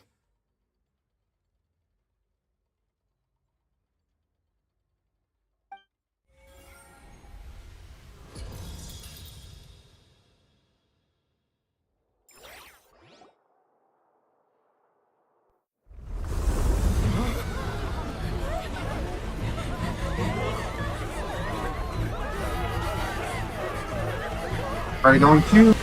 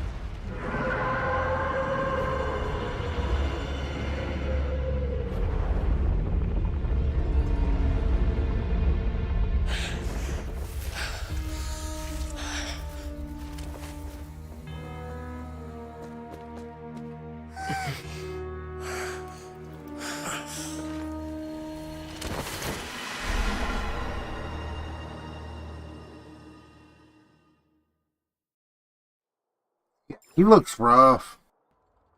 That was way too close! How did that thing just burst into the opera house? Wait, was that the huge whale you saw in your dream? So we've met it at last. I understand very well why it has chosen to make an appearance here.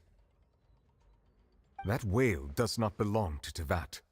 It is a monster that has traversed the stars, weeping all the while. It has been greedily consuming the energy from the planet's primordial sea, using it to grow. That is the main cause for the rising sea levels. And once it has finished consuming all of the energy contained within the sea, its next step will be... You said that when the Hydro Archon first created Fontainians out of Oceanids, she filled their blood vessels with primordial seawater. Precisely. That whale finds the blood of Fontainians nigh impossible to resist. Therefore, when it left the primordial sea, it decided to make its next stop a packed opera house full of food. Food in the form of Fontainians. We just barely managed to push it back, right? In that case, won't it come back to target the people again once it's managed to recover its strength? That is correct. Indeed, it is more accurate to say that we should thank that Harbinger for buying us some time. Without him, the whale would have likely come onto land far sooner. From the way he looked, he must have been fighting the creature for quite a long time.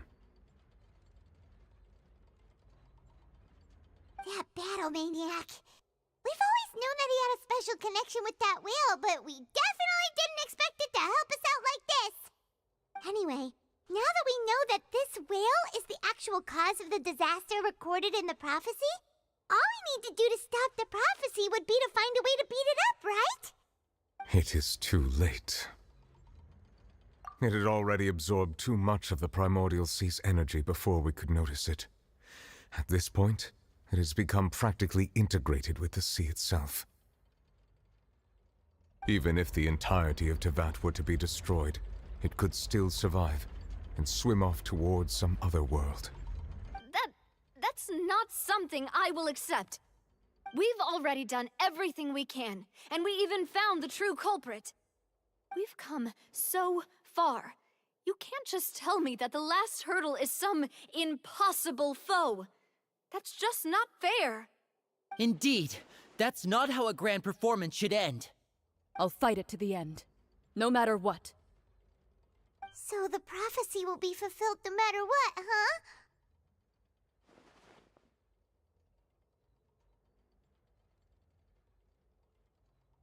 The prophecy.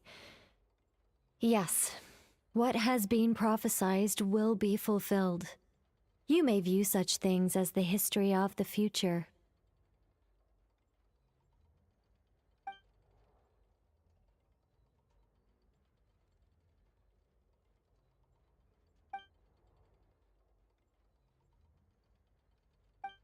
Just as prophecies are usually only the future as seen from the perspectives of the gods, could things be happening in hidden corners, where the gods' gaze does not fall? Ultimately, fate shall serve as your only guide, no matter what will happen in Tevat's future. All you need to do is to play your part.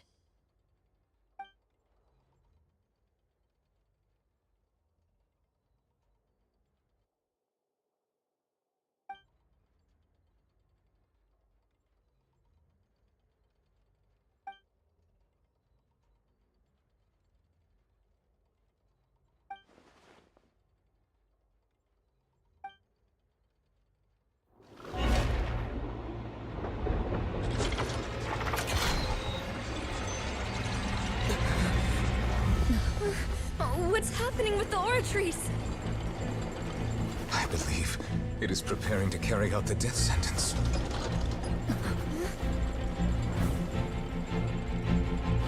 Furina!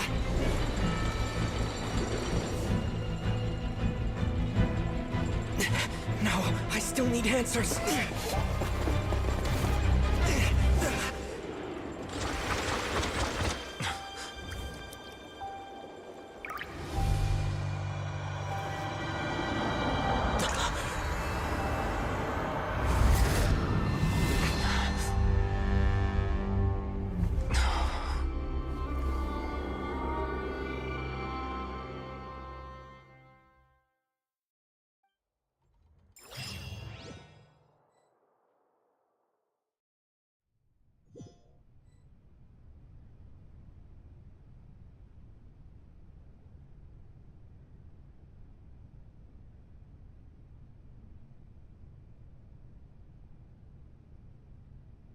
You...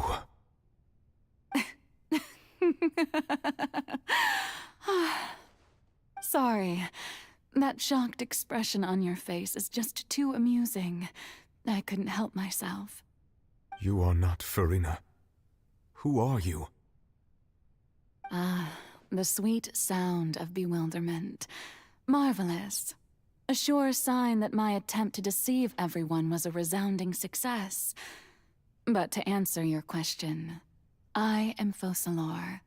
You know, the god. Focalor? Why did you deceive us? Oh, that wasn't my goal, of course. Goodness, no. But I had to fool everyone else too, if I was to stand any chance of deceiving the heavenly principles. Deceiving the heavenly principles? It's all because of that pernicious prophecy. Dreadful, wasn't it? Everyone doomed to dissolve. Fontaine condemned to be flooded. One was not amused. In fact, one was positively bemused when that problem was thrust upon me by my dearest predecessor. That's the former Hydro Archon Egeria, for the uninitiated. It hardly gets more disastrous than a preordained national catastrophe, now does it? She knew full well that the prophecy would surely come to pass. And as one of the seven, she also knew full well that one defies the heavenly principles at one's peril. So yes, as you have no doubt surmised, it was a rather impossible situation that I found myself in. I spent a terribly long time mulling it over, alone on the ocean floor. And I was almost growing barnacles by the time I finally realized there was only one possible solution to this confounding conundrum. I had to outwit the heavenly principles, allow the prophecy to be fulfilled, ostensibly at least, while saving everyone at the same time. I'm a genius, I know. I can only assume that's why Egeria chose me as her successor. Although, looking back now, it was hardly the inheritance one dreams of. Between the task of saving the nation, the quotidian duties of the Hydro Archon, and not to mention the original sin of creating a new race of humans, I dare say she left me quite a colossal mess to clean up. But one can only play the hand one is dealt. I did not choose this, any more than I chose to be one of her Oceanid familiars. So you were also once one of the Oceanids, transformed into a human by Egeria's hand? Yes, I was. I always dreamed of becoming human. And I still do, even now. In my eyes, to be human is to be part of the greatest opera ever known. After becoming a god, I separated my divinity from my body and spirit, leaving behind only a self that was as naive and bewildered as my past self on her first day as a human being.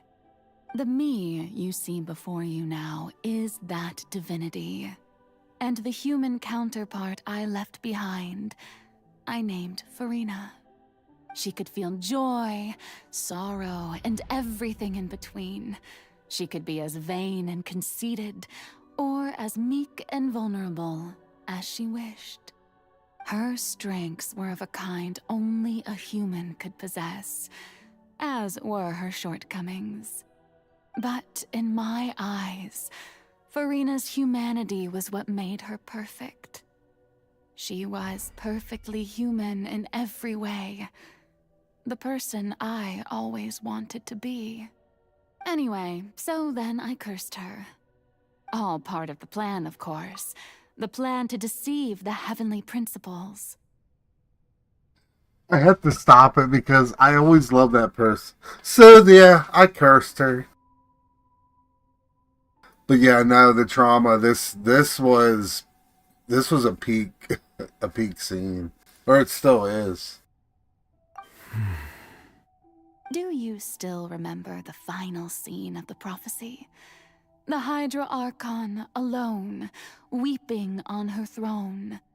In order that the prophecy might appear fulfilled, I invited Furina to be an actress, to play the part of the Hydro Archon in the prophecy. Under the curse I placed on her, so long as I, Focalor's divinity, continued to exist, she could not die. But nor was she free to live her life in the pursuit of happiness. Instead, she was forced to take the stage in the opera house, to embrace the role of leading lady. to forever play the part of the god from the prophecy, all to create a deceitful appearance of that prophecy coming to pass. I suppose now you probably understand why your court is called the Opera Epiclese. But Farina is only human, isn't she? Even though she has had a long life, her mind is no stronger than that of any other ordinary human being. I cannot begin to fathom what she has had to endure. It must have been torture for her. It has indeed. And although she is, in a sense, me in human form, I most definitely owe her an apology for it. It's been 500 years, and all along, she's been playing her part in the most unimaginably long, unbearably lonely, and agonizingly painful opera of all time.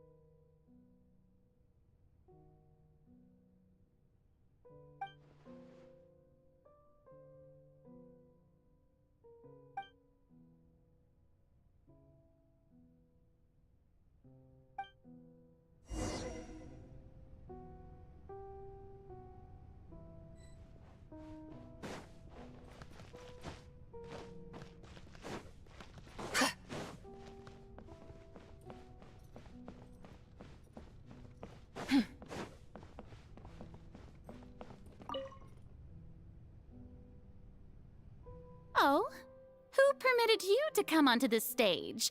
Now, I understand your admiration for my august self, but I must ask you to keep to the rules. All right. It is not my intent to reprimand you. There is no need to state your name. Just be off with you. Do not distract me from my performance. Oh, do not jest. Can you not feel it? I am Focalor. The eyes of countless Fontainians are upon me. I must, at all times, display the utmost elegance and nobility.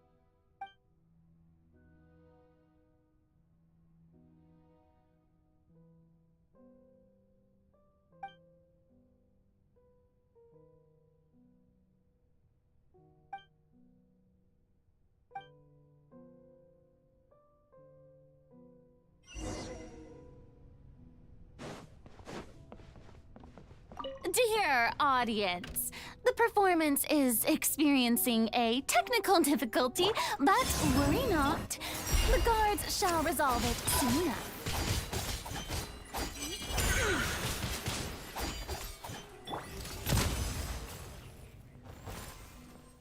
What guards? So squishy. I need a real healer. Hey, what gives? The audience is You know what? still Let's watching bring them. me, Let's you put them all know. in here. Let's come on. Guards? Give another one. Wait, where are the guards? Guards! The sky's clear. The glazed moon shines. Be cleansed.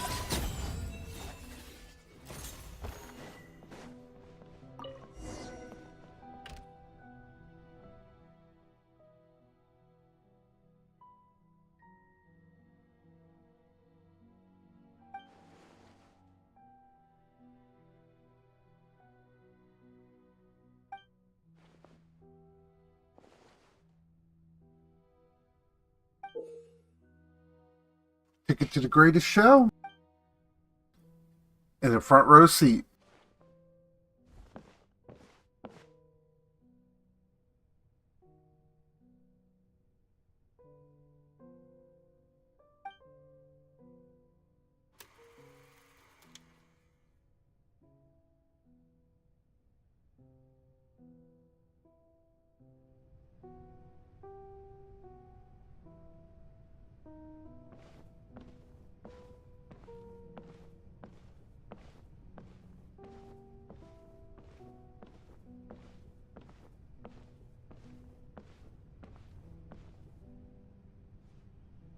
Farina.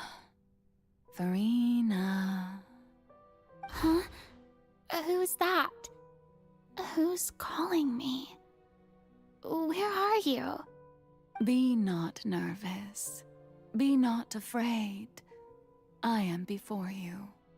Wait a moment. You're Mirror Me? How can this be?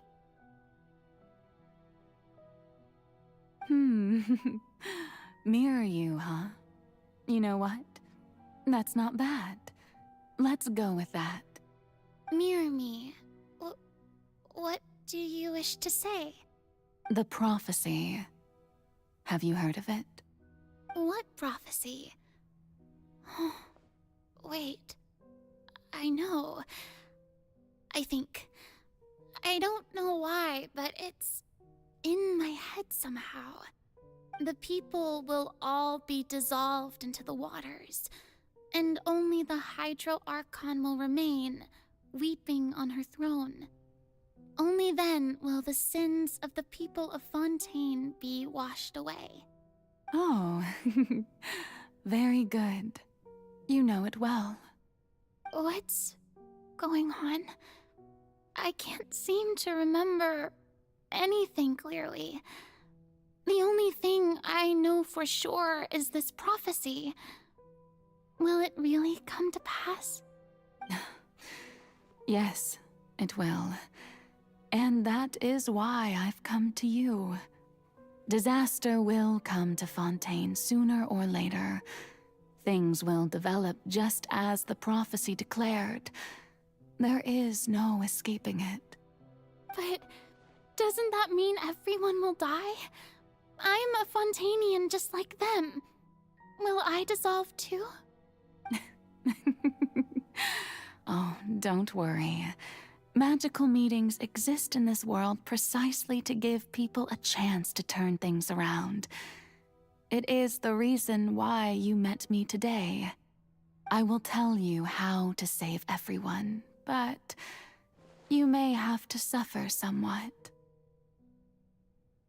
Oh, so there's still hope after all. Goodness, you frightened me. You spoke so much and with so much certainty. As for the suffering, well, I will admit that the first thing that came to mind was, why do I have to be the one to suffer? But if the prophecy will come true, I'll also die anyway, right? So if I've already met you as my magical meeting in this world, if there were scales, with all the people of Fontaine on one side and my pain on the other, is it not obvious where the scales should tilt? You truly are the perfect human, my ideal. I suppose this would also be the justice that belongs to you. Huh? Don't worry, it's nothing. Listen well. Fontaine has just lost its Hydro Archon. I need you to play a role, that of the new Archon.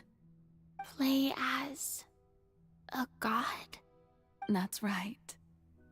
You must begin a never-ending masquerade. You must never let anyone suspect your identity.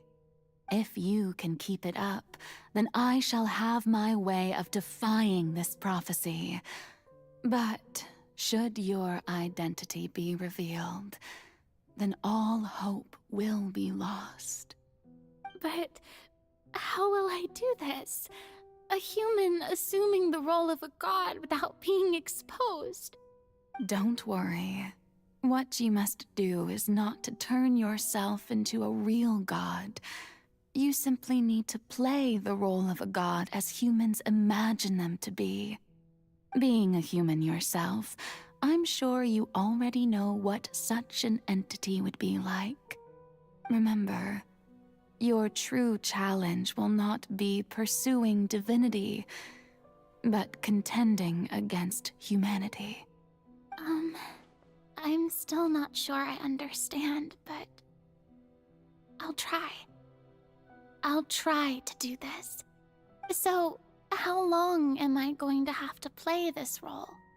To accomplish this mission, you will have to stay on the stage for many, many years.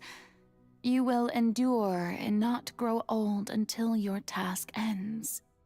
But I promise you, all will eventually end in a magnificent and dramatic trial, and everyone will be saved. A trial, huh? How exciting. I'll be looking forward to it.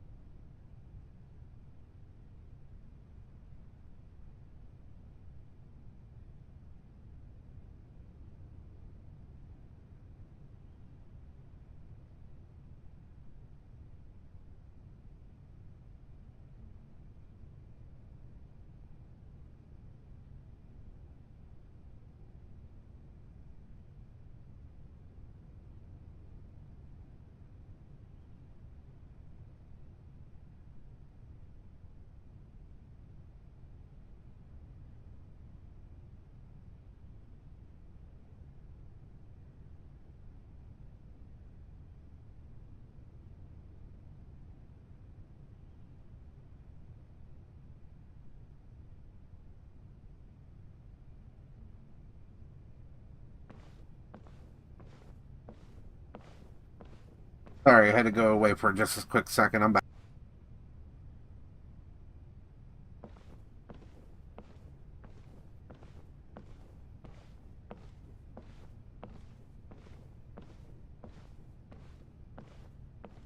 Really makes me have to walk over to the steps.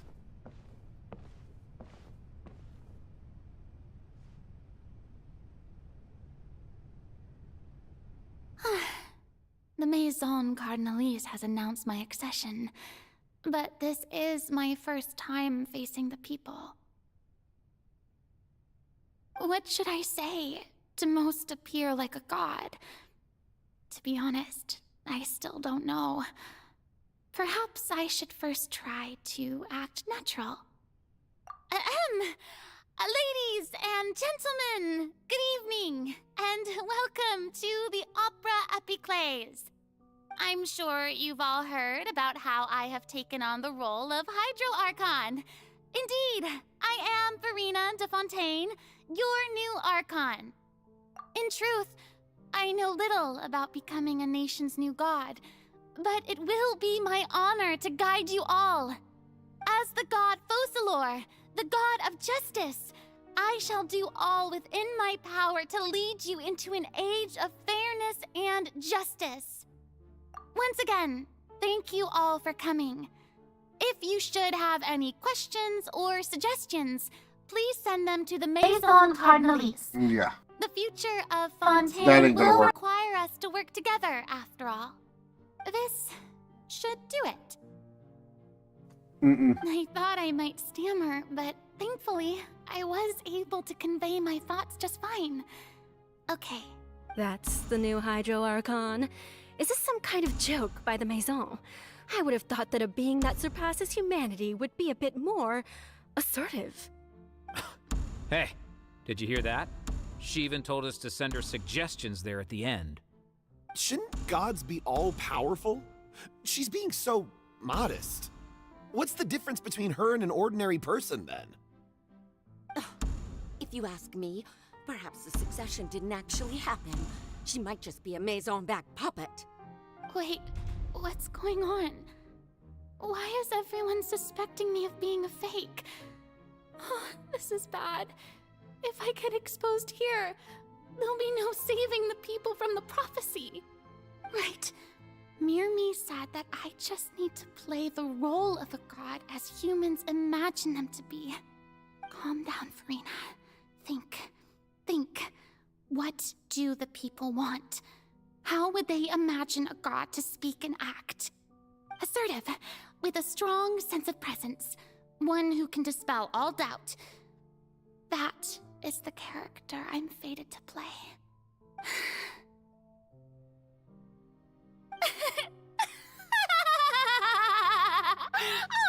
Oh, very good, my people. Only ones such as you are deserving of my rule. Now, I was wondering if some weak puppet were to one day come onto the stage and claim ownership of this opera house, would the children of Fontaine follow them? Well, it seems that you would all see right through them. Having passed my test, you are qualified to witness wondrous trials alongside my august self, here in this opera house. You may consider my previous act a door gift of sorts. I thought it was a debut that suited the atmosphere. Now then, let us be reintroduced. Ah, so that was just a performance. How could I have forgotten that we were inside an opera house? Her personality.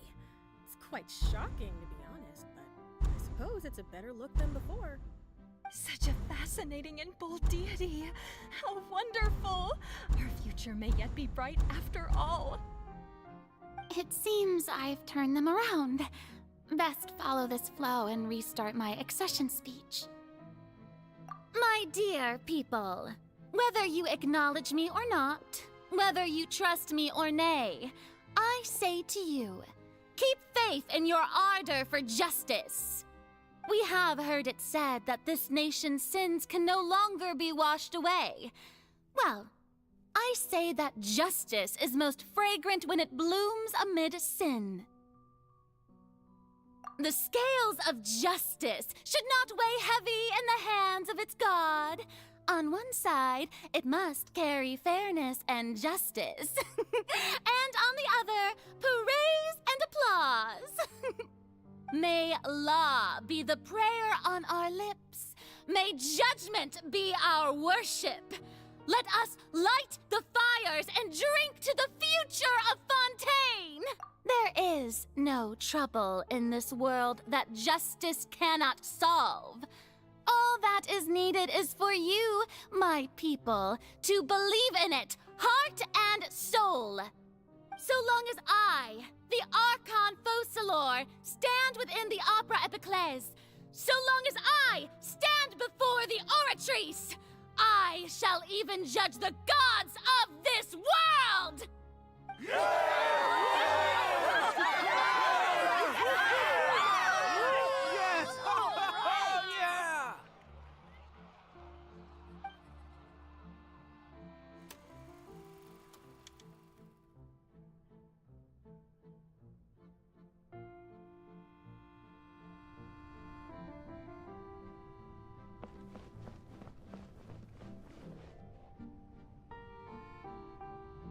Lady Farina, here are today's case reports, as well as a summary of the follow-up for your perusal. Come now, was I not just at the Opera House in person? Leave these kinds of things to Neuvillette. Besides, none of these trials were the one that I'm looking forward to the most. If I may be so impertinent, what kind of trial are you truly looking forward to? A magnificent, dramatic, and wondrous trial. A trial to end all things. How could you hope to understand? That's true. I fear I lack the ability to grasp your divine thought, Lady Archon. No need for fright, and do not take what I said before too seriously. Go now, do your duties. The trial I await. It will come one day.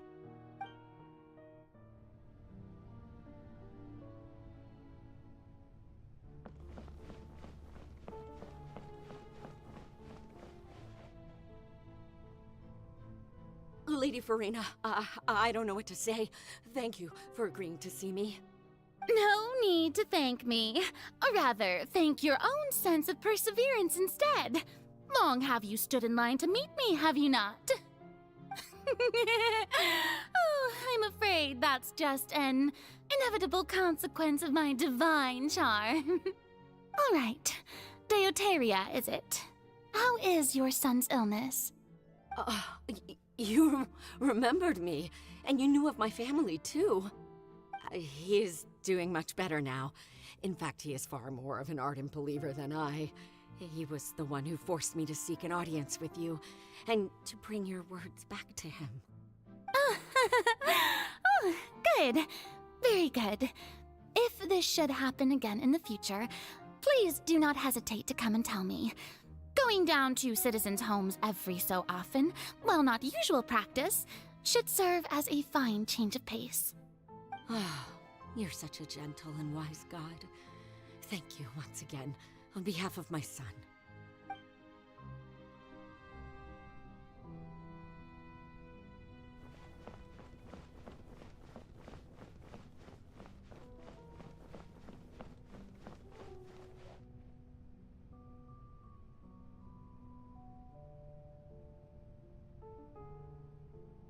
Lady Farina, here are the latest hydrological reports. As for the specific parameters you asked to take note of, I'm afraid things still don't look good. I see. It's as I thought, then. As your god, I did already expect this, but I wanted to see how far your human wisdom would allow you to analyze it. All manner of signs indicate that the prophecy will still come to pass. Forget it. That's not something you need to worry about right now. Well, as I understand it, the Fontaine Research Institute is also trying to find a way to counter the rising water levels. Really? Have they found anything? I'm afraid that they haven't found any effective solution thus far. Is that so? Well, no wonder. This issue has reached the realm of the gods, after all. Still, their spirit is praiseworthy.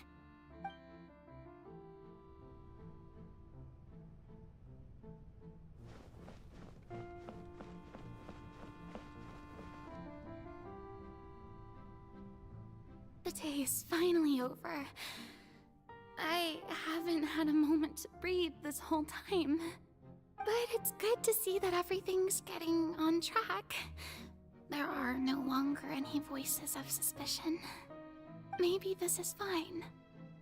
I just need to keep going, and everyone will be saved. All right, Farina, don't think too hard about this. You need rest. Tomorrow's a new day.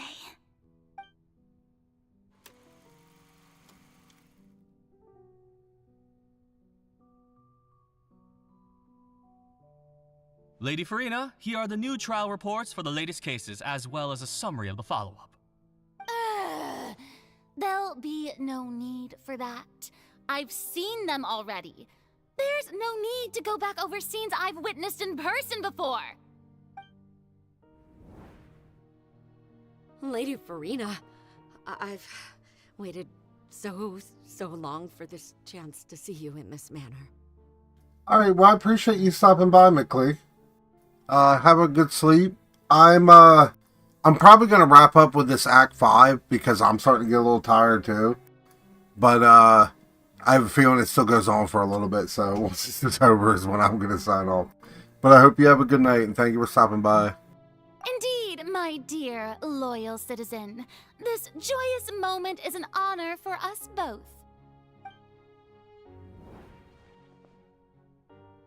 Lady Farina, we're detecting significant hydrological anomalies near Poisson. Understood. Keep monitoring.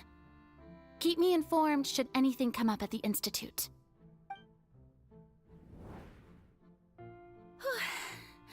I don't think I let anything slip today. I must show the people that there is nothing to worry about. I just don't know when these days will end. I feel utterly exhausted. best to rest early today, too.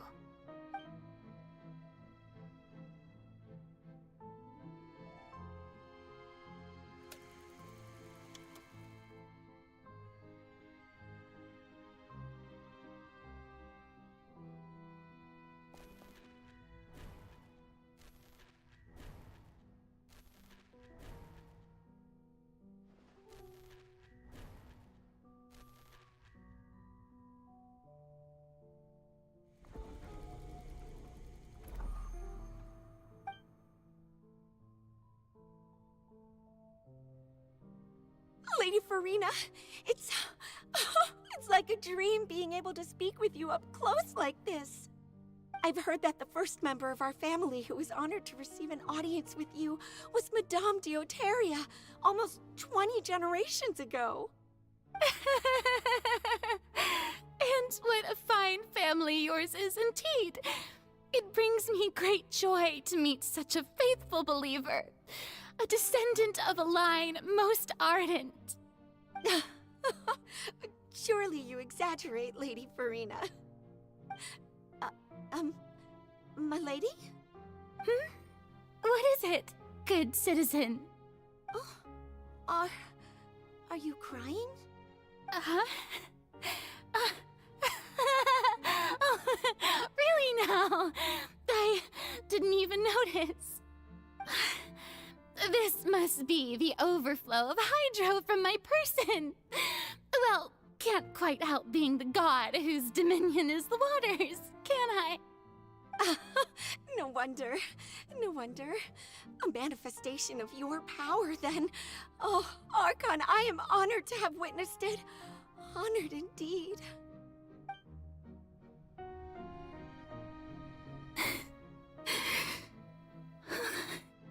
So interminable. So lonely. Just how much longer? Hundreds of years must have passed by now. Perhaps the show must go on for hundreds more. I never imagined that it would hurt so much. Have I reached my limit? No. Perhaps I reached it long ago. Today I didn't even notice my own tears. I want to tell someone, anyone, about this. But would that not destroy all I've done so far? I've conducted so many investigations across the centuries, but there's not even a sliver of hope that we might break the prophecy. All I can do is keep heart. I must maintain this act. It is the only way to save Fontaine. Please, mirror me. You have to succeed.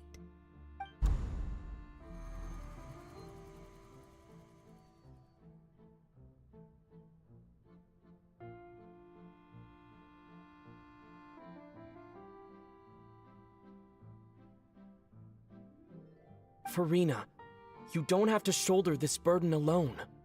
Although I don't know what you might be keeping from everyone, your people are more than willing to share your burden with you.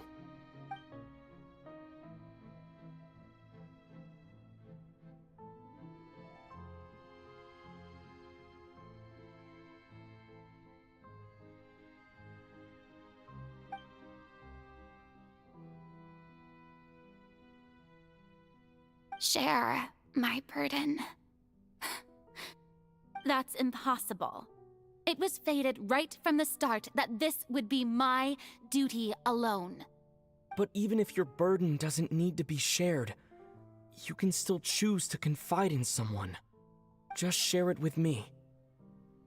I'm what you'd call a witness. A witness? Yes, I've heard that you came to Tevat from beyond the stars, yes. In other words, you never belonged here. And if Tevat is, in its entirety, a show on a stage, then you're just a spectator, aren't you? If that's the case... He's right. I could confide in him, couldn't I? But if things don't play out as expected, the people of Fontaine will be the ones to pay the price. No, Farina. You shouldn't be selfish. But what if it's really alright? Farina, you've worked so hard for so long. Surely it would be okay to put yourself first for once. Just this once. Is it such an outrageous thing to do anyway? To find someone in whom you can confide your frustrations and sorrows? Surely it could not hurt. If you let this opportunity slip through your fingers, it might never come by again. Think about it long and hard.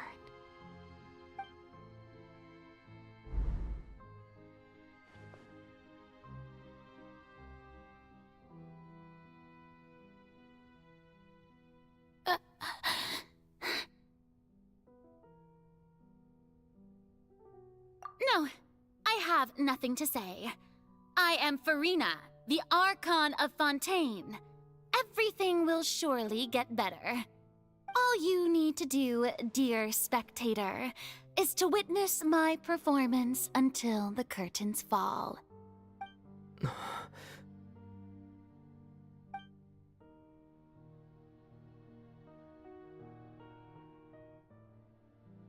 Fine.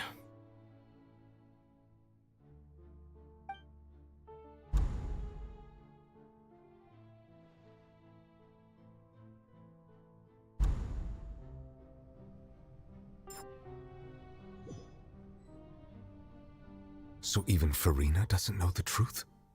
You've never once let her in on the full plan? Yes, it had to be done. To deceive the heavenly principles, you must first deceive yourself. She did very well. If she had let her resolve falter even once in these 5 centuries, Fontaine would have been doomed to the most tragic fate. It seems that trusting humanity was the right decision after all. I believe that I understand how your deception works, but that is only half the truth, is it not? How would you build on this foundation to save the people of Fontaine? That is the most important thing. Ah, good. Of course, the Iudex of Fontaine has pinpointed the crux of the issue. I'm sure you've long sensed that the Oratrice is no simple machine, yes? I've always suspected that it had its own consciousness, and Lenny did mention that he heard a human voice within the core chamber. It now seems that that person was you, hidden within the machine all along. Am I right? And then I became one with the Oratrice, taking Fontaine's gnosis with me. Yes, it would seem so, wouldn't it? Alas, your understanding of this device still lacks sufficient depth. In truth, it is no enactor of justice. It is, in fact, a device created to kill the god of justice. I beg your pardon? Oh, you have it. And to be more precise, not only will the Oratrice take down the god of justice, it will also take down the divine throne upon which she has been placed. I mean, did you think I would be the sort to enjoy peaceful repose while Farina suffered? My work over these last 500 years has been to constantly accumulate indemnitium within the Oratrice. But really, some have already discovered that only a small fraction of the energy generated by the device was ever used to provide power to Fontaine. The vast majority had to be, accumulated to enact this death sentence. It was all a part of your plan, then? both the trial and the sentence. Indeed. This power, accrued over 5 centuries, could have sustained Fontainians for millennia, had it only been used for that purpose. Almost all of it has now been stored within the oratories. But only power of this magnitude could hope to destroy the Hydro Archon's divine throne, shaking the rules established by Celestia, and breaking through the institution that is the Seven. So the Oratrice's call for death was for neither Farina nor Focalor, but for the Hydro Archon. The destruction of that divine throne. If I do not misunderstand your intent, you must be... Returning what's rightfully yours to you, of course. In other words, this was all done to return the authority of the Hydro Archon to the Hydro Dragon of this planet. But...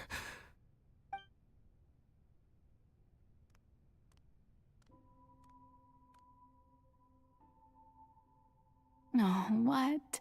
Getting sad again, are we? The authority of the ancient dragons shall soon be yours once more, O Hydro Dragon Sovereign. And this is the face you make. all you've done throughout the years is just so you can sacrifice yourself at the very end. I've never quite seen it that way, you know. Even now, I'm quite pleased at how well my deception worked.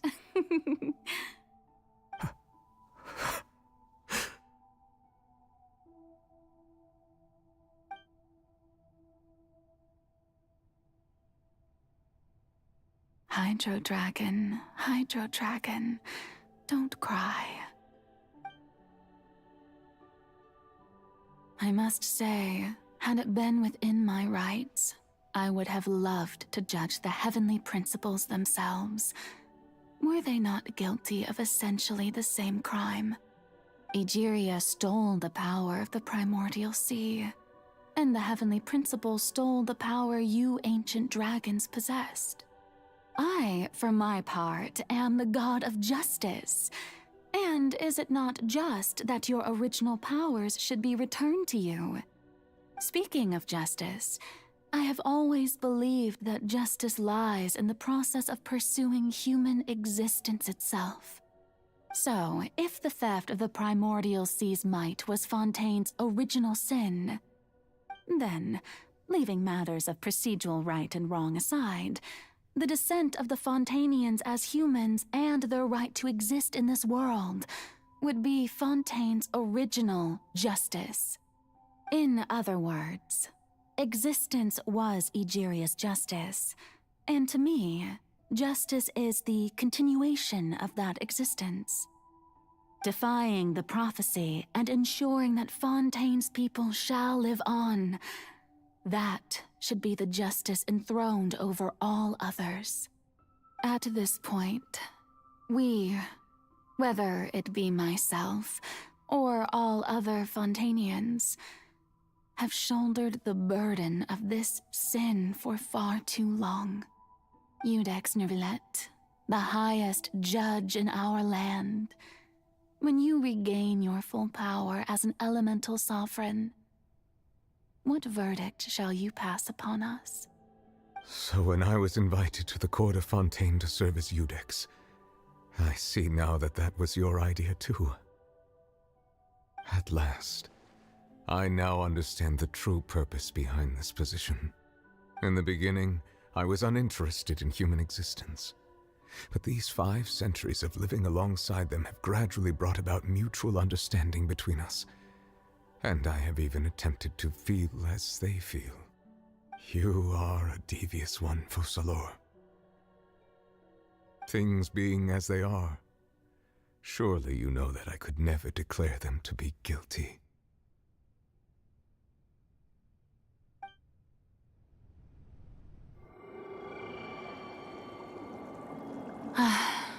The hour of my execution is almost here. For the sinner, the curtain call has come. I know I may not sound it, but faced with death, I find myself a little afraid. Perhaps this is one thing both gods and humans have in common.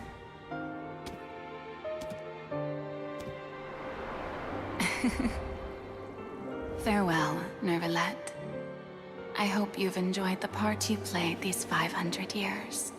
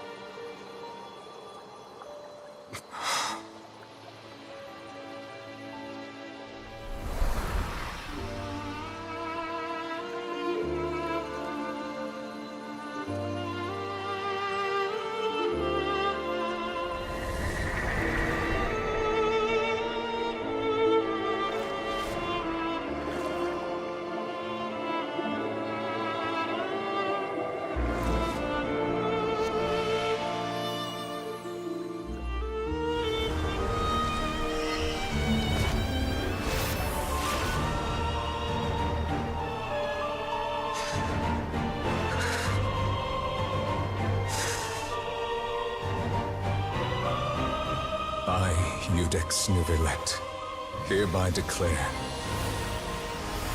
people of Fontaine, your sins are forgiven.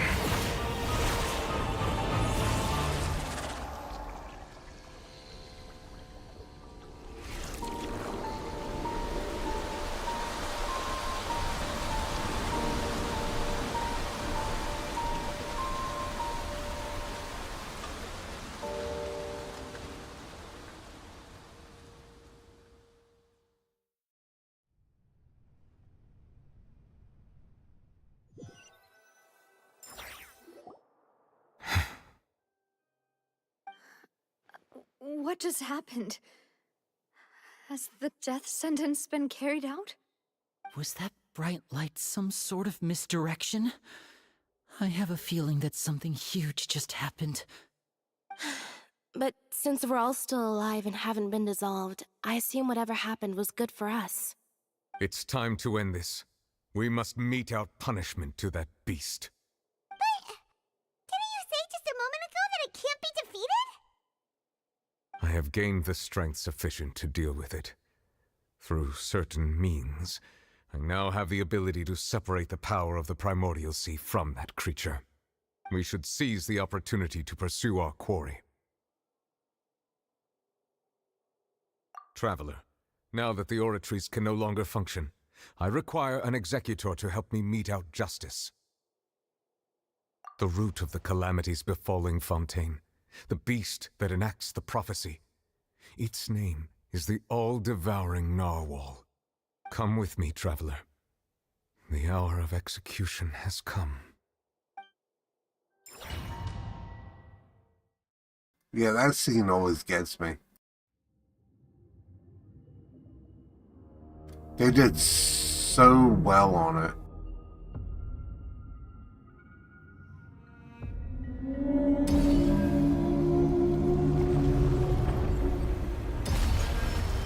We're going to execute it?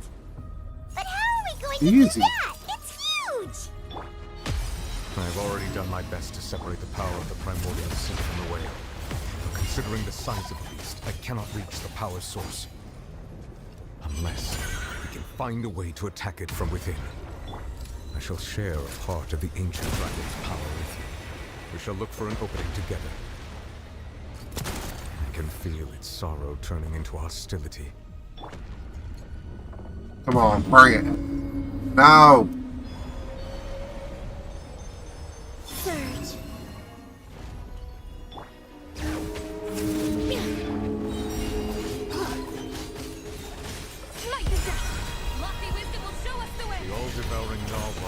resist its instinct to devour. Continue to trigger its hostility. Chance will present itself.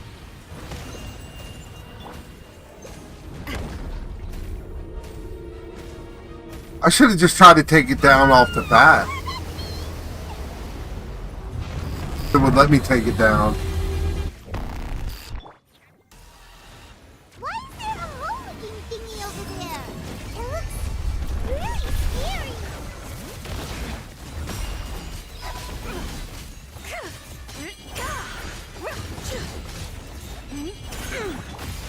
Hey there! Coming at you! Haha! Fire! Well, I have granted you my protection.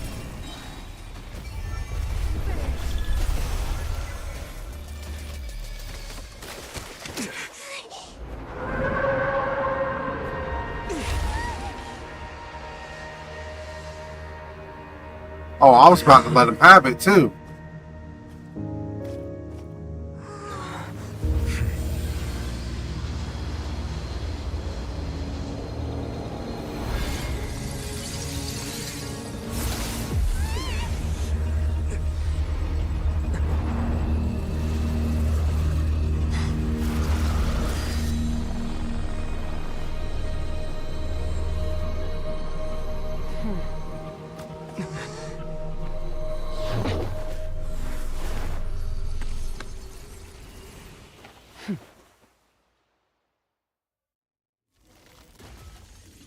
Thanks for helping with the cleanup. It should have been my job, but... oh well. Who is that? Getting. It was just supposed to be a short private training session for me. I didn't think that my disciple and my master's pet would start brawling in the meantime. Well, actually, I had a feeling that it would happen at some point, but they bumped into one another earlier than I thought. What a blunder. I suppose I'll have to swing my sword 3 million times as penance. That power. Who are you exactly?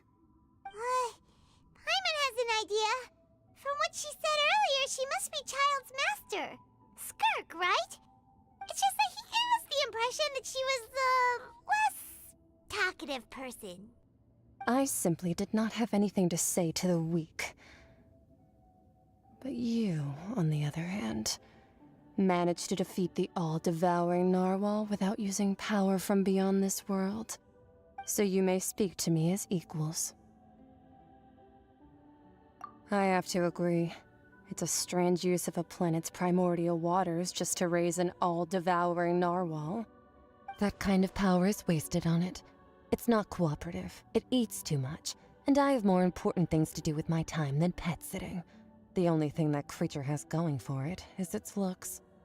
All in all, it fails as a pet. Miss Skirk? I think you might have missed the point. The point being? Well, being that this pet almost destroyed an entire nation. So what sort of person is your master? Well, Child's master's master. Wait, is that right? Oh, right. So you don't know him. Sorry, I assumed you did. His name is Sertologi. One of the original senators. I am unfamiliar with that name. Huh. So Master isn't sufficiently famous. How should I describe him then? Have you heard of the name The Fowl? The Fowl? Still nothing? Well, how about the Visionary? Vetterfulnir, then? Or Gold Rhindaughter? Ooh, that one we've heard! Rhindaughter's part of the Hexen Circle. She's Albedo's mom, right? Oh, so you do know that name. To be honest, I also heard all of those names and titles from my master.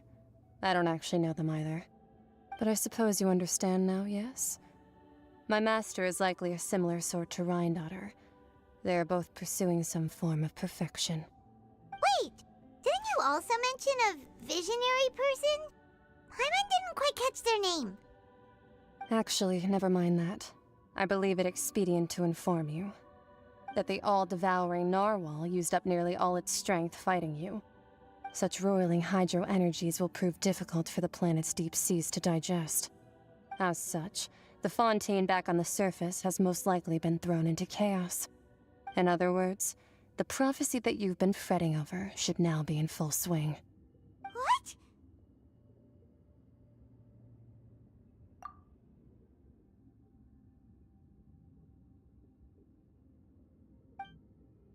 Not to worry. Focalor has already managed to deceive the heavenly principles.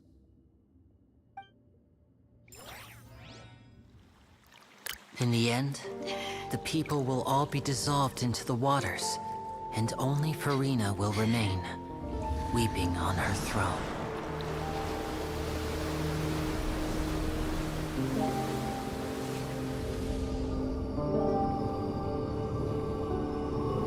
Only then will the sins of the people of Fontaine be washed away.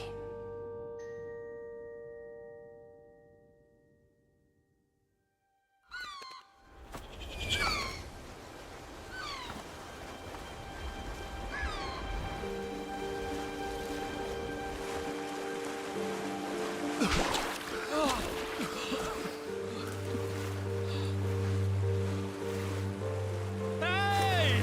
Help! Over here!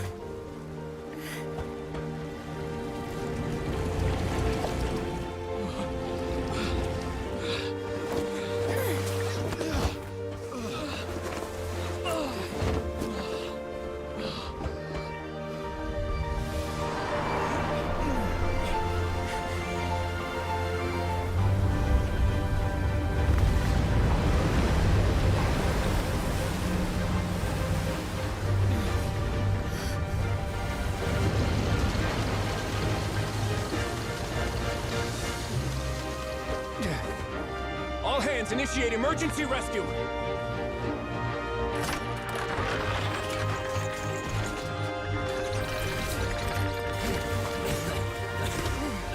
Hurry!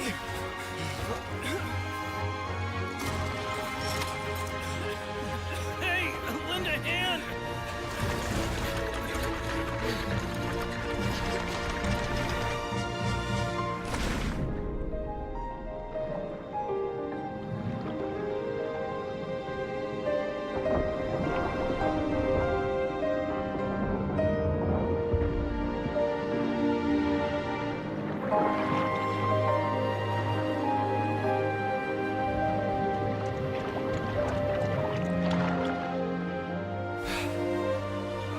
Look! The water's receding!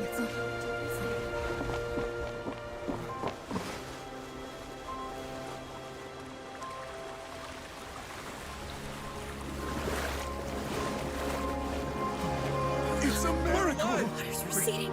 We didn't dissolve. The prophecy was wrong. The prophecy was wrong.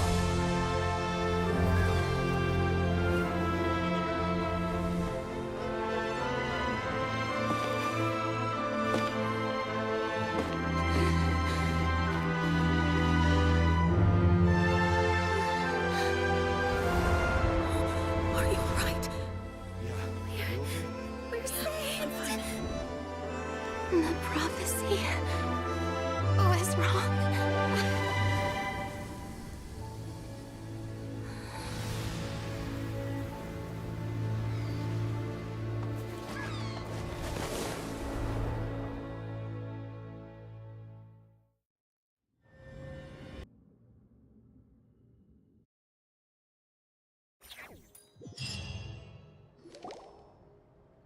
The soil renewed.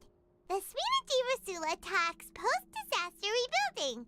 I recently visited Poisson to meet with Miss Navia, spokesperson of the Spina di Rosula, and we spoke about Poisson's present and future. Old soil can still give birth to new bloom, Miss Navia stated. Hope is like seeing a small cookie when you're starving late at night. You just need a little of it. Skyship Winglet, Booner Brain of the Fontaine Research Institute. The various disputes that have arisen on account of Mr. Edwin have suddenly become a shield over the Institute, with Jurier turning out to be a once overlooked hidden gem. People always call the first researcher mad, but few know what to call the second. And should that latter person achieve a miracle, they would find it all the harder to find a word with which to classify him and his team. Wow! Paimon barely recognizes the people in the reports. Are those really Juria and Navia? They sound like real big shots. What do you think? Pretty enthralling, huh? The Steambird's idea was pretty simple. With the disaster just having passed, we would print a free edition packed to the margins with good news to calm people down. The value for these big scoops lies in their inevitable follow-ups. We'll publish further reports and go into the stories behind those people. Edwin's assistant, Jurier, created a true flying ship, while Navia is leading people in the reconstruction of their home. I'm sure that these stories could draw even your well-traveled eye. Paimon's curious too! Wait a minute. Didn't we watch everything happen from start to finish? What's there to be curious about? And that's exactly why I'd like you to come conduct interviews with me. You're the best incubators of news, if you haven't noticed. And also, with you around, I'm sure I'll get to see that Duke. Are you sure? Hasn't he turned you down several times already? Oh, this time will be different. Come on, let's head to Poisson first, and then make a trip to the fortress. There are some things you'll only know when you get there.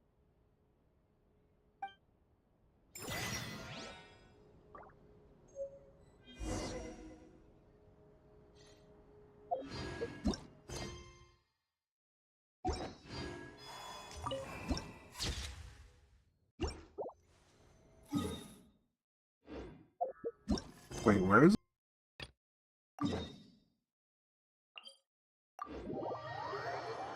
Wait, what was it I got there? I forget.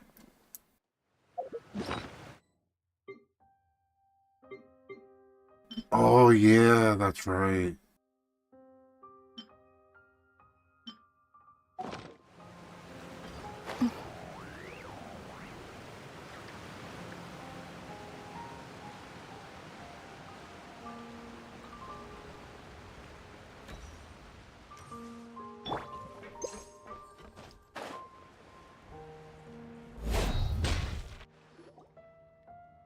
Navia! Oh, it's you. What brings you all here? Hey, we're just having a look around. I'm here to update myself on how things are going here. Oh, the Fatui are here too. Let me introduce you. This is Mr. Garunt Snežević. He represented the Knave in sending us a large amount of supplies, and is helping with our work. Our residents are hard at work as well. Thanks to everyone, work is progressing nicely. We've lost a lot of people, but we're moving forward. That will have to be enough. Hello, Miss Charlotte. I'm a big fan of yours. I especially like that article you wrote last year about Fontaine's stray cats. But if you don't mind, could you not emphasize our role too much in your report? It's not charity we're doing here. We just happen to share the same interests as the Spina. I get where you're coming from. I'll keep it as simple as possible. Or would you be willing to feature as friendly neighbors? That would be fine. Thanks. Oh, you're back too. How are things? We finished laying down the construction materials. It'll be another hour before the workers are able to go over there. Huh? You're here too, Clorian? Well, her reputation's greatly risen after that whole duel business with Miss Farina, so she's here in Poisson to wait out the heat. All right. She really came here to help me out. There's too much to consider in the reconstruction of Poisson. The Spina has need of more decision-makers. And, well, I do already happen to be connected to Mr. Callis. Oh, wait just a moment. Do you mind me asking a few questions? You know, about how you felt before the duel, about what it was like facing down a god. There's lots of exciting material there, I bet. Forget it. I'm sure you can find a better theme than that, Miss Charlotte. I see you're the same as always. Couldn't you do me a favor, for Navia's sake? Well, if we're talking about doing things for my sake, you might as well just take a few more photos of me. Or of the Traveler. It's better than wasting time persuading Chlorand, at any rate. Of course I will. I'm not gonna let him off that easy. All right, then everyone who wants to be in the photo, gather up. And smile.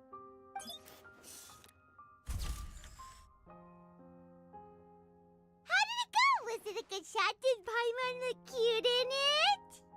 Not bad. Your addition really helped the composition of the picture. All right, hang on a moment. Let me snap a few more shots.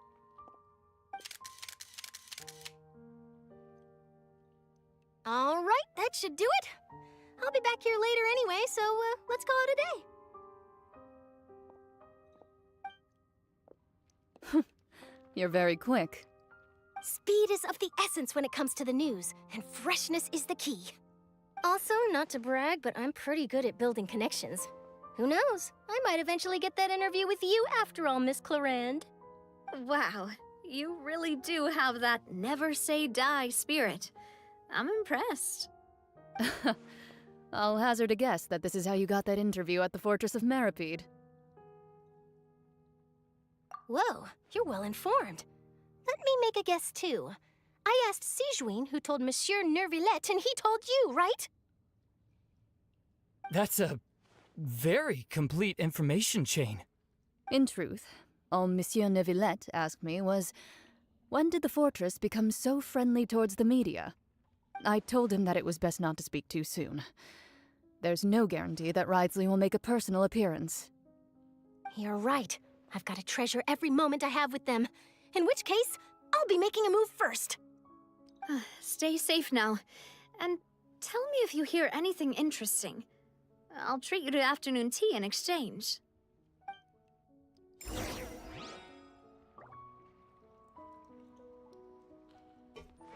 You seem curious about the fortress. Of course. That Risley. I still remember going down to the fortress to grill him for information on my father's case. Boy, did he take me for a ride. Without telling me anything, of course. But he did invite you A to what? tea, didn't he? 2 large pots of it, in fact. It was good tea, though. I have to agree. The tea there is very good. Speaking of that, would you like to have some today? I mean, you've got time, right? Well, I'd be partial to some shortbread. Wow, it's like we've got a menu or something. Sure. Good. What flavor of biscuits would you like, Mr. Snezhevich? Me? I'm fine with anything. But I would prefer chocolate, should you have it. All right. Leave it to me. I'll go over the newly arrived supplies with you later, Mr. Snezhevich. We should be able to finish the preparatory work today. That works great for me. Huh. Is it just me, or did you get a new lipstick? I did. It was a gift from Sijuin. Want to give it a try? I think the color would suit you, too.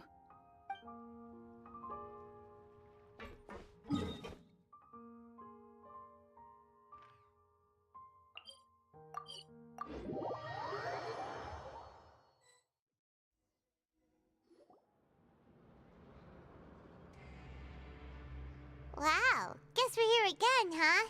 There's a real nostalgic feeling to this place. Looks like you've been missing us. Duke! Did you come all the way to the entrance to greet us? Of course. I'm here to welcome you and our dear Miss Charlotte, whom our good head nurse recommended to me. It's an honor to finally meet the much-rumored Duke. Thank you for consenting to my visit to the fortress, sir. No need to thank me. But that said, I shouldn't be the focus of your interview. I trust you recall our agreement? Of course, of course. All right then, this way.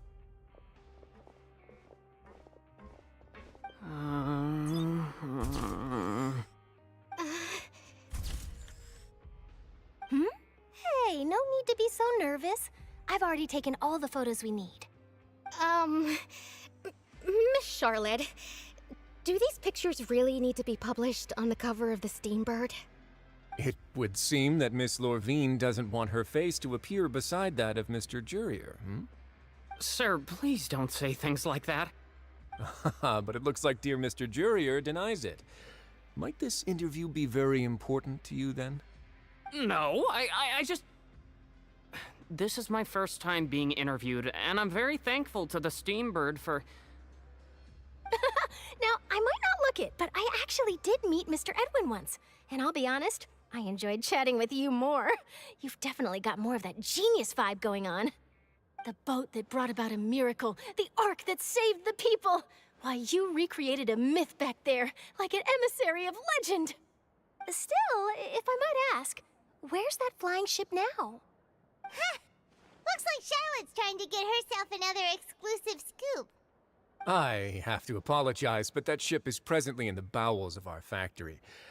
I'm afraid it won't be easy for you to get a shot of it. Really? Well, then in that case, could I have an interview with you to make up for that loss?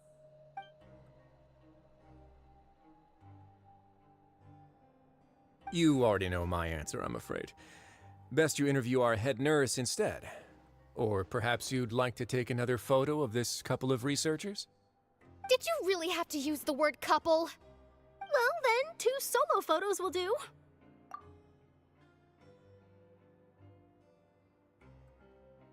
Is it Uli? But hello, yeah, Genshin. Welcome. Is my hair messed up? Please, someone help me have a look. Things sure are getting pretty lively here. We've seen this kind of thing before. Oh, seems like everyone's here. Would any of you like to try this new drink I came up with? Ah, Siegeween. Hey, Miss Charlotte. Why don't you, take some pretty photos of our head nurse? Sure. Come on, Miss Siegeween. Over this way. Let's find a brighter spot. Huh? Sure. Do I have to smile? So, how have things been at the fortress? Same old, as you can see. Fontaine's undergone some changes, but this place is still more or less the same.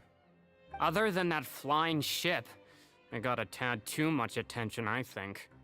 That's why I decided to let the interview go through. We should direct more public opinions toward the behind-the-scenes heroes. Am I right, Mr. Jurrier? Miss Lurvine? You're too kind, sir. I believe that you too should have your day in the sun. Not that you would want that, which is a pity. I'll just leave the spotlight to you two.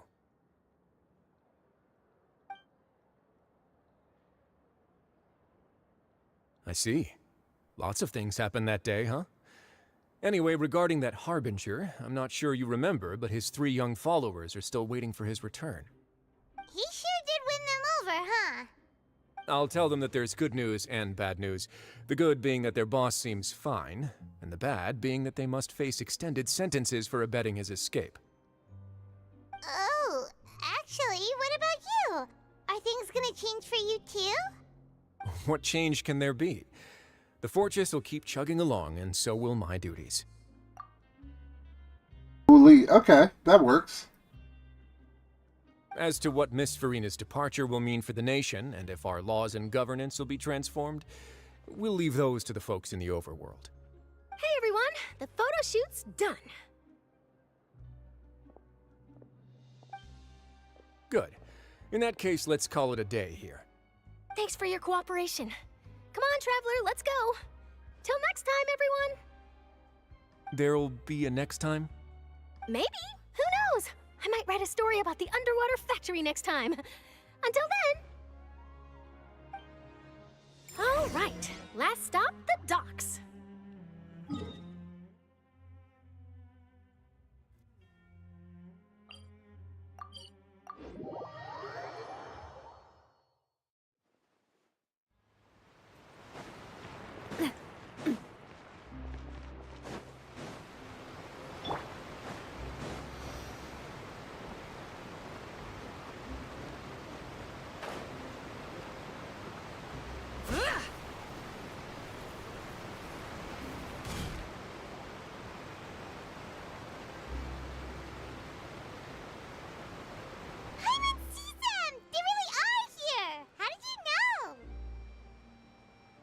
Navia mentioned that she stayed in touch with Linny and the others after working together.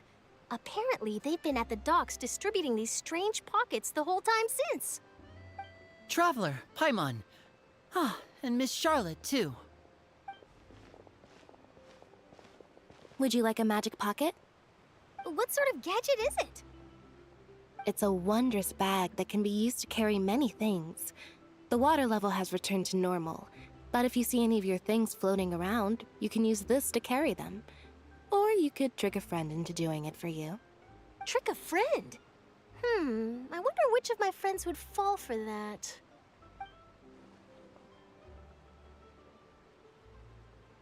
You could just make a friend like Fremine here. Isn't that right, Fremine? Is this what you meant by, I'll help you make some more friends? To be honest, that sounds pretty sweet. Could I have your contact, please? Look at him trying to play matchmaker. Sure. Please, write down my address. Lynette sure is working hard to help Fremine socialize. He was the one who proposed doing this. He even wants to assist in our magic shows. Yes, I was planning to first introduce Pear as an assistant, and later Fremine himself. In the future, I think we can leave underwater escape magic to him too. That said, would anyone want to see a diver escape underwater? Oh, it'll work out. Every journey begins with the first step. He'll become a part of our show eventually. Lynette, could you come over? Miss Charlotte says she wants to take a picture of us. Got it. My, that Charlotte is rather perceptive. She got rid of everyone the moment she realized I had something to say to you. So, how have things been, Traveler? Father says that you did a great deal during the latest events. She's very grateful for your contributions to Fontaine. That's all right. We were more than happy to help. So, what's she doing now? Oh, I guess you haven't heard. Well, after Lady Farina left, Father and Monsieur Neuvillette opened negotiations, during which he gave Fontaine's gnosis to her as a diplomatic gift. A diplomatic gift? A gnosis? Yes, I was quite surprised at first myself. But when I thought it over, there were actually a number of things going for it. It could have been done as an apology for the incident with Lord Child, or as thanks for his help in tying the all-devouring narwhal down. Furthermore, Father did also lend significant aid to Fontaine and Poisson. Well, that's true, but this is a gnosis we're talking about. Doesn't this seem a bit irresponsible? I would agree, but I've also heard that it seems that Monsieur Neuvillette has had a significant change of heart regarding the matter. So there's some reason for this that only Neuvillette knows about? I suspect you'll have to ask him about that yourself. Ah, yes, speaking of which, I did see him strolling around the entrance to the Fortress of Meripede a while back. Isn't he real busy and stuff? Paimon didn't think he'd have the time for that. But back to the topic. The gnosis was given to the knave, right? What about Child? They say that he's returned to Snezhnaya to recover from his wounds. I hear that the recent disaster really did a number on his health. That's true. When you think about it, we've had loads of run-ins with the Fatui. To think we'd be allied with them this time. So shocked by such a simple switching of sides?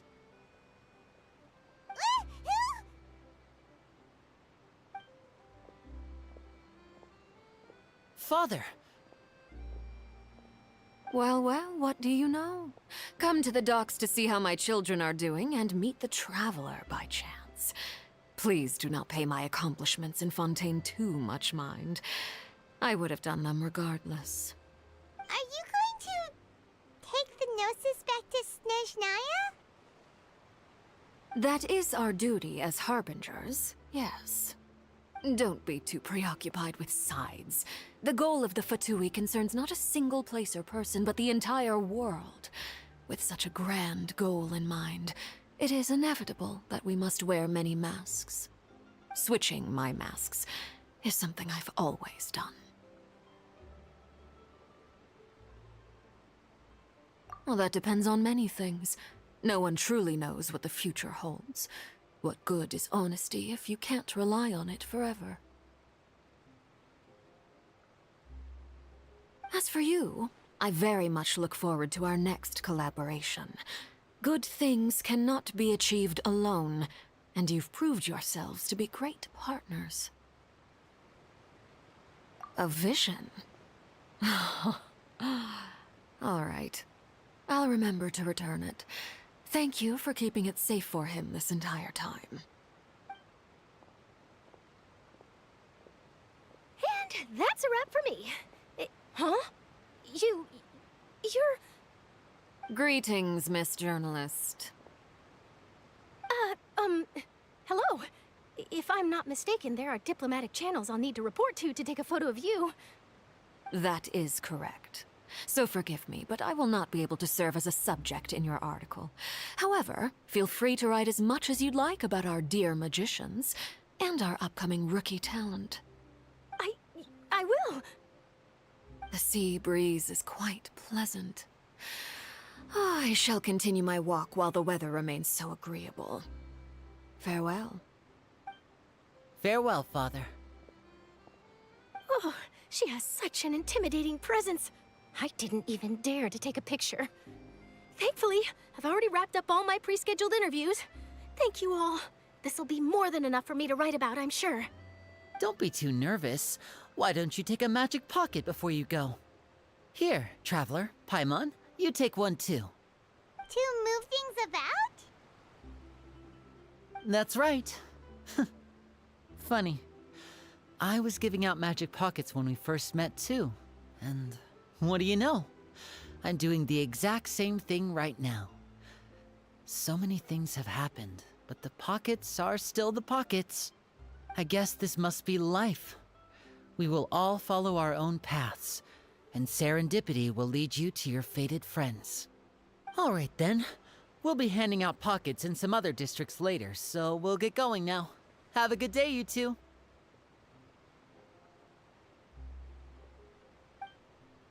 Well, guess we sent Charlotte off. Shall we go see how Neverlette's doing? As long as he's not so busy that he doesn't have time to chat anyway. Well, let's see. Yeah, because hopefully I want to wrap this up. I am definitely getting tired now.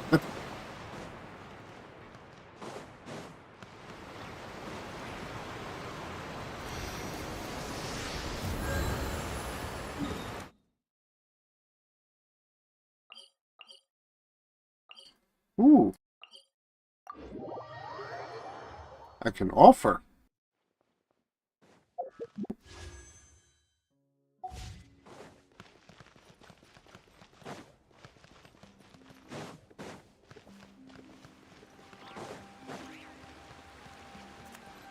It's like 45.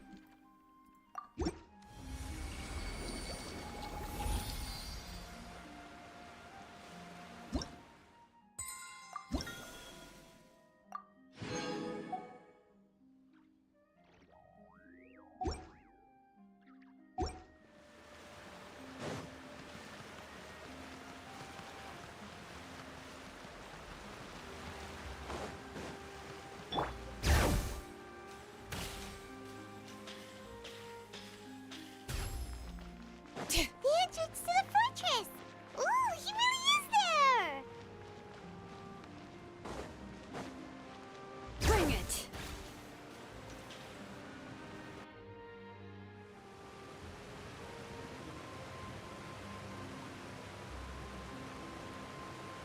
So, you really are here, Neverlette! Paimon didn't think you were going to have free time this hour of the day. Really?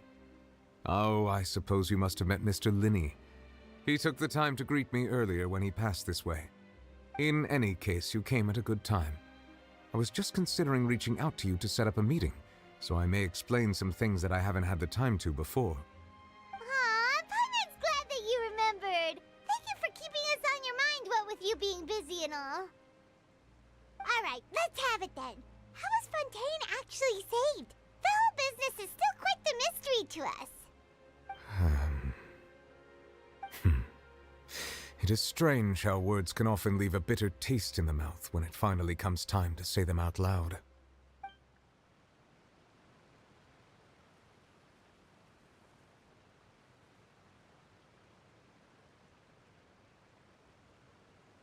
Whoa. So that's what happened? Focalor destroyed the divine throne of the Hydro Archon and restored your power to you, transforming you into a fully fledged elemental dragon sovereign.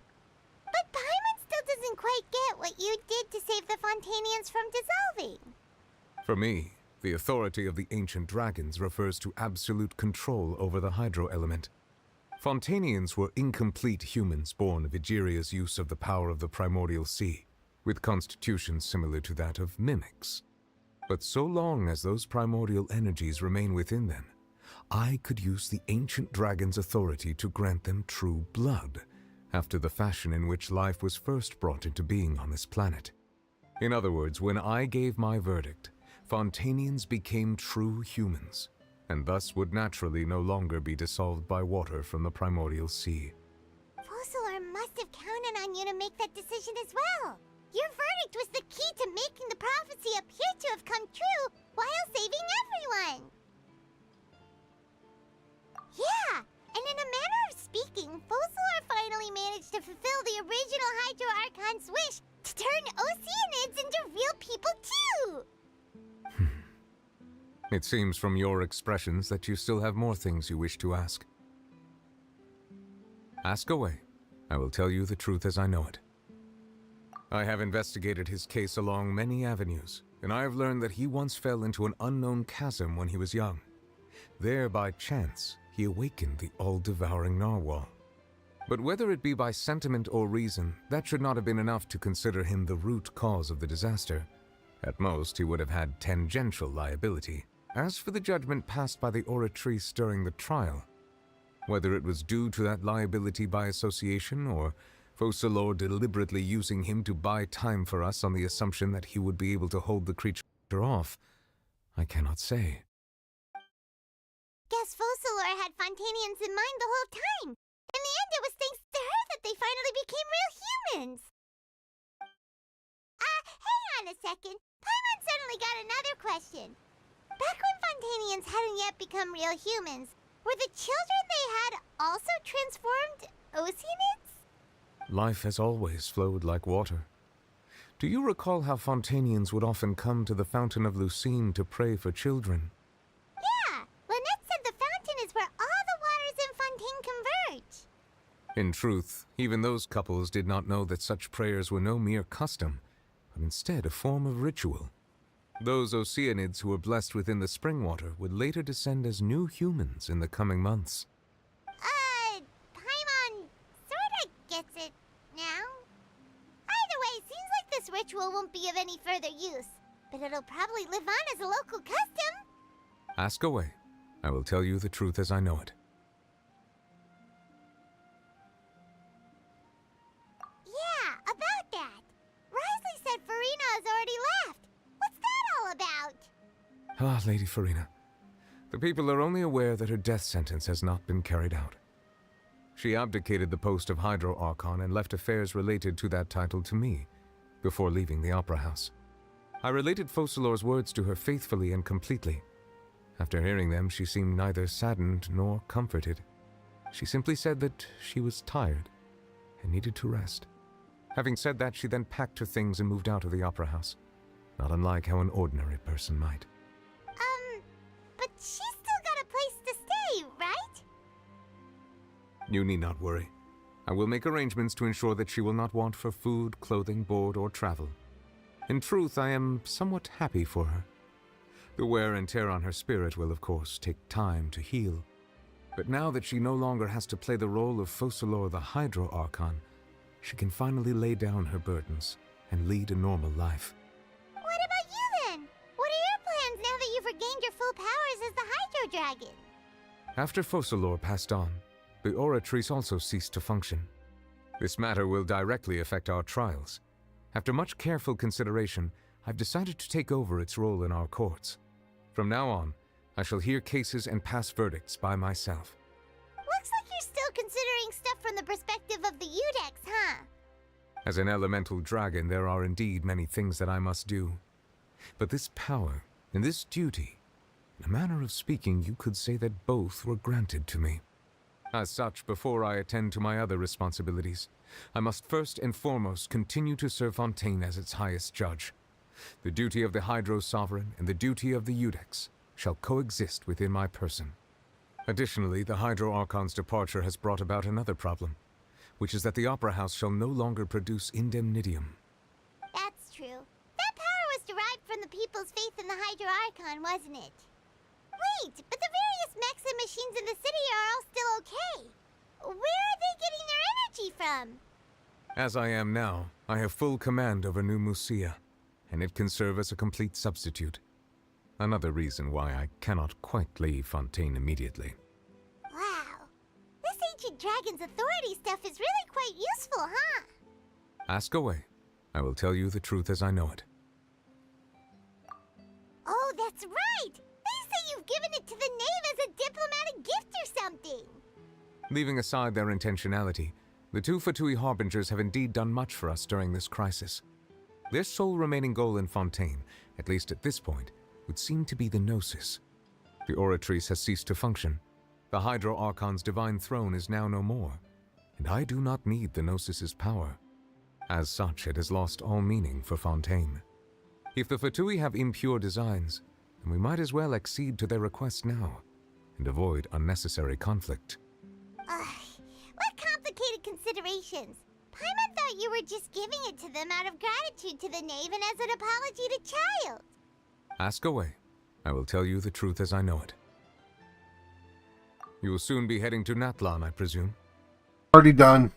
I'm afraid that I have little talent as a travel guide, so all I can do is tell you what I know about that land. As far as I'm aware, Natlan can be said to be a nation of dragons. A nation of dragons? You mean like you? No, I suspect that I would not find myself welcome there. Unlike ancient dragons such as myself, the dragons of Natlan have undergone long years of development and evolution. Large numbers of them have entered a form of coexistence with humanity. Natlan is also the nation of war. War ravages those lands like an undying flame. There is one other piece of information I got incidentally from my negotiations with the knave that I believe may be useful to you. The harbinger known as the Captain has thrown his hat into the endless ring of war. The Captain.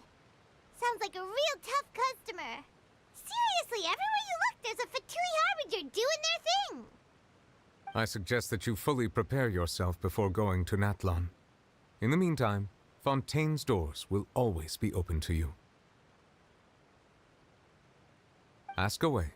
I will tell you the truth as I know it.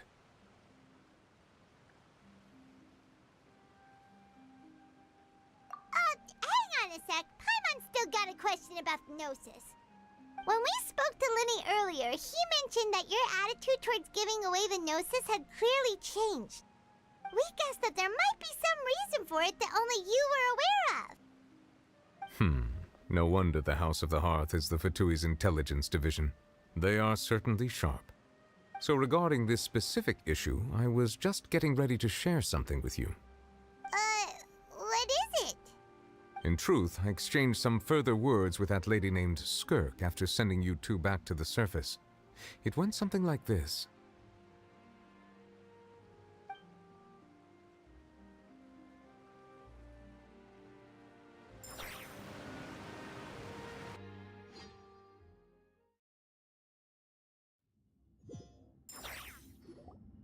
Well, we're going to head topside to see what's going on. You hurry over soon as well, all right, Nervalet? Whoa! What next? The all-devouring narwhal isn't here, so I'm no longer getting any interference. I can finally catch the scent of your power, what it's made of. It is the authority of the planet's primordial dragons, but with something very similar to a god's curse mixed in. It's quite a novel blend. I'm sure I've encountered something like this before. What was it again? I do not know what you speak of. Ah, of course. How could I forget? You should have the remains of the third descender on your person, yes? Remains? I've never heard of any such thing. Huh. According to your parlance, I believe it may be called a gnosis. Well, that much is true. After Focalor's divinity faded, she handed her gnosis to me. But I fear I have never heard of it described in the manner that you just did. I've been training with my master, the Foul, ever since I was young, and I have never returned to the surface since. So most of the information I possess, I got from him. It is only natural for those who are greater than humanity to possess a different sort of common sense, which is why there are so many problems in our attempts to communicate with humans. Regardless, you should probably get rid of objects of misfortune to prevent any disasters from befalling you. To live in itself is a blessing. But once a person dies, the bonds he once had with this world shall all turn to curses. What do you mean by that? No need to fret. These are just my personal thoughts, and my reason for no longer wishing to return to the surface. This third descender you refer to, who are they? And when did they die? Master never mentioned them to me. Perhaps it just wasn't that important for me to know. If you're interested, though, I could ask him. I'll be sure to pass the answer on to you next time. Next time? You believe we will meet again? I do. Wait. I have a disciple of my own, don't I? He can be the messenger then.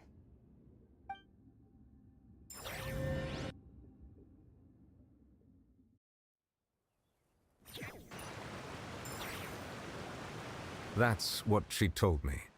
Whether it would prove useful or not, I wanted to pass that information on to you. The remains of the third descender? So that's what the Gnosis actually are. Paimon just thought they looked like chess pieces. How could they be a person's remains? All the same, assuming that there was no misunderstanding or special metaphor at play, that is what she meant to say. And she said that it would bring misfortune and that you should check it, which is why you gave it to the Fatui. If she speaks the truth, then I would simply be putting Fontaine at unnecessary risk by keeping it here.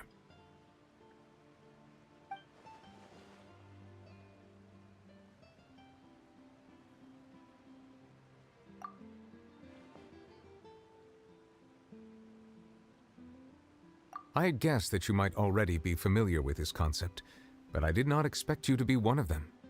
That means that the Gnosis, which are exceedingly element-compatible and can even enhance elemental abilities, do indeed come from the third descender. I wonder, does your body also possess similar properties? Like being able to use elemental powers without a vision. That does sort of count as special compatibility, right?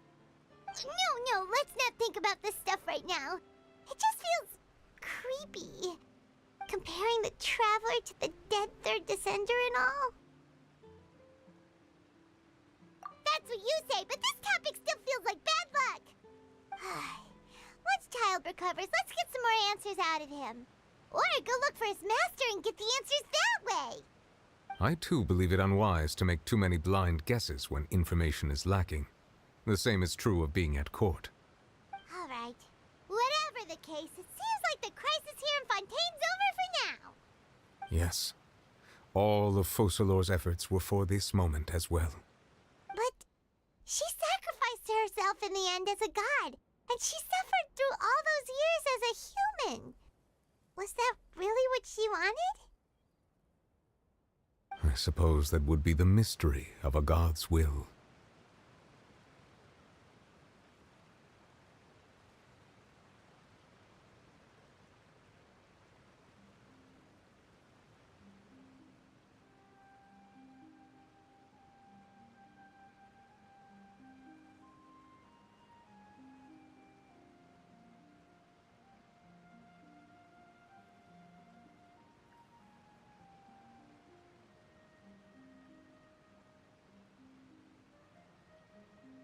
I suspect not.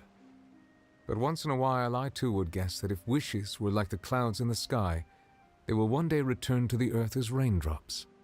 Life flows like water, and rain is the final answer. The water levels may sometimes tilt one way or another, but the rain falls fairly upon all. And what, ultimately, is the difference between the rains that fall upon all of us?